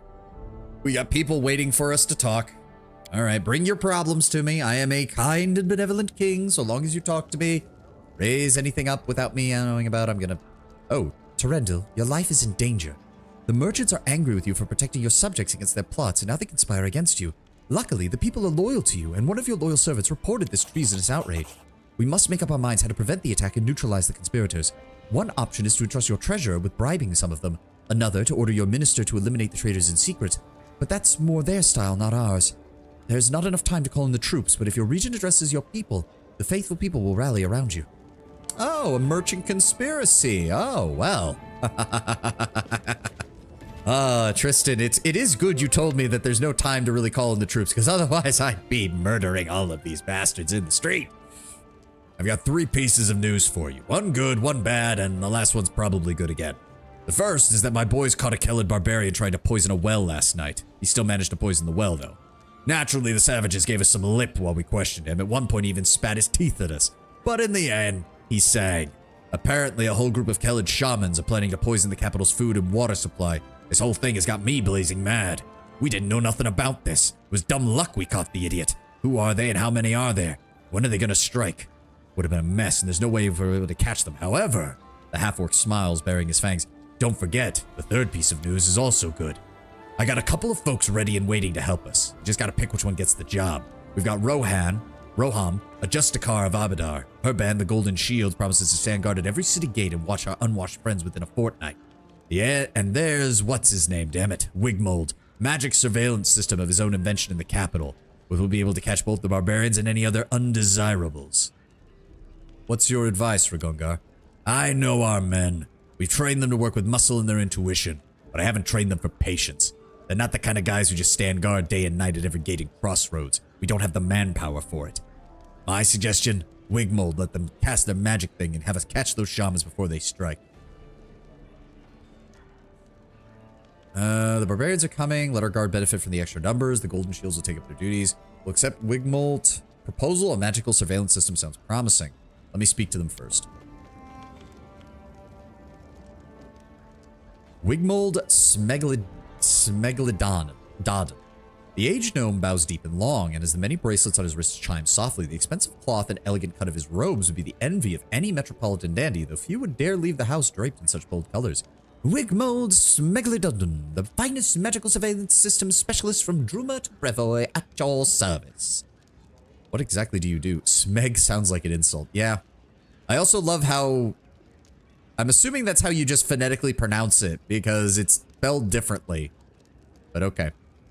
What is it that you do, Sir Wigmold? My enterprise offers a full range of services in security assurance. If you install one of my magical surveillance complexes, you will always know who enters and leaves the contractually determined zone of control, as well as when they enter and leave, and even for a price, why?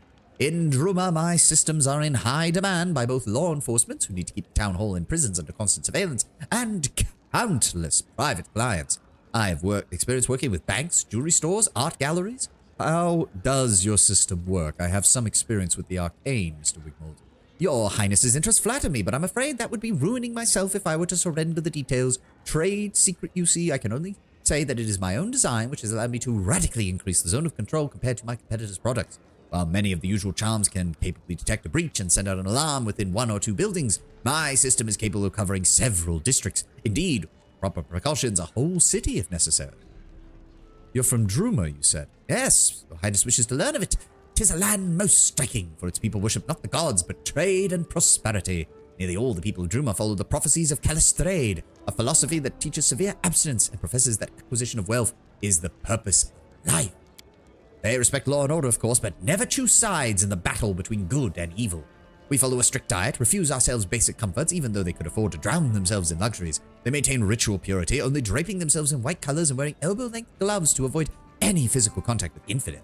It is considered a virtue to never give to charity, and those who acquire wealth despite their superior efforts are rewarded.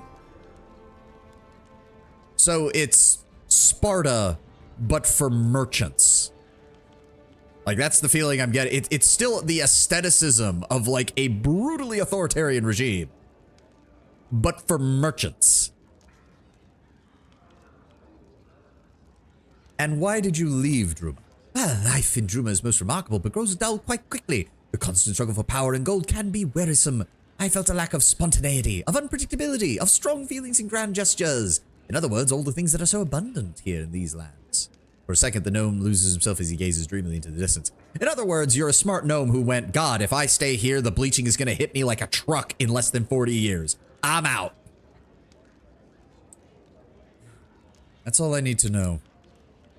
Roham, bring forth your arguments for your justicars. The woman before you holds herself completely erect, and there's confidence in her stance. Her polished armor shines even in the dimly lit throw room. Greetings, your grace. I represent the Golden Shield, a society of Abadar's faithful, which offers law enforcement services to any who may require them. Tell me of your society. We are far more than mere mercenaries. We are a brotherhood of warriors devoted to the upstanding and upholding of the laws, fighting the ruinous powers of chaos. Each of us has sworn a solemn oath to follow the ideals of Abadar and stay true to the best interests of society.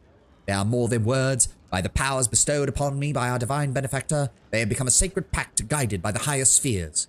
Should one of us breach a contractual obligation to an employer or commit any deed that breaks the law, in letter or in spirit, then may the heavens themselves smite him down.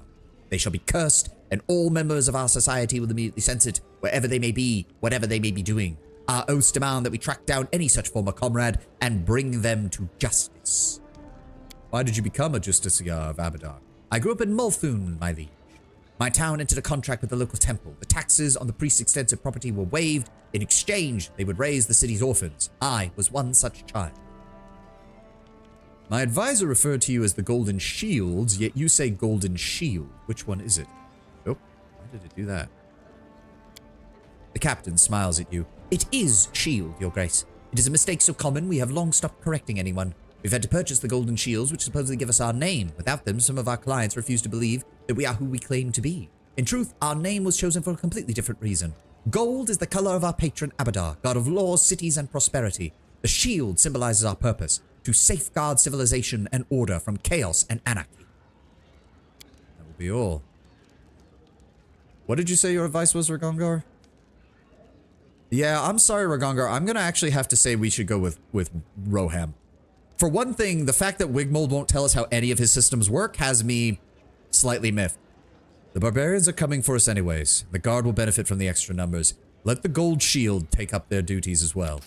All right, shall be done. We'll see what they're worth. The captain's face lights up with a barely visible smile. Thank you, your highness. We will justify your trust in us. Wigmold lowers his heavy gaze in a farewell brow. Even his bracelets seem to clink more sadly. Well, too bad, dude. You just said you had plenty of contracts. Go deal with somebody else. Oh, Jode. We haven't talked to you in a while. Your Grace, there's a small matter, a series of small matters actually, that's growing into a larger problem. Your goblin ally seems to have invited his tribe to the capital, and they are, well, acting as if it is their home. It seems your goblin friend and his allies have been industrious in their blasphemy. They are erecting statues to Lamashtu, the mother of beasts, right outside the capital. It is heresy. More importantly, it's spreading fear and panic among the people. Would you please look into the matter? The gods are hesitant to deal with one so close to you personally. I did promise the cult of Lamashtu they would have my protection, but the goblins are most likely doing a bunch of stupid bullshit alongside it. Oh god, I don't need more stories. Just keep working, Shynila. I don't care about you or your stories right now. Go away. Anybody else? Chemo! You also are bringing me an item. So many happy people. It's good to see your kingdom is changing before our very eyes. Utopia. What the hell did you just craft for me, Chemo? What the fuck is that? Dark Biting, Greater Necrotic Trip Enhancement +3.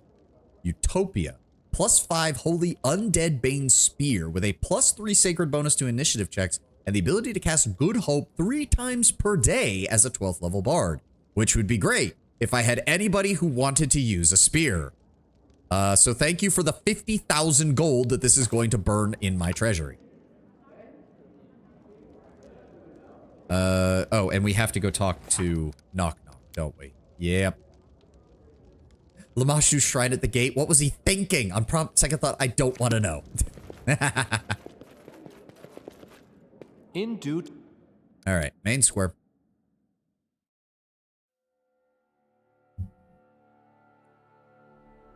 It's a bit disappointing that almost all the village spots are the same in appearance with the occasional river. Yeah, there's only, I think there's 4 in total, depending on where you place the village.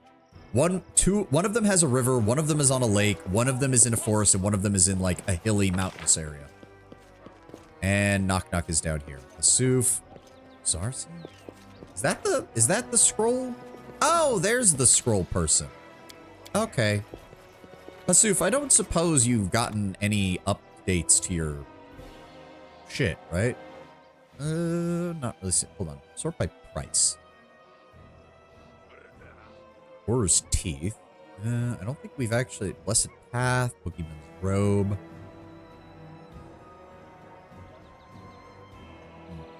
No.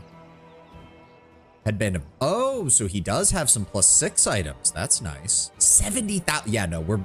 Crafting those is a hell of a lot easier than that. I could get another 200 points of carry weight, though. But is that worth 25,000 gold, is the question. It probably isn't. What about you, Verdell? Do you have anything new? No. Adamantine full plate is the most expensive item you've got, which is not even that much right now. Erlene, you don't have... Yeah, how are things going in the shop? Yeah, no update there. Okay. Wait, we can go into this? Why can we go into this house? Hold on, let's talk to Knock Knock first. One of Knock Knock's ears perks up at your approach. He fixes you with a single eye and waits. I heard your tribe is building shrines to Lamashtu by my capital. I do like how the city's changed with the paved ground and everything. Oh, absolutely. Yes, be praised, O mother of beasts. Oh, you want to pay respect to her? I show you. Bring them down now. What? No. Shrine's sacred. You see when you come there. Do I have to go with... I don't even know how this quest works with him. Hold on. Let me double check. What is Knock Knock trying to do? Let me see here.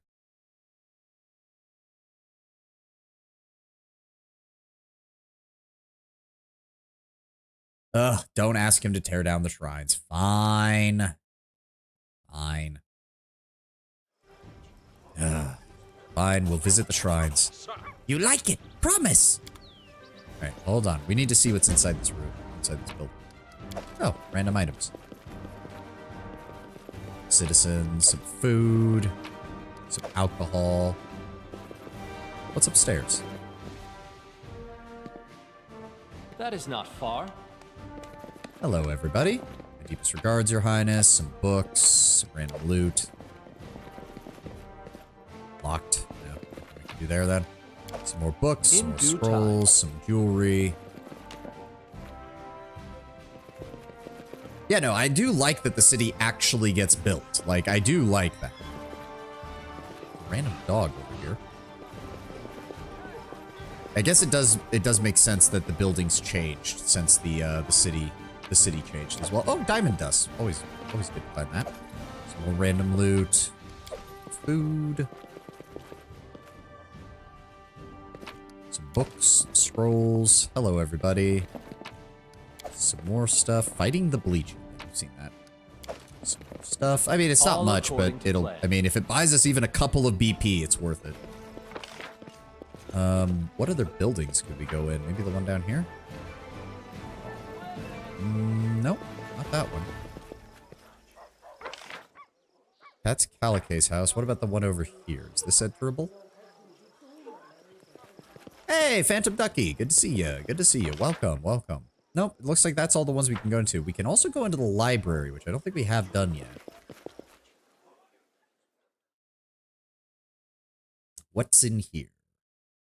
How you doing? I'm doing great. Thank you for swinging by. Oh God, this section is devoted to the rules of the stolen lands that exist in the past. Oh right, this was where they said, yeah, this is all the Kickstarter backers, isn't it? I am glad they were able to do that for them. It's not much, but it's nice when game developers do that. Saw you were live and I was like, I'm gonna stop by and see the Dragonfly Man. Thank you. Means a lot. But no, we're just in the middle of Pathfinder Kingmaker. Forgot. Yeah, this is just everybody who contributed to the...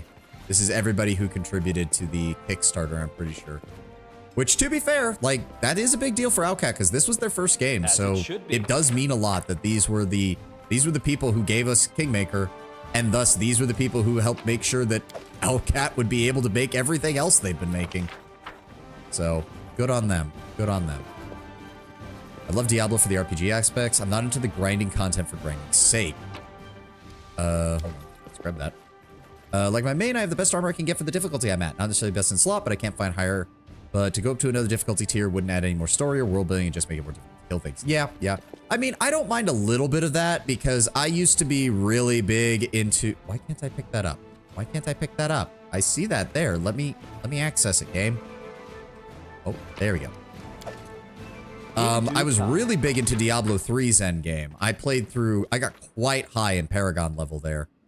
Mainly because at the time I had 2 other friends who played Diablo 3, so we all played together. I will say endgame content in Diablo 3 was a lot more manageable when you played it multiplayer.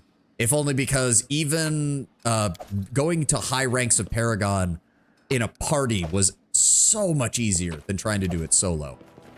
Especially for some builds. There were some builds that just straight up worked better in a party than they did solo. Oh, okay, that's just more. That is not far. Very few people, that's what I call a perfect job. Numerous books and few people. I get it, dude. I get it. No, I mean, I had the exact same experience with Path of Exile. I loved Path of Exile's world building in the first game. But I hate Path of Exile's endgame. I despise Path of Exile's endgame. Mainly because it doesn't flow naturally at all. Like, the way the map system and the atlas works is so counterintuitive. Not just a non-intuitive, it's straight up counterintuitive in a lot of cases. That I hated their endgame. Just getting gear for gear's sake feels kind of flat to me. To a certain extent, yeah. I mean, let's be honest, those kind of endgames are meant for the crowd who gets the dopamine rush from number go up. All right, so we've cleared out everything in here. Let's return. Oh no, wait, we need to go right. We need to go deal with Knock Knock. Let's go deal with him. All right, drop Amiri, bring Knock Knock.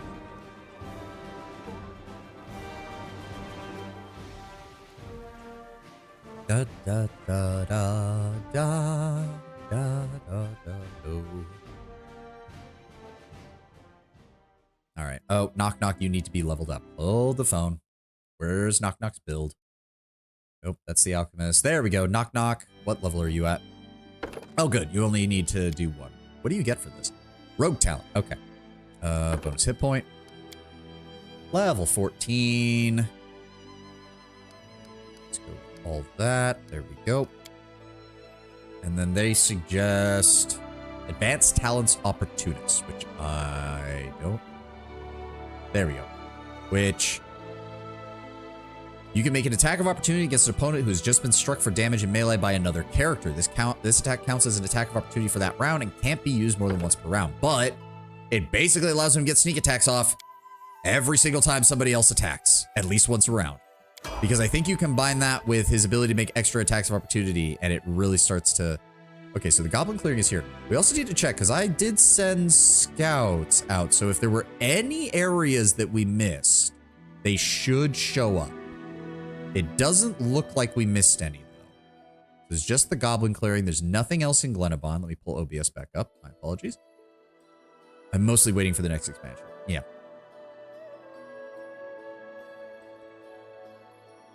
I don't see any areas we missed, which is good. I don't even think you can get to this part of the map right here because there's no way to cross the river here and you can't go around the mountains. Oh, we need to go grab these resources as well. I almost forgot about that. And there's some in Varnhold too. Shit. Oh, we might do that. We might do that. That actually sounds like a good idea. But yes, it doesn't look like we missed any areas to grab. All right, so let's go deal with the goblins. Bloody annoying things. I mean, to be fair, they say, oh, they're erecting it near your capital. This is actually like almost like if we weren't using a mod to increase our travel speed, this is almost like a full day's journey from the capital.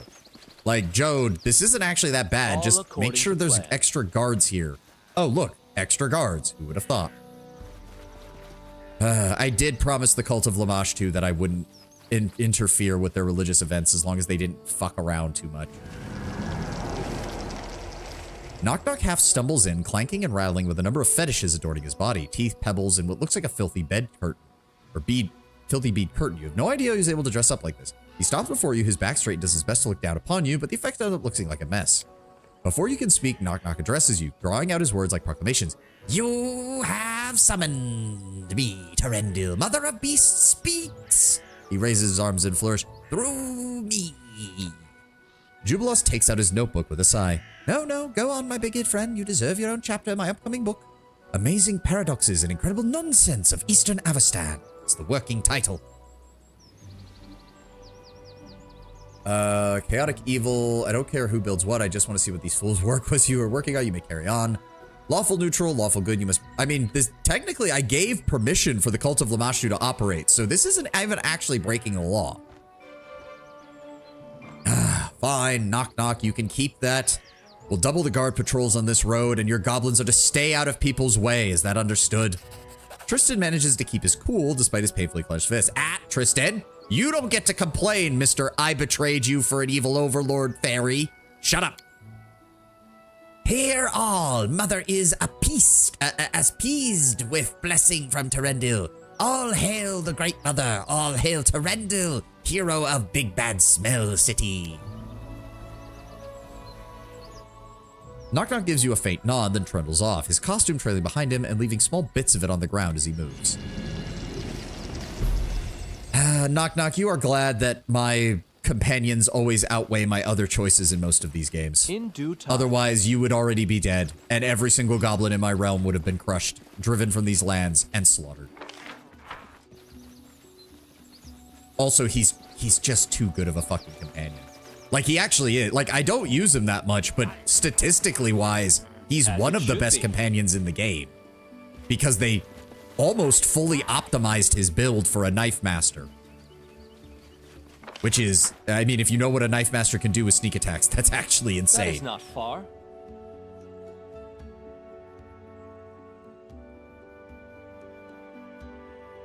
All right. Let's go ahead and take this opportunity. We need to go grab these. So there's a thing here. And then we can head north. How long is it going to take us to get there? 16 fucking hours. God damn. I'm not used to not having teleportation. It's the only one there, though, is the thing. Hold on. Is there any events I need to deal with while we're still in our borders? Counselor waits in the throne room. Warden needs your advice. We dealt with that. Goblin problem. What's going on? Merchant conspiracy. Oh, right. Valerie has the best outcome for that. Ekun, 5. DC of 35. I'd have to use 4 crisis points to get this handled. Ekun would handle it, though. He does opt for non-violent honorable means, but I think the Merchant's conspiracy, you don't have a choice in the matter. Merchants are conspiring against the king. Though their wealth and influence, they can both hire mercenaries and bribe His Highness's servants. A preemptive cautionary strike is in order. At the same time, Valerie has been... Okay, so she starts... So the DC is 32 with her. So we would still need at least 1 crisis point. Jubilost also would need 1. But he's got a good chance. He could bribe them. I'm kind of tempted to just let Ekun handle it. Like... Yeah, fuck it. Ekun, these people have directly betrayed me. I give you full leave and give you full access to all of our resources. Do whatever you feel is necessary. Deal with this fucking problem. Oh god. Support the Warden's endeavors. Can't do that because we're out and about. Kingdom Protection reduces the chance of random encounters in claimed region by 60%. Together with Kingdom Defense, completely eliminates random encounters. Why would I want that? I need random encounters. No. Maybe I'll do that at the very end of the game just to show that, like, we've completely secured the region and we no longer have to deal with monsters. Is there anything that you guys can do without me? Because that would be nice. Temple of Kyrgyz, Swordplay Mastery can be handled without me. Minting coin requires 500 BP. See, and provides +1 BP per day for each 1,000 in the treasury. We never have had 1,000 BP in the treasury, goddammit. Reduces income by 1 for each rank of stability and espionage below. And below 10. So we'd lose 7 from espionage. And 4 from stability. 2 from stability. So we'd only get 1 per week. But that's only going to improve as we finish up stability and espionage. So actually, yeah. Jubilo, start writing up the contract. Get that handled, please. Helping Hand provides the counselor with a +2. Go ahead and just... There we go. Start on that. Proof Cultural, Arcane Lobby, Trade Agreement, Trade Agreement. Laying the Foundation, Trade Agreement. None of those I really care about. 230. 230 for this. God damn. No, I'm not going to waste that much money on that. All right, let's go grab these various resources. It's going to take us a few days in-game to travel to all of them, unfortunately. That is the only one we're missing, right? Yes, that's already claimed. We technically don't have control of this part of the river, but there's nothing there. So yeah, we'll deal with this one in the Dire Gnarl Marches first. And we can bring Knock Knock along for a little bit. Why not? Here.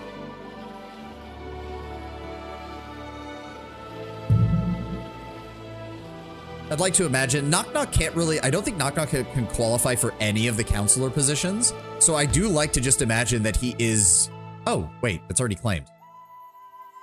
Did I am an idiot. I am an idiot. All right, let's go claim this one then. There we go, okay.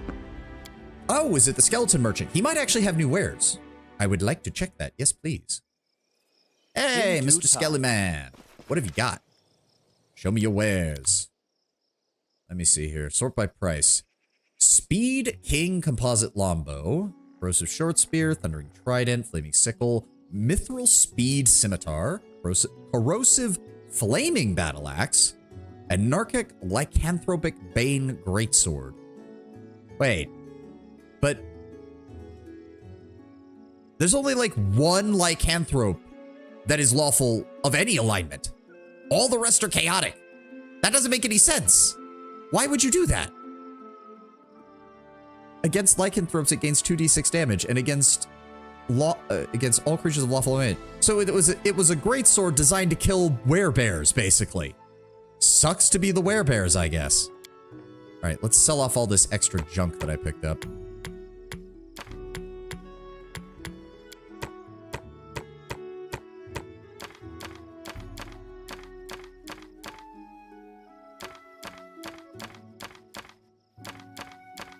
Nothing else? Good. Nothing in there. Nothing in there. Acid resistance 3. That might be useful. I don't need the golden tongue. Honestly, I don't need Beholder of the Wind either. Sorry. Scorpion's Hatred's also not that good. Dark Biting. Don't need that. Utopia. Holy Undead Spear. I mean, that does... Holy is against anything that's evil, right? Yes. It's still, Amiri's Spear is better. It gets 2d6 damage against everything because of Vicious. Thank you for the 50,000 gold, though. All right, let's get moving. Yes, that'll work just fine. But yeah, I don't want to reduce the random encounter chance. I want to run into random encounters and get more experience, game. Right. There we go. We have 48 BP. We're going to have to buy some more. That's fine. Give me more loyalty. Let's see here. Available for claiming. We can get over there. There. I think that one's the closest. 6 hours. 8 hours. 10 hours. Yeah, we kind of have to go that way anyways. Let's just head that way.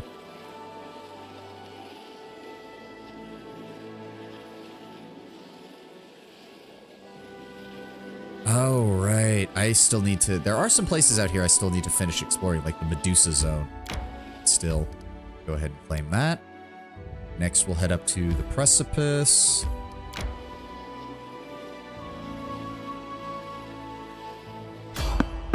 Oh. Who's trying to stop us? Who dares gets in the king's way? Oh no, Large. Oh god, the last time it was Large was when this thing fucking spawned. Yeah, those are level 8s. Oh no, please tell me this isn't the one where they spawn in a dozen of these fucking things and half of them are behind us. Oh god. Okay, okay. I know what to do. Quiet. You know what, Jubilust? They're the worst when they have damage resistance. Yeah. I'm actually going to go ahead and use some spells here. Hold on. Mirror Image. Bone Fists. Heroism. Then... I'm going to just go ahead and use Dragonkind 1, because I've got 4 castings of that, so why not? Get fucked, Mr. Earth Elemental. You're about to have a very bad day. Finish them quick. Okay, there's not that many. Ow. Tristan. Oh, god damn it. Run.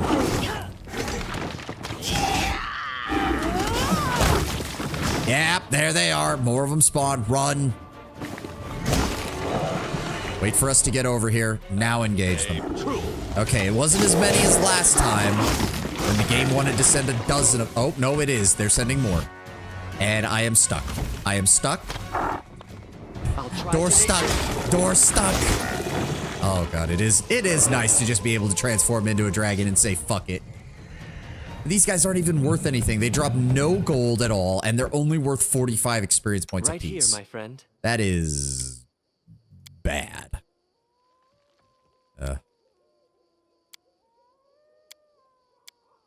Really don't want you to use that. Just go ahead and use Cure Critical Wounds on yourself, please, Tristan. Thank you. Alright, let's leave. It is nice being able to transform into a dragon 5 times per day, though, between my spells and my abilities. Very nice. Very nice. Alright, keep moving. Just doing... we have a moment of respite? Claim. We can in a moment. Let's head down to Blackwing Vale. Go from there we go. Time to get some rest, isn't it? We can do that.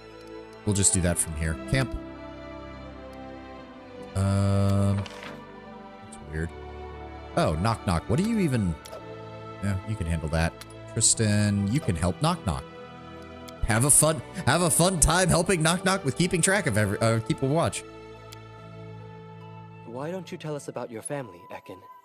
Everyone needs to get things off their chest sometimes. Yes, they do, but not Words in will not around bring them everyone back. else, Tristan. You can't help me. Accept this, as I have. Good God, Tristan. Like, yes, Ekun can get things off of his chest if he so chooses, but not in front of the entire group if he doesn't feel like it. Tristan continuing to be the worst goddamn companion when it comes to trying to talk to people. You wouldn't think to see it, but he does. Craftsman strike. Okay, Jubilust will deal with that later. We've got plenty of time. Plenty of time. No need to worry about that. Okay. Oh, actually, hold on. Come back to... shit, I need to read... I'm an idiot. Okay, hold on. One. There's one there. Let's go check the other areas. 2, 3, 4, 5, 6, 7, 8, 9, 10, 11, 12. Okay, so we need 12 times 15. So 180 BP to get all of this. There we go. All right, let's set off and start getting these.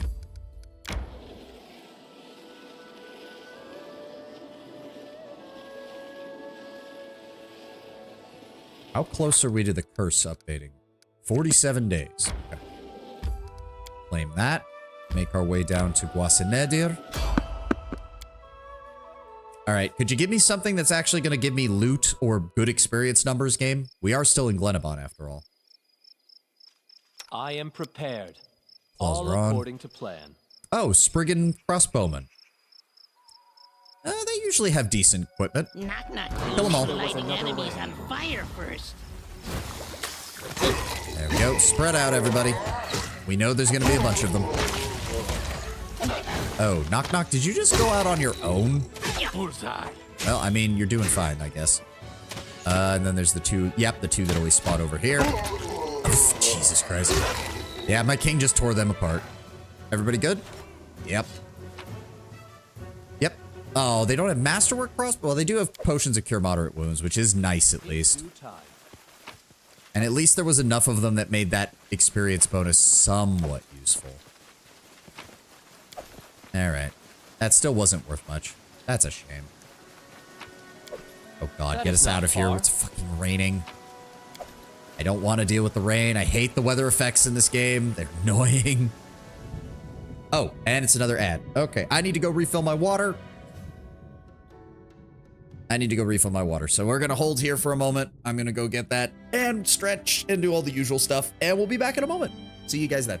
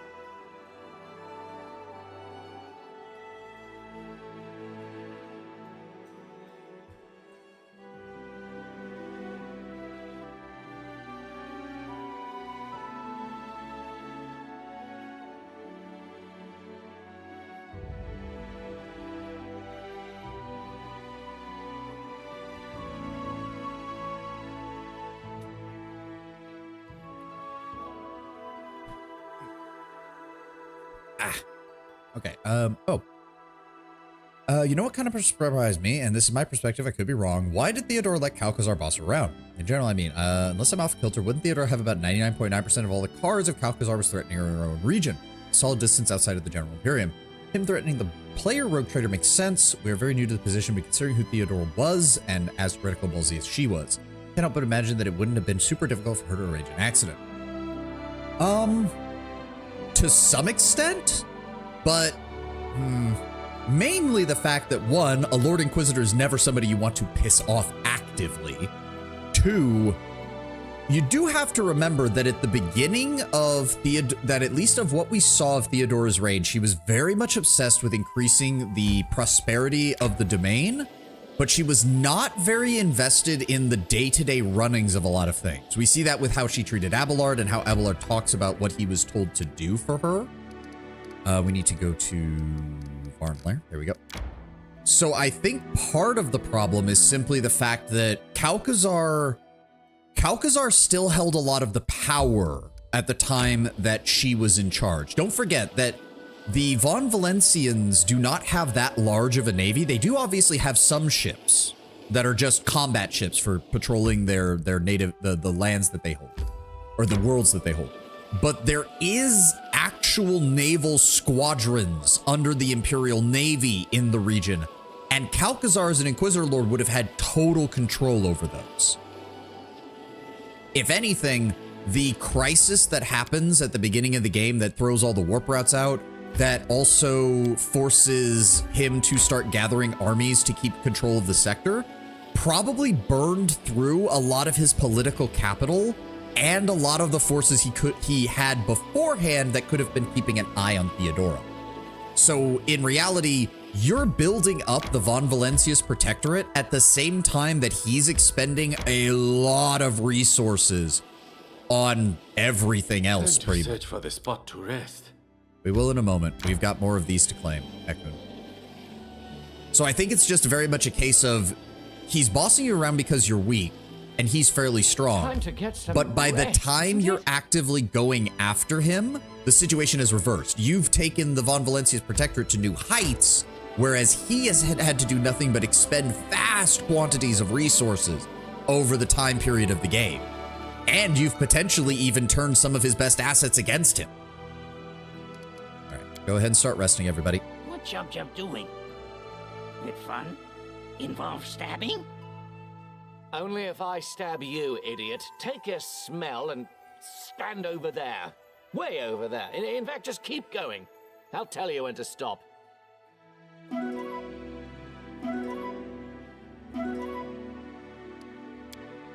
And also don't forget that Theodora used a lot of her own resources getting a hold of Nomos. So again, I think it's definitely a case of Theodora was at her weakest, despite all of her skills, and Calcazar was at his strongest.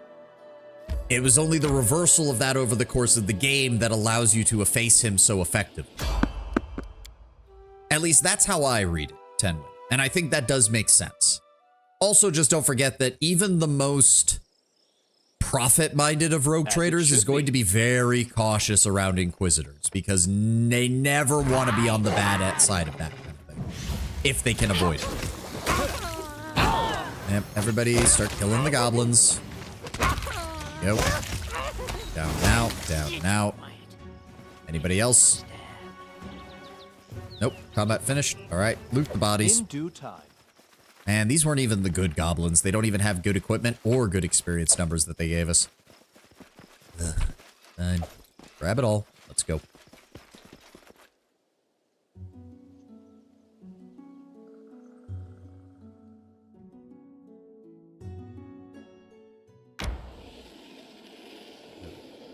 More arcane. Oh.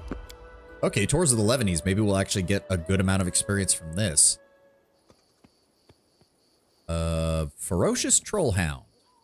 Oh, okay. All according to plan. Do? No mistakes. Where's, let's see. Are there more of them over here? There are. Man, can we just, breath weapon. Can we hit both of them? We can't hit both of them. You are. And they both died.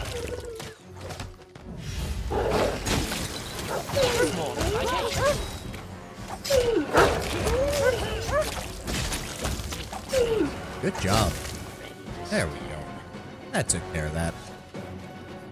They were actually, yeah, 36 apiece, and with that many, that was actually worth something. Not much, but worth something at least. We can also skin all of these and get 20 gold to hide. Nice. Give me all that. Thank you. How are we doing on level? Another 130,000 experience to get to level 15. We got a long way to go. Theodora was, from everything I gather, not the best of rogue traders, at least as far as running a protectorate. I won't spoil the DLC, but man, some of the things she's done. I have heard a couple of things, considering that one of the companions is an Arbites, and apparently it has to do with the Imperial Tithe. I can already, like, I don't know the details, but just that setup tells me, oh god, Theodora, what the fuck did you do? Let's go ahead and grab that.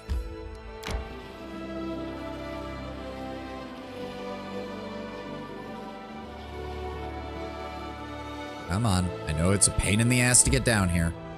There we go. And then we need to head over here to seize the ore vein.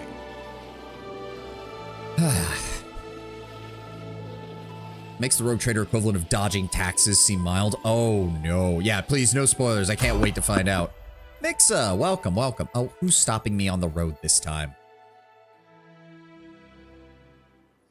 Who is it?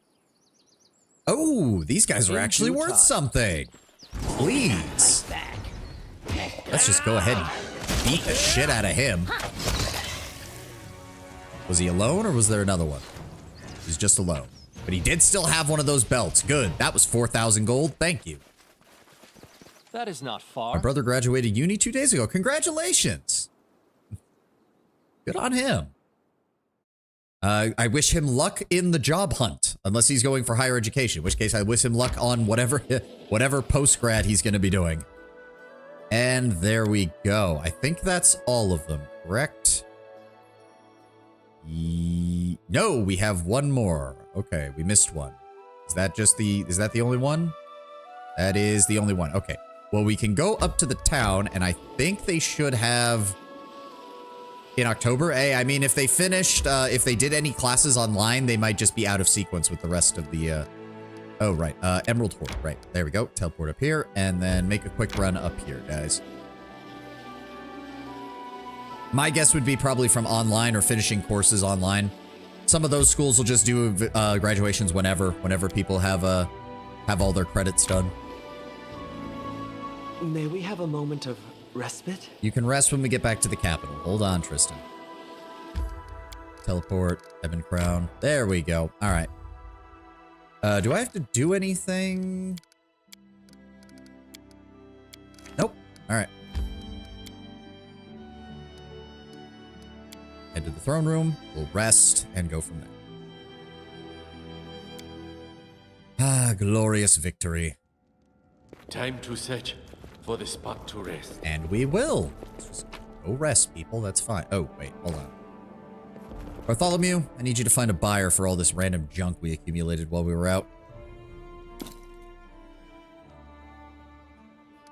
There we go. 4,000 gold made off of that.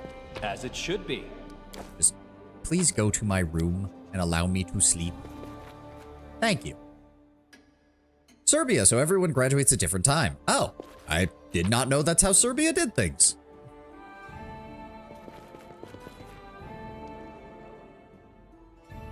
Huh. Yeah. All right, Helping Hand has been completed. We have a couple more. Storyteller, go deal with that. Protector of the Weak, Traveling Hero, Paladin of Iomade. You go deal with that, Harim. God. I would like to get some more of these regions taken care of. Magical Place, 375 BP. God damn. Fuck it. So we need 301. There we go. It's a magical place. Octavia, you will assist me. How do you know what items to keep or sell?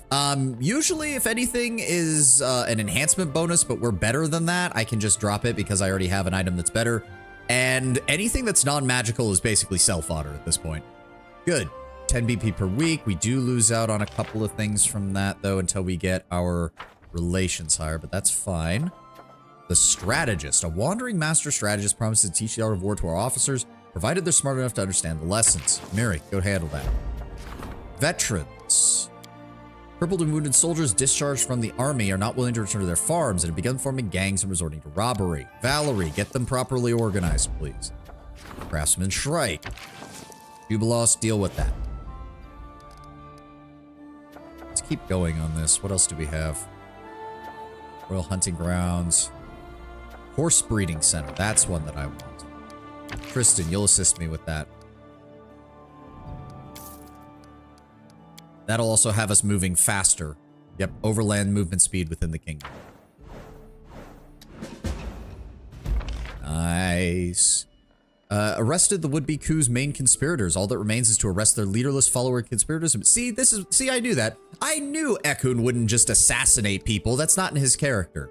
He managed to infiltrate and then arrest every single person involved in the coup. Perfect job, Ekun. I couldn't have asked for better. Included the Paladin among the Sacred Martyrs. The unusual title inspired the Paladin to yet greater feats. Yep, Harim's got that handled. Support the Counselor's endeavors. Working on that. Curator needs her. The Hell Knight. Oh, no. Oh, no. Is it Darwin time? It might be Darwin time. Oh, God. It's Darwin time. Oh, no. The Order of the Rack welcomes you, King. The black-skinned woman slightly bows her carefully shaven head. I am Lynxia. I come from the land of Cheliax in search of a dangerous criminal hiding in your kingdom. You even called me a king. Don't be calling this a barony. She stands tall and motionless. The reflected torchlight dances on the surface of her polished black armor and the depths of her watchful eyes. I am glad that we have met. I believe the rule of law in your kingdom is not just an empty phrase. I hope for the cooperation of your subjects and of you personally. Contrary to her words, Linyxia's face does not express any gladness. The corner of her mouth twitches slightly, betraying carefully concealed discontent. We are the Order of the Rack. Watch us jump. To be fair, we were approached by a different order for the garrison. The Order of the Rack is, yeah, it's one of several new or re-established orders created in the aftermath of the disbanding of various Hell Knight orders previously charged with the defense of Cheliax's frontiers. The Order has a reputation for raiding the homes of those who speak out against the status quo, and for breaking up groups of malcontents before they become guilds, unions, or revolutionaries. They are enemies of foreign ideals and innovations. Art and technology are viewed as wasteful or dangerous, especially when they meet in union. Yeah, the Order of the Rack are the Hell Knights you think of when you think of lawful, stupid evil. What can you tell me of the Order of the Rack? We are the Hell Knights. We guard law and order. Legitimate authorities can rely on us entirely, and criminals tremble when they hear our footsteps. The Order of the Rack is a union of knights of Cheliax, led by a hatred of idleness, worthless philosophy, and useless knowledge.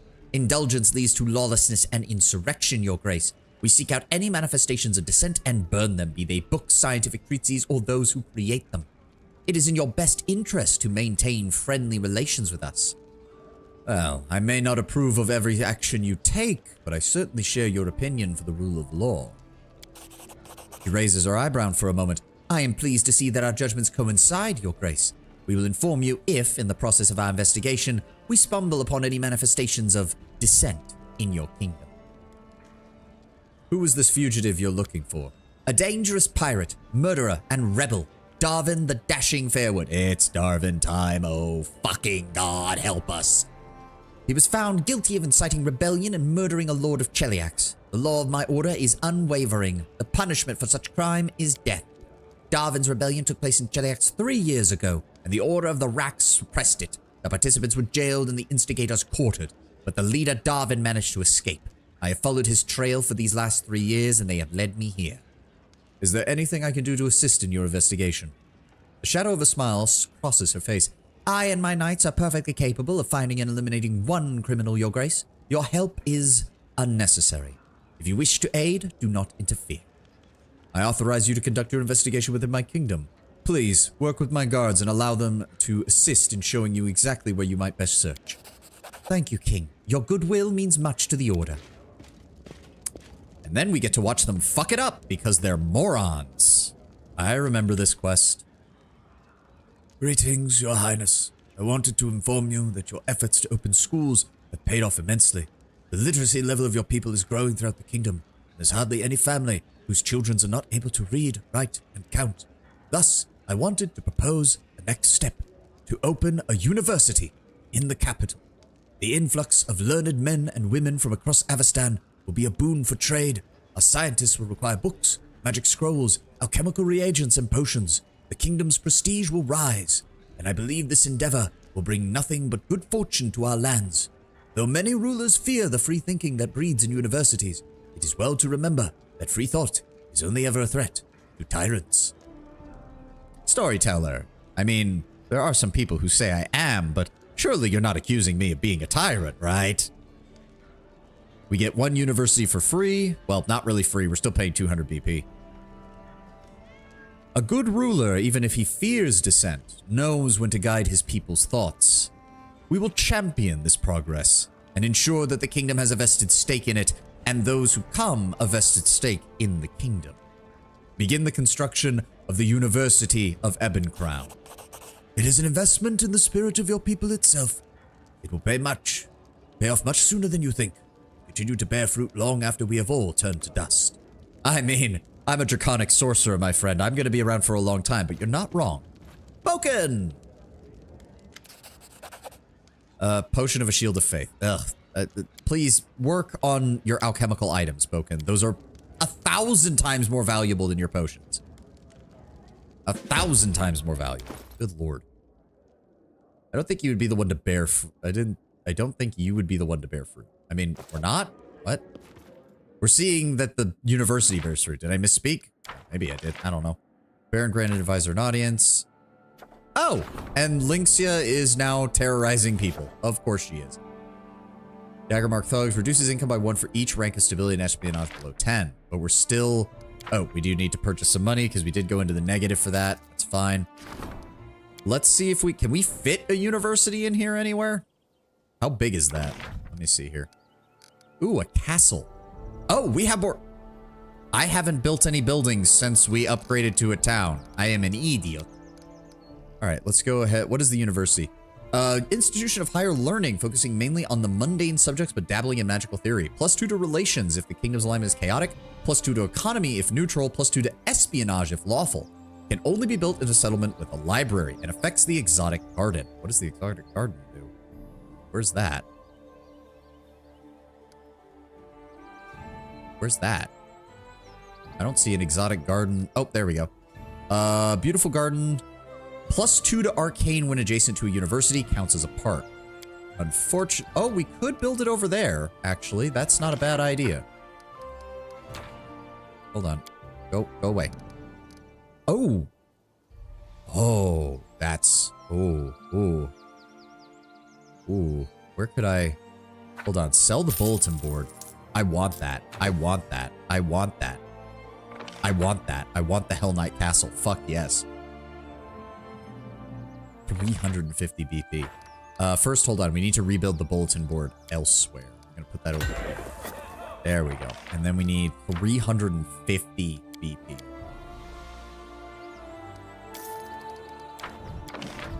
We also have a barbarian arena? Large public structure for competitions, demonstrations, and team sports or blood sports. +3 to military culture would locate a settlement with kobold, troll, or goblin quarters. So more meant for chaotic realms than mine. What does a standard castle do? +2 to military if there's a citadel. +2 to military if there's a reinforced wall. +2 to military if located in a settlement with a foundry. Okay, but we want the Hell Knight Castle, which gives stability +12. And a +1 profane bonus to attack and damage against all chaotic creatures in claimed regions. There we go. Build that shit. What else have we got? What else have we got? Military Academy. Institution dedicated to the study of war and the training of elite soldiers and officers. For each adjacent building that provides a military stability or espionage bonus, the Military Academy increases that bonus by 1. That is quite nice. The Mint, 2 BP per week. Oh.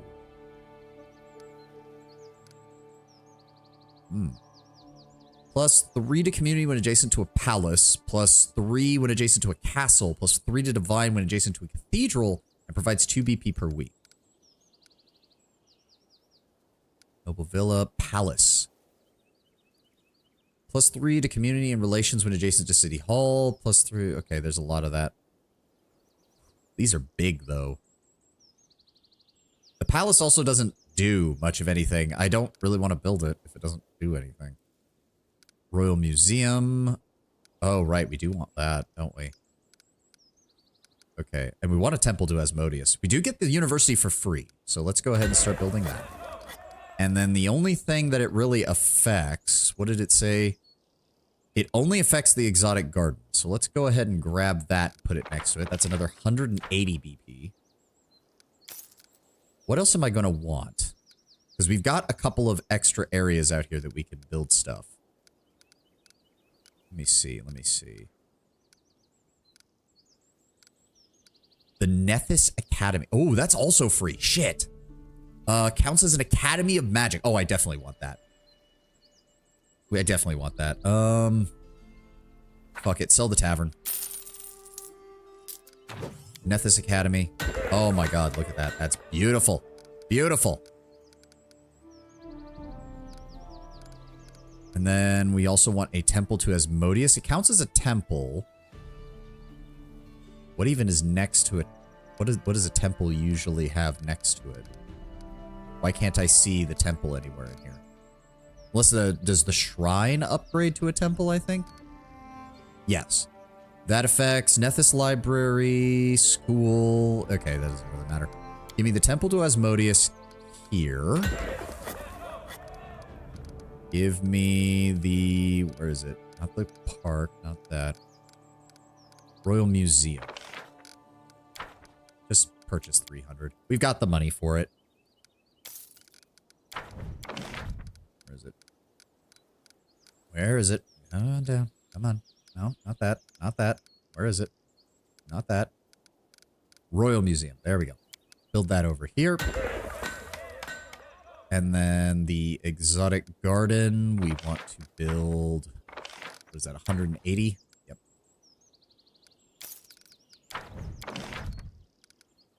That is exotic garden. That's going to go next to there. Oh, we do have another... We have another external area. I didn't realize that. We already have the watchtower. We already have the tannery. Wait, we can build another one? Can only be built in a separate slot. That is another BP per week we can get out of that. Hold on, is there... We've got 3 pair areas that we can still use. Is there anything else I want from these? The bigger stuff. Printing house, Royal Museum, we already have that. I do also, I think... Yeah, we want to upgrade these. Let's go ahead and... Magical Rarity Studio. There we go. We need to do that for all of them, I think. We already... Do we have a fort? I don't think we have a fort. But do we need a fort is the question. Bank gives that academy. +3 to espionage. Can only be built in a settlement housing the university. Oh, okay. So we have to get the university and the academy to get the full benefit. All right. That's another 200. Well, I was wondering what we were going to do with all of our money, and it turns out building our city up is pretty much the main option. Speaking of which, let's go ahead and upgrade those wooden walls. Yes. Yes. More. Dwarven Bastion. Oh, that's good. Guess we just should upgrade everything, now that I think about it. There we go. City Hall. The Academy. Oh, we just used up all of our BP, didn't we? Yes, we did. That's fine. I have more money where that came from. Oh, no. It's okay. It's doing that stupid thing where it won't let you rotate. Fucking things. Cistern provides +2 stability. Herbalist house. Magical. I mean, technically we have that. I don't know why it's saying we don't. Library, longhouse. Does the lighthouse have an upgrade? No, it does not. Monument. I think we're good. Does the piers? The piers do get upgraded. There we go. Waterfront. More relations, more culture. Don't need the teleportation circle. The theater? Oh, only... It doesn't really get much unless you surround it with other items. Let's go ahead and get a second tannery. Yes. We need 45 for that. That'll pay itself back relatively quickly. Where is it? Where is it? Tannery. There we go. Actually, do I want that or do I want... No, we need more BP. More BP is good. We have 4 slots left. Sacred Grove. +2 to Divine when adjacent to a monolith. Eh, don't really have that. I'm guessing that's the Monuments upgrade. That'll get more community. The stocks can't be upgraded. The printing house can't be upgraded. The Nethys Library can't be upgraded. I don't really care about the rest of those. Can the tanneries be upgraded? No. Waterfront's already upgraded. Park, Palace, Noble Villa. We do need more espionage, so I think the Noble Villa is a good idea. 158. I hate that it resets it every time I do this. Where is it? Where is it? Noble Villa. There we go. And then unfortunately, I don't think it's going to let me put a 2 slaughter in here because it doesn't like it when I do that. It's annoying. A forum. Oh, that increases loyalty. Okay. Is there anything else I can... I mean, we could grab a bank. That just increases economy, though. It's not that very good.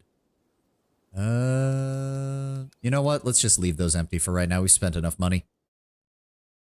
When the girlfriend messages a picture wondering if she looks fat and your no gets autocorrected with an M. That's horrible. That's not gonna go well. That's not gonna go well for you at all. All right. We have more rank up events. We have more rank up events. All right, let's just keep going. Let's keep going. Economy's already at rank 10 and everything maxes out at rank 10. We're also, we're economy 285, which means we're already getting, yes, the no import tax is already improving immensely. So let's just keep going. Octavia, let's start. There we go. All right. Ordered the purchase and imported machines from Absalom to make working with the rough materials significantly easier. The craftsmen, their tasks now much more convenient and simple. Have returned to work with enthusiasm. And we got espionage out of that. Good work, Jubilost. We allocated patches of lands to the veterans. They've settled down and begun to cultivate the land. Good. Yep, we dealt with that. More culture. Oh, god damn it. They're just everywhere. They're just everywhere. So many events. What's up, Valerie? Terendil, your kingdom is growing larger. No matter how many advisors you hire, your officials cannot address every problem and issue. A monarch needs vassals, knights, mayors, guild leaders, local chiefs and elders. They form the natural aristocracy of a kingdom, the high society of your land. There was a time when bandit chiefs were the aristocracy of the stolen lands, but we have put an end to that. There are now knights of honor scattered across our land who look to serve you, to be faithful vassals and to enforce the laws of your land. 'Tis only natural that the law now rests upon the shoulders of your royal vassals, not representatives of the people. Mayors and chiefs come and go, but aristocrats remain, committing themselves to a ruler and raising worthy successors from a young age. They are obliged by the nobility that naturally arises from their responsibility to their subjects. I'm not surprised Valerie's a believer in noblesse oblige, noblesse, whatever the fuck it's called. Yes, my kingdom is in need of a noble class. Appoint those who possess enough power and influence to rule over these lands. Ensure that they swear fealty to me as their king. Let's introduce a class structure. Well, to be fair, Tenwen, this place literally was anarchy before that, and the bandits just killed anybody who disagreed. I will personally select those whose ambition equals their talents. They will be powerful enough not only to give people orders, but to protect them. You will have nothing to worry about, my liege. It doesn't matter who they were. These warriors shall be as your loyal vassals, reliable and just. I will make sure of it. Now that at least I do believe. Noblesse ondita. Okay, that's a good one. That's a good one. Great, now the bandits have a title. No, we killed all the bandits, Tenwen. Our military officers are most likely the ones about to receive the title. I do trust Valerie will at least select a solid crop of first-generation aristocrats. We'll see how it goes from there. I don't envy you, Terendil. It's a tough decision. We're at an impasse. The simple folk can no longer suffer the threats of our mages and sorcerers. A wave of protest is rolling across the capital and the surrounding region's villages. I've spoken to a delegation that represents them, and their demands are quite clear. They want us to restrict the use of magic in places where people live. That'll mean the casting of spells and brewing of potions will require a permit. Even then, it would only be allowed on the outskirts of the settlements and during the day. Oh, can you imagine the outrage such measures would spark in every member of our community? as a false feeling of safety worth limiting our people's freedoms. Issue the effect arcane restrictions, -2 penalty resolving things, but the unrest state improves. Or we just take a small hit to our loyalty. No, we will not allow baseless fears to dictate our actions. This nation was founded by a sorcerer, and I will not have magic curtailed in my realm. Well said. So be it. You just gave the bandits a title. No, we killed all the bandits. We're now giving our soldiers the title. There's a difference, Tedwin, and I'll kill anyone who disagrees. Oh, God, why are there so... We're still not done. We're still not done. There's so many rank up events. Why? Upgrade 3 more regions. Hunting criminal. What I feel is a little... I don't know about the king, but this woman gives me the shivers. What is she? Await the conclusion. Right. Okay, so we will get an update on that later. We also have stability by nobility. Increase stability by +1 whenever the regent has a success or triumph. To be fair, we're doing okay on that side of things as well. Blue blood community. Cost of static community bonus buildings is reduced by 15%. Nice. Unfortunately, it's better for us to just rank up. Dear God. We do want to improve... Which one is it? Stability and espionage. So let's go ahead and start working on Echoons. There we go. Espionage is rank 4? Wow, we are so far behind on espionage.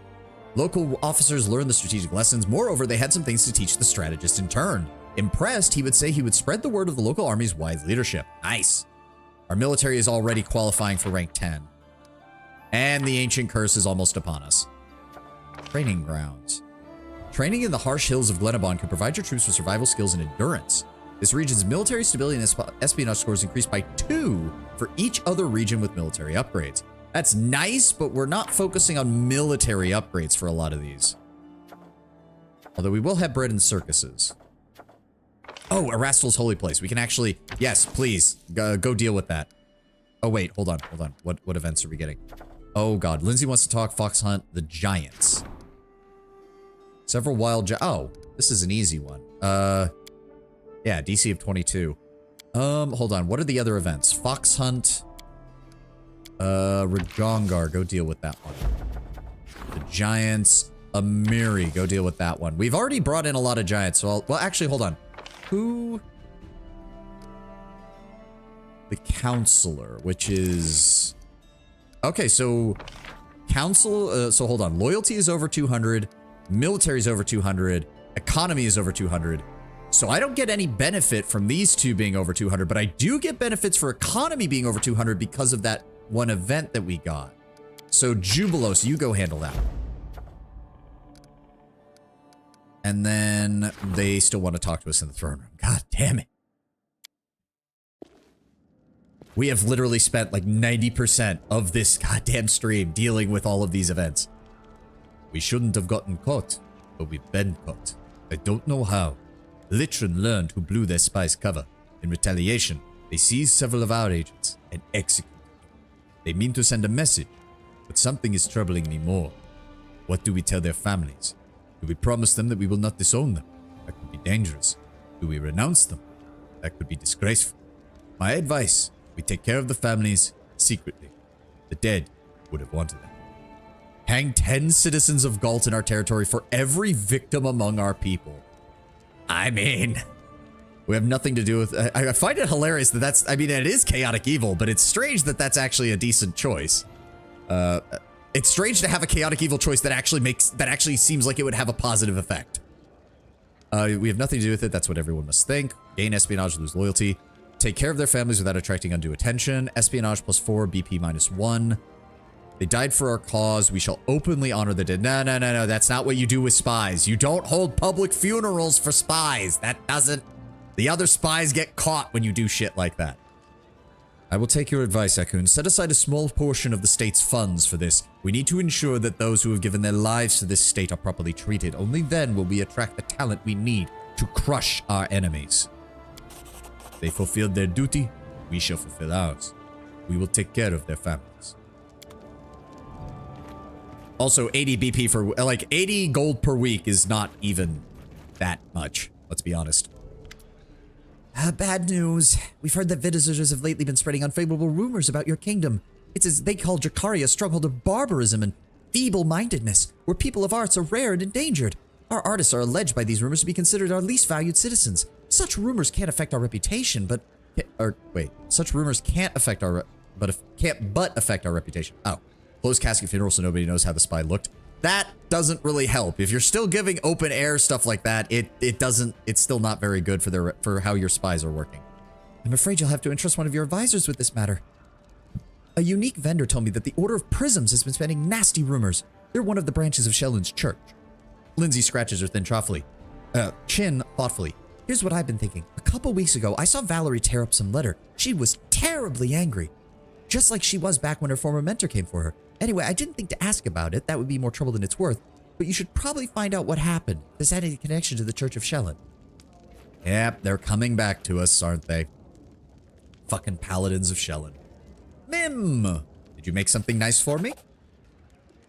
Please accept this humble gift as a token of affection, respect, and whatever else I'm supposed to say. Thank you. Can't wait to see your next creation. Nope. Yep. She should, like, most of our vendors should be getting close to getting the unlocks for their design. Valerie, are you willing to talk? Yes. Valerie, I heard you received an unpleasant letter lately, and we've been having issues with the Church of Shellin. Is there anything you need to tell me? Let me guess. From Lindsay, correct? She pokes her nose into other people's business. She lowers her head sadly. Forgive me, Your Grace. I was hoping I'd manage this without your help this time, which is why I did not speak. A few days ago, I received a letter from the new Temple of Shellin on the outskirts of Pitax, from a paladin of the Order of Prisms. This time, they're not demanding that I return to the Order. Instead, they wish me to go there and submit to a divine trial, an answer for my transgressions in front of Shellin's worthy servants. Valerie scoffs in indignation. Of course, I tore up that letter and tried to forget all about it, but now it seems they have begun to plot against your kingdom. I was hoping that such a simple thing could be ignored, but it seems I shall have to meet those stubborn fools face to face and explain to them what their tricks might lead to. Why is it that you never just talk to me, Valerie? I have to pry all of this out of you. She blushes with shame. Accept my humblest apologies, Terendil. Every time I encounter a problem, I think it's within my power to handle it on my own. I do not feel like I need to keep distracting you from running your kingdom, but time and time again I find I must rely on my friends and comrades. I promise, I'll not keep anything back from you again. Good. Then we'll go there and get to the bottom of this. Thank you. I am ready to go to the Temple of Prisms as soon as you have the time. Oh, how are things with the storyteller and Lindsay?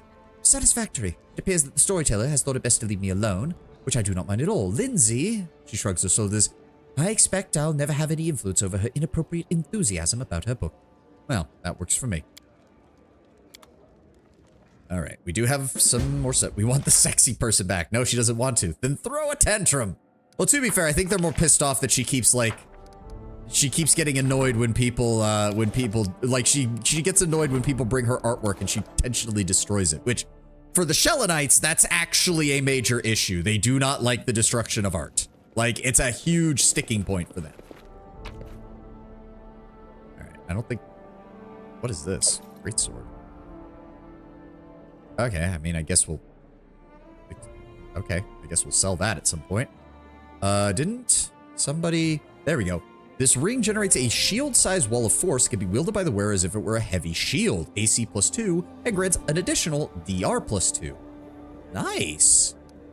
So that's basically allows you to wield a heavy shield without having to hold a shield, which is perfect for a two-handed build or something. Doesn't really work for anybody we've got, but eh.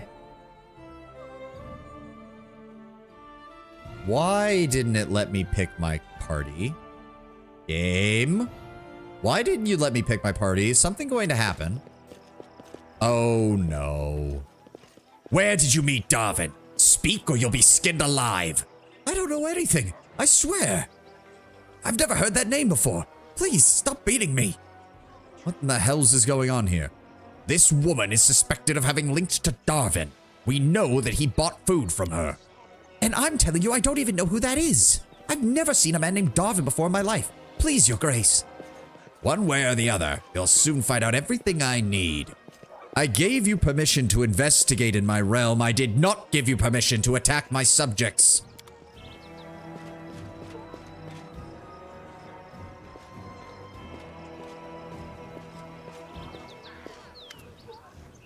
seems I was right in my suspicions. The rule of law in these lands is an empty word, worth no more than a wooden coin. It is not surprising seeing their ruler's weak will. I gave you the authority to investigate, to find your criminal. I did not give you the authority to attack my subjects for no reason. Certainly not you, no. You don't have the guts for it. You prefer to just sit on your throne and look on benevolently while your so-called subjects set your fortress on fire. Lynxia, you have no idea the amount of blood dripping from my claws, from my fangs. I have slain 1,000 men to take this crown, and I will slay 1,000 more to keep my country safe. I did not give you permission to act in this manner, and if you continue to do so, the Order of the Rack can consider itself exiled from this realm for failing to respect the proper, lawful authorities. You have one more chance to continue your investigation with more humane methods. If you find someone that you must bring to an interrogation, you will consult me, their ruler, their liege lord, and I will decide the methods needed to be taken to uncover their conspiracy. Bypass me again as the lawful ruler of this land, and you will be destroyed. Lyxian's face remains motionless, but her face shakes with barely hidden contempt. Thank you, Your Grace, but I must refuse. Worse than no authority is weak authority. It's a blessing that such rulers rarely cling to their throne for long. If a gaze could incinerate, there would be a handful of smoldering ash where you stand. Hell Knights, we leave. We will continue our investigation elsewhere. Do not get in the way of the Order of the Rack, King. This is my final warning. So the Hell Knights aren't lawful. It's more that they consider themselves above your laws, which to a certain extent Hell Knights are supposed to be. But it's very obvious that Lynxia is a moron because she's bypassing if you're a ruler who's already given them permission to act, there's no reason for them to go above your head.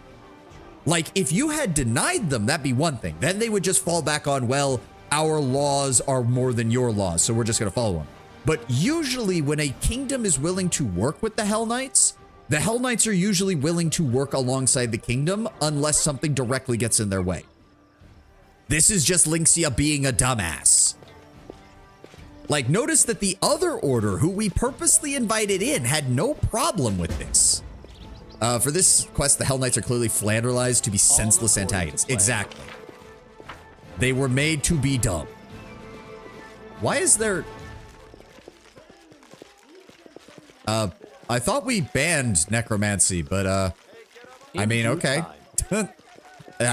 Apparently, I guess we bribed the priests of Pharasma, because they don't seem to mind that we have this now.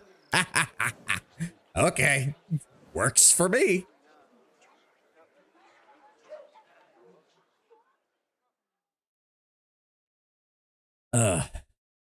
What were we doing? I don't remember. Right. Temple of Prisms. Where is this? Over in Glenabon, I think they said, right? Ugh, the middle of nowhere is where it is. All right, give us 1 second, because I think the attack is happening. So let's go to the Bald Hilltop real fast.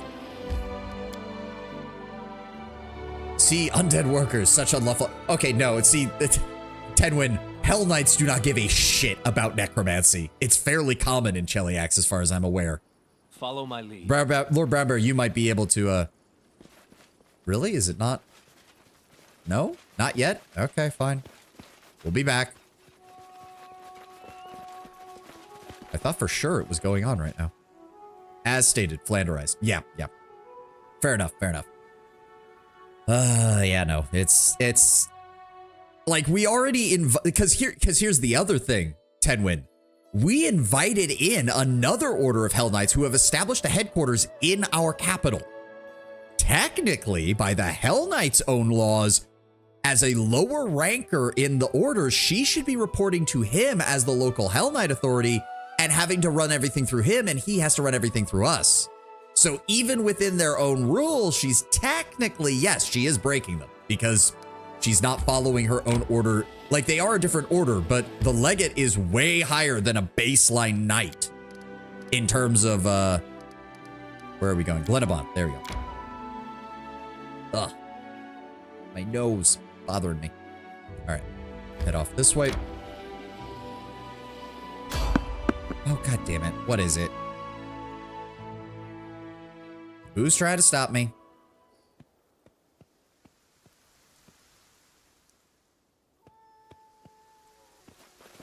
Goblins? Really? Good lord. Akbo, go after the goblin alchemist, please. Oh, god damn it.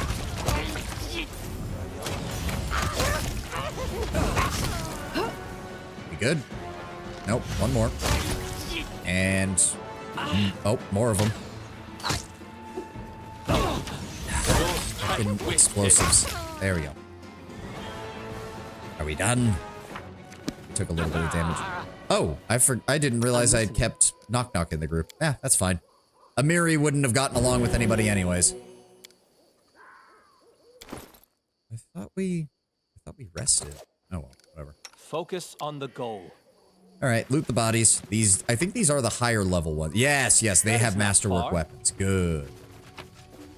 The other Order looks very confused. What the hell are you all doing here? Yeah.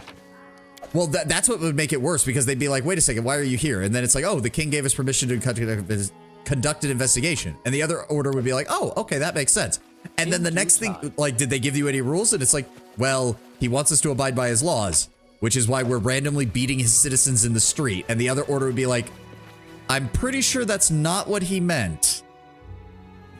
I'm pretty sure that's not a logical leap that anyone would take. Unless you're an idiot, which Lynxia has proven to be. Unfortunately, I don't think we're going to be able to finish. Yeah, we've only got like 8 minutes. Now, if I recall correctly, the main thing you want to do here is just don't let it descend into a bite, because that causes a lot of problems. You want to try and diffuse the situation without Valerie causing the entire Order of the Prism to declare her basically excommunicatore traitoris and try to kill her. We would like to avoid starting an international incident with one of the largest churches in Galarian. All according to plan. Yep, there's the paladins. Bastards. Ebeld the Silvertongue, Priest of Shellen, Laren the High Priest of Shellen, Hagen the Paladin of Shellen, and Fredrero Sinet. As it should be. More like the Order of Tism. Alright, quick save here. A white-haired priest looks at you over his glasses. Look who is here. King Terendil, my respects. I see you have brought company. The paladin wearing armor strikes his open palm with his fist. Finally! For a woman balancing on the edge of excommunication, you are sluggish, Lady Valerie. Valerie slowly turns her head towards the paladin and gives him an icy look. I am never in a hurry to meet those who would seek petty vengeance upon the innocent for another's alleged transgressions. The paladin notices Knock Knock and chokes with fury. And this? How dare you drag this abomination into the temple of the goddess? Knock Knock grimaces and sticks his tongue out. Yeah, stink is awful. What are those, flowers? Ugh. And that's why I brought him, because I knew it would piss you off. Actually, I completely forgot he was following me. Please, everyone, be calm. Let us not hurry in with accusations and hasty decisions. In the end, we are in a sacred place, and arguments under this vaulting are unacceptable. Who even are you? I'm Laryan. I'm a priest of Shellen and leader of the local congregation. For now, at least, until my place is taken by a permanent priest from the Order of the Prisms. For now, I am simply the spiritual advisor and mentor to respected Hegand and his men, paladins of Shellen all, who require the advice of our more experienced devotees. And this is her new cathedral. Yes, the Temple of the Lenses is a new abbey for the Orders of Shellen. He looks up at the vaulted ceiling in admiration. A beautiful architectural masterpiece. Such a sophisticated building will make a splendid home for the Order. Valerie giving Knock Knock an appreciative nod. Yeah. One of my favorite players to play with. Oh, sorry. It says one of his favorite character concepts. A goblin who stumbles into a temple of Shellen during a choosing ceremony becomes a paladin accidentally. Which of you is behind the rumors being spread about my lands? We merely say the truth. You call it a dirty rumor. We are the protectors of Shellen and all who call her patron. It's ridiculous to hear the charges of slander from one who has befriended a viper. Your friend blackens the name of the goddess herself. I will pass unremarked the vaguely entailed insults, sir. In the end, I have the doubtful honor of talking to a coward who can only throw out empty words and ungrounded accusations. You are far too spineless to meet me face to face and make your claims in person. That is why you prefer to strike on the sly. Please, all of you, calm. Though I do not approve of the methods of respected Hagen, I will not tolerate jokes at the expense of the Order or Shellen in her very temple. I see there is a whole company here. Aveld bows in a refined manner. You have my respects, you king. I came at the special invitation of Sir Hagen. How could I refuse a paladin of my beloved patron, Shellen? My respects to you and Valerie. Fredero Sinet nods to you and looks to Valerie. Seeing the scar, he purses his lips and shakes his head. I heard about what happened to you in our fight, but seeing it with my own eyes is unbearable. Believe me, lady, I never wanted this. To be honest, I don't even remember striking the blow upon you. The wrinkle on Valerie's forehead softens. We have settled our argument with an honorable duel, Fredero. As for the scar, I have been wearing my wounds openly for a long time. She serves me and she owes no debt to Shellen. Yeah, she serves me and she owes no debt to Shellen. Divine responsibilities surpass all worldly vows and commitments. Valerie was promised to the goddess and rejected it. Now Valerie returns to her order and insults Shellen again. You asked for us to come here, you dick. It's time for her to repent and answer for her transgressions. For my transgressions, Shellen should answer to me for ruining my life for nearly the entirety of its length. Heretic. Seems there is no hope for this soul, deeply blackened by pride. We will have a divine trial, and Shellen's judgment shall cleanse you of at least part of this abomination. Valerie clenches her fists in silence. It seems the scar on her face darkens and deepens. What trial do you speak of? Larolin folds his hands. A divine trial is a special ritual carried out by the followers of a god for someone who has lapsed in their faith. It is not a well-known practice, for it is used only on those whom there is still hope, for returning to the church, or at least making peace. Making peace indeed. Valerie, who has rejected Our Lady, should not count on being coddled.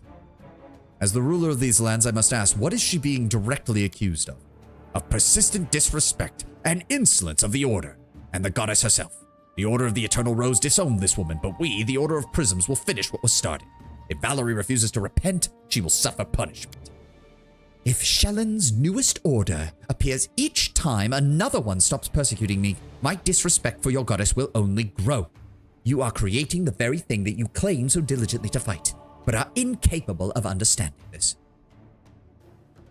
A trial may be the best way to deal with this, Valerie. Would that be acceptable? She keeps silent for a few moments, then takes a deep breath. Very well. I will endure this trial if it puts an end to all of this.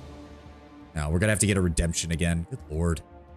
Thank you for agreeing, Valerie. Let us begin. Shellen's divine trial has commenced. May be she merciful to the lost and confused.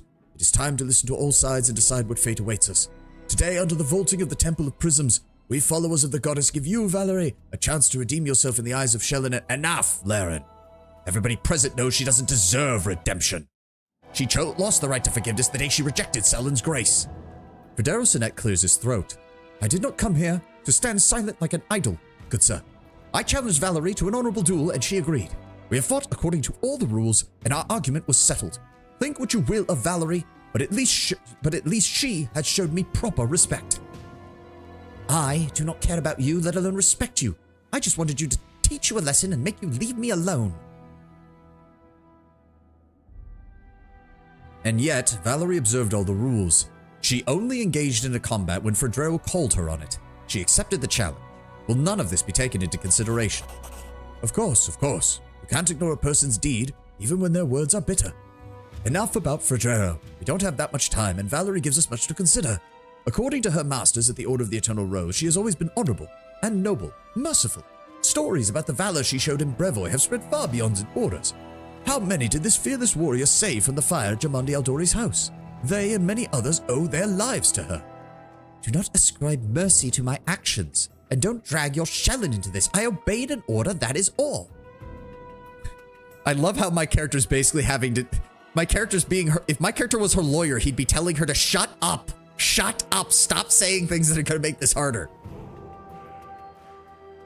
I do not always agree with Valerie. She can be hard. She can be harsh.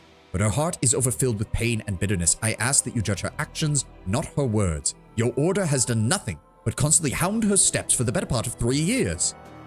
Listen instead to what I have to say as her liege lord, and to the action she has committed both in and around my kingdom. They weigh far more than the words she speaks in anger because of the constant harassment of your order. Valerie opens her mouth, but then sighs and lowers her head without saying anything else. Of course, Your Grace. We are judging Valerie only by her actions. Enough! I am tired of this endless babble. I shall prove... I always agree that Valerie, she can be hot. I mean heart. I'll prove that Valerie is a capricious and dishonorable woman who has twisted her life to pursue a single goal, to harm everything that is precious to Shellen. She only harms it when people shove it in her face. I have a reliable witness who can confirm my statement. I present Sir Eveld. Eveld pushes his chest out and pulls his chin up. This lady insulted me in front of my audience for no reason at all. Arrested me with brutal force, and the worst part is when dust settled and our blood cooled, Valerie didn't even think to apologize for her behavior. I say that only confirms her maliciousness.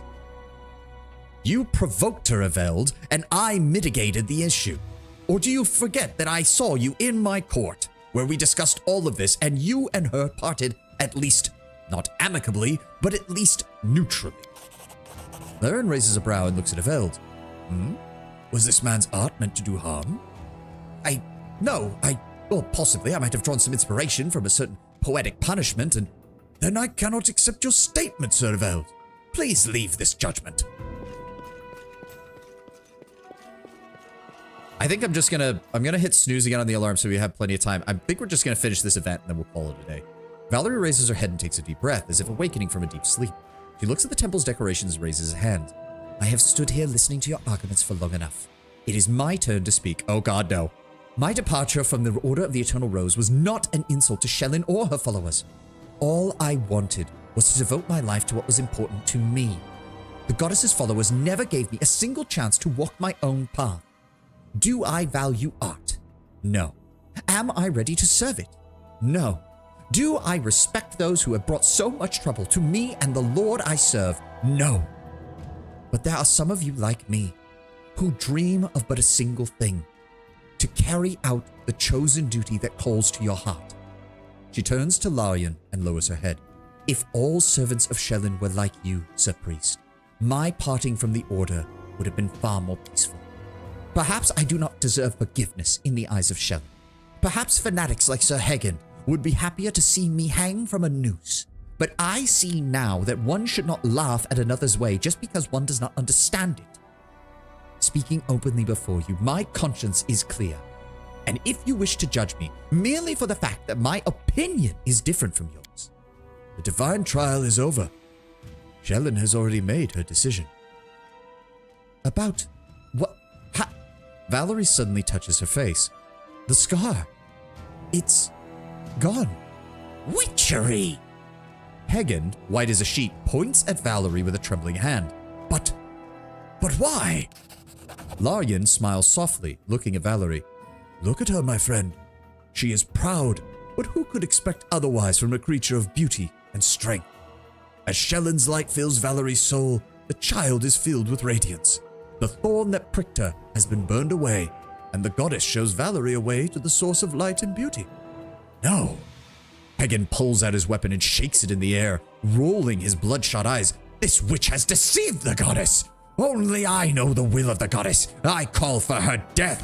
The beginning of the hunt. Well, luckily, it's only you and like 2 other dudes. So, Ekun, shoot him. Knock, knock. Go ahead and deal with him. And we'll deal with the rest of them, shall we?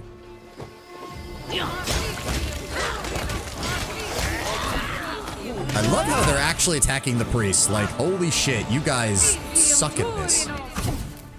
Valerie's panting and wiping the sweat from her forehead. This is it. Finally. She turns to Larian and looks at him. I think it's obvious to everyone here that they attacked. That bloodshed is always a heavy burden on the shoulders of our followers. He shakes his head sadly. Please forgive them, Valerie. Blind faith has clouded their judgment and pushed them towards violence, desecrating what should be a holy place. Shellen's light will not return soon to this vaulting. Fredrero puts away his weapon, looking sour. We will do everything in our power to wash away this disgrace. On behalf of the Order of the Eternal Rose, I offer you, Valerie, and you, Your Highness, the most sincere apologies on behalf of the entirety of the Order. The Order of Prisms is too young and It appears far too zealous in their judgments of events and signs. I'm sorry the Paladins of the Order of Prisms chose the path of violence, but that was their decision. There's nothing else for us here. If you do not mind, I would like to be done with this place. So your scar was sent by the goddess. She bites her lip. Probably, possibly, I don't know. I must have done something that made Shelyn take it back. I don't want to think about it. I need some air to clear my head. We'll talk later. Oh, apparently one of them is still alive. Several of them are still alive. We need to deal with this. Hold on.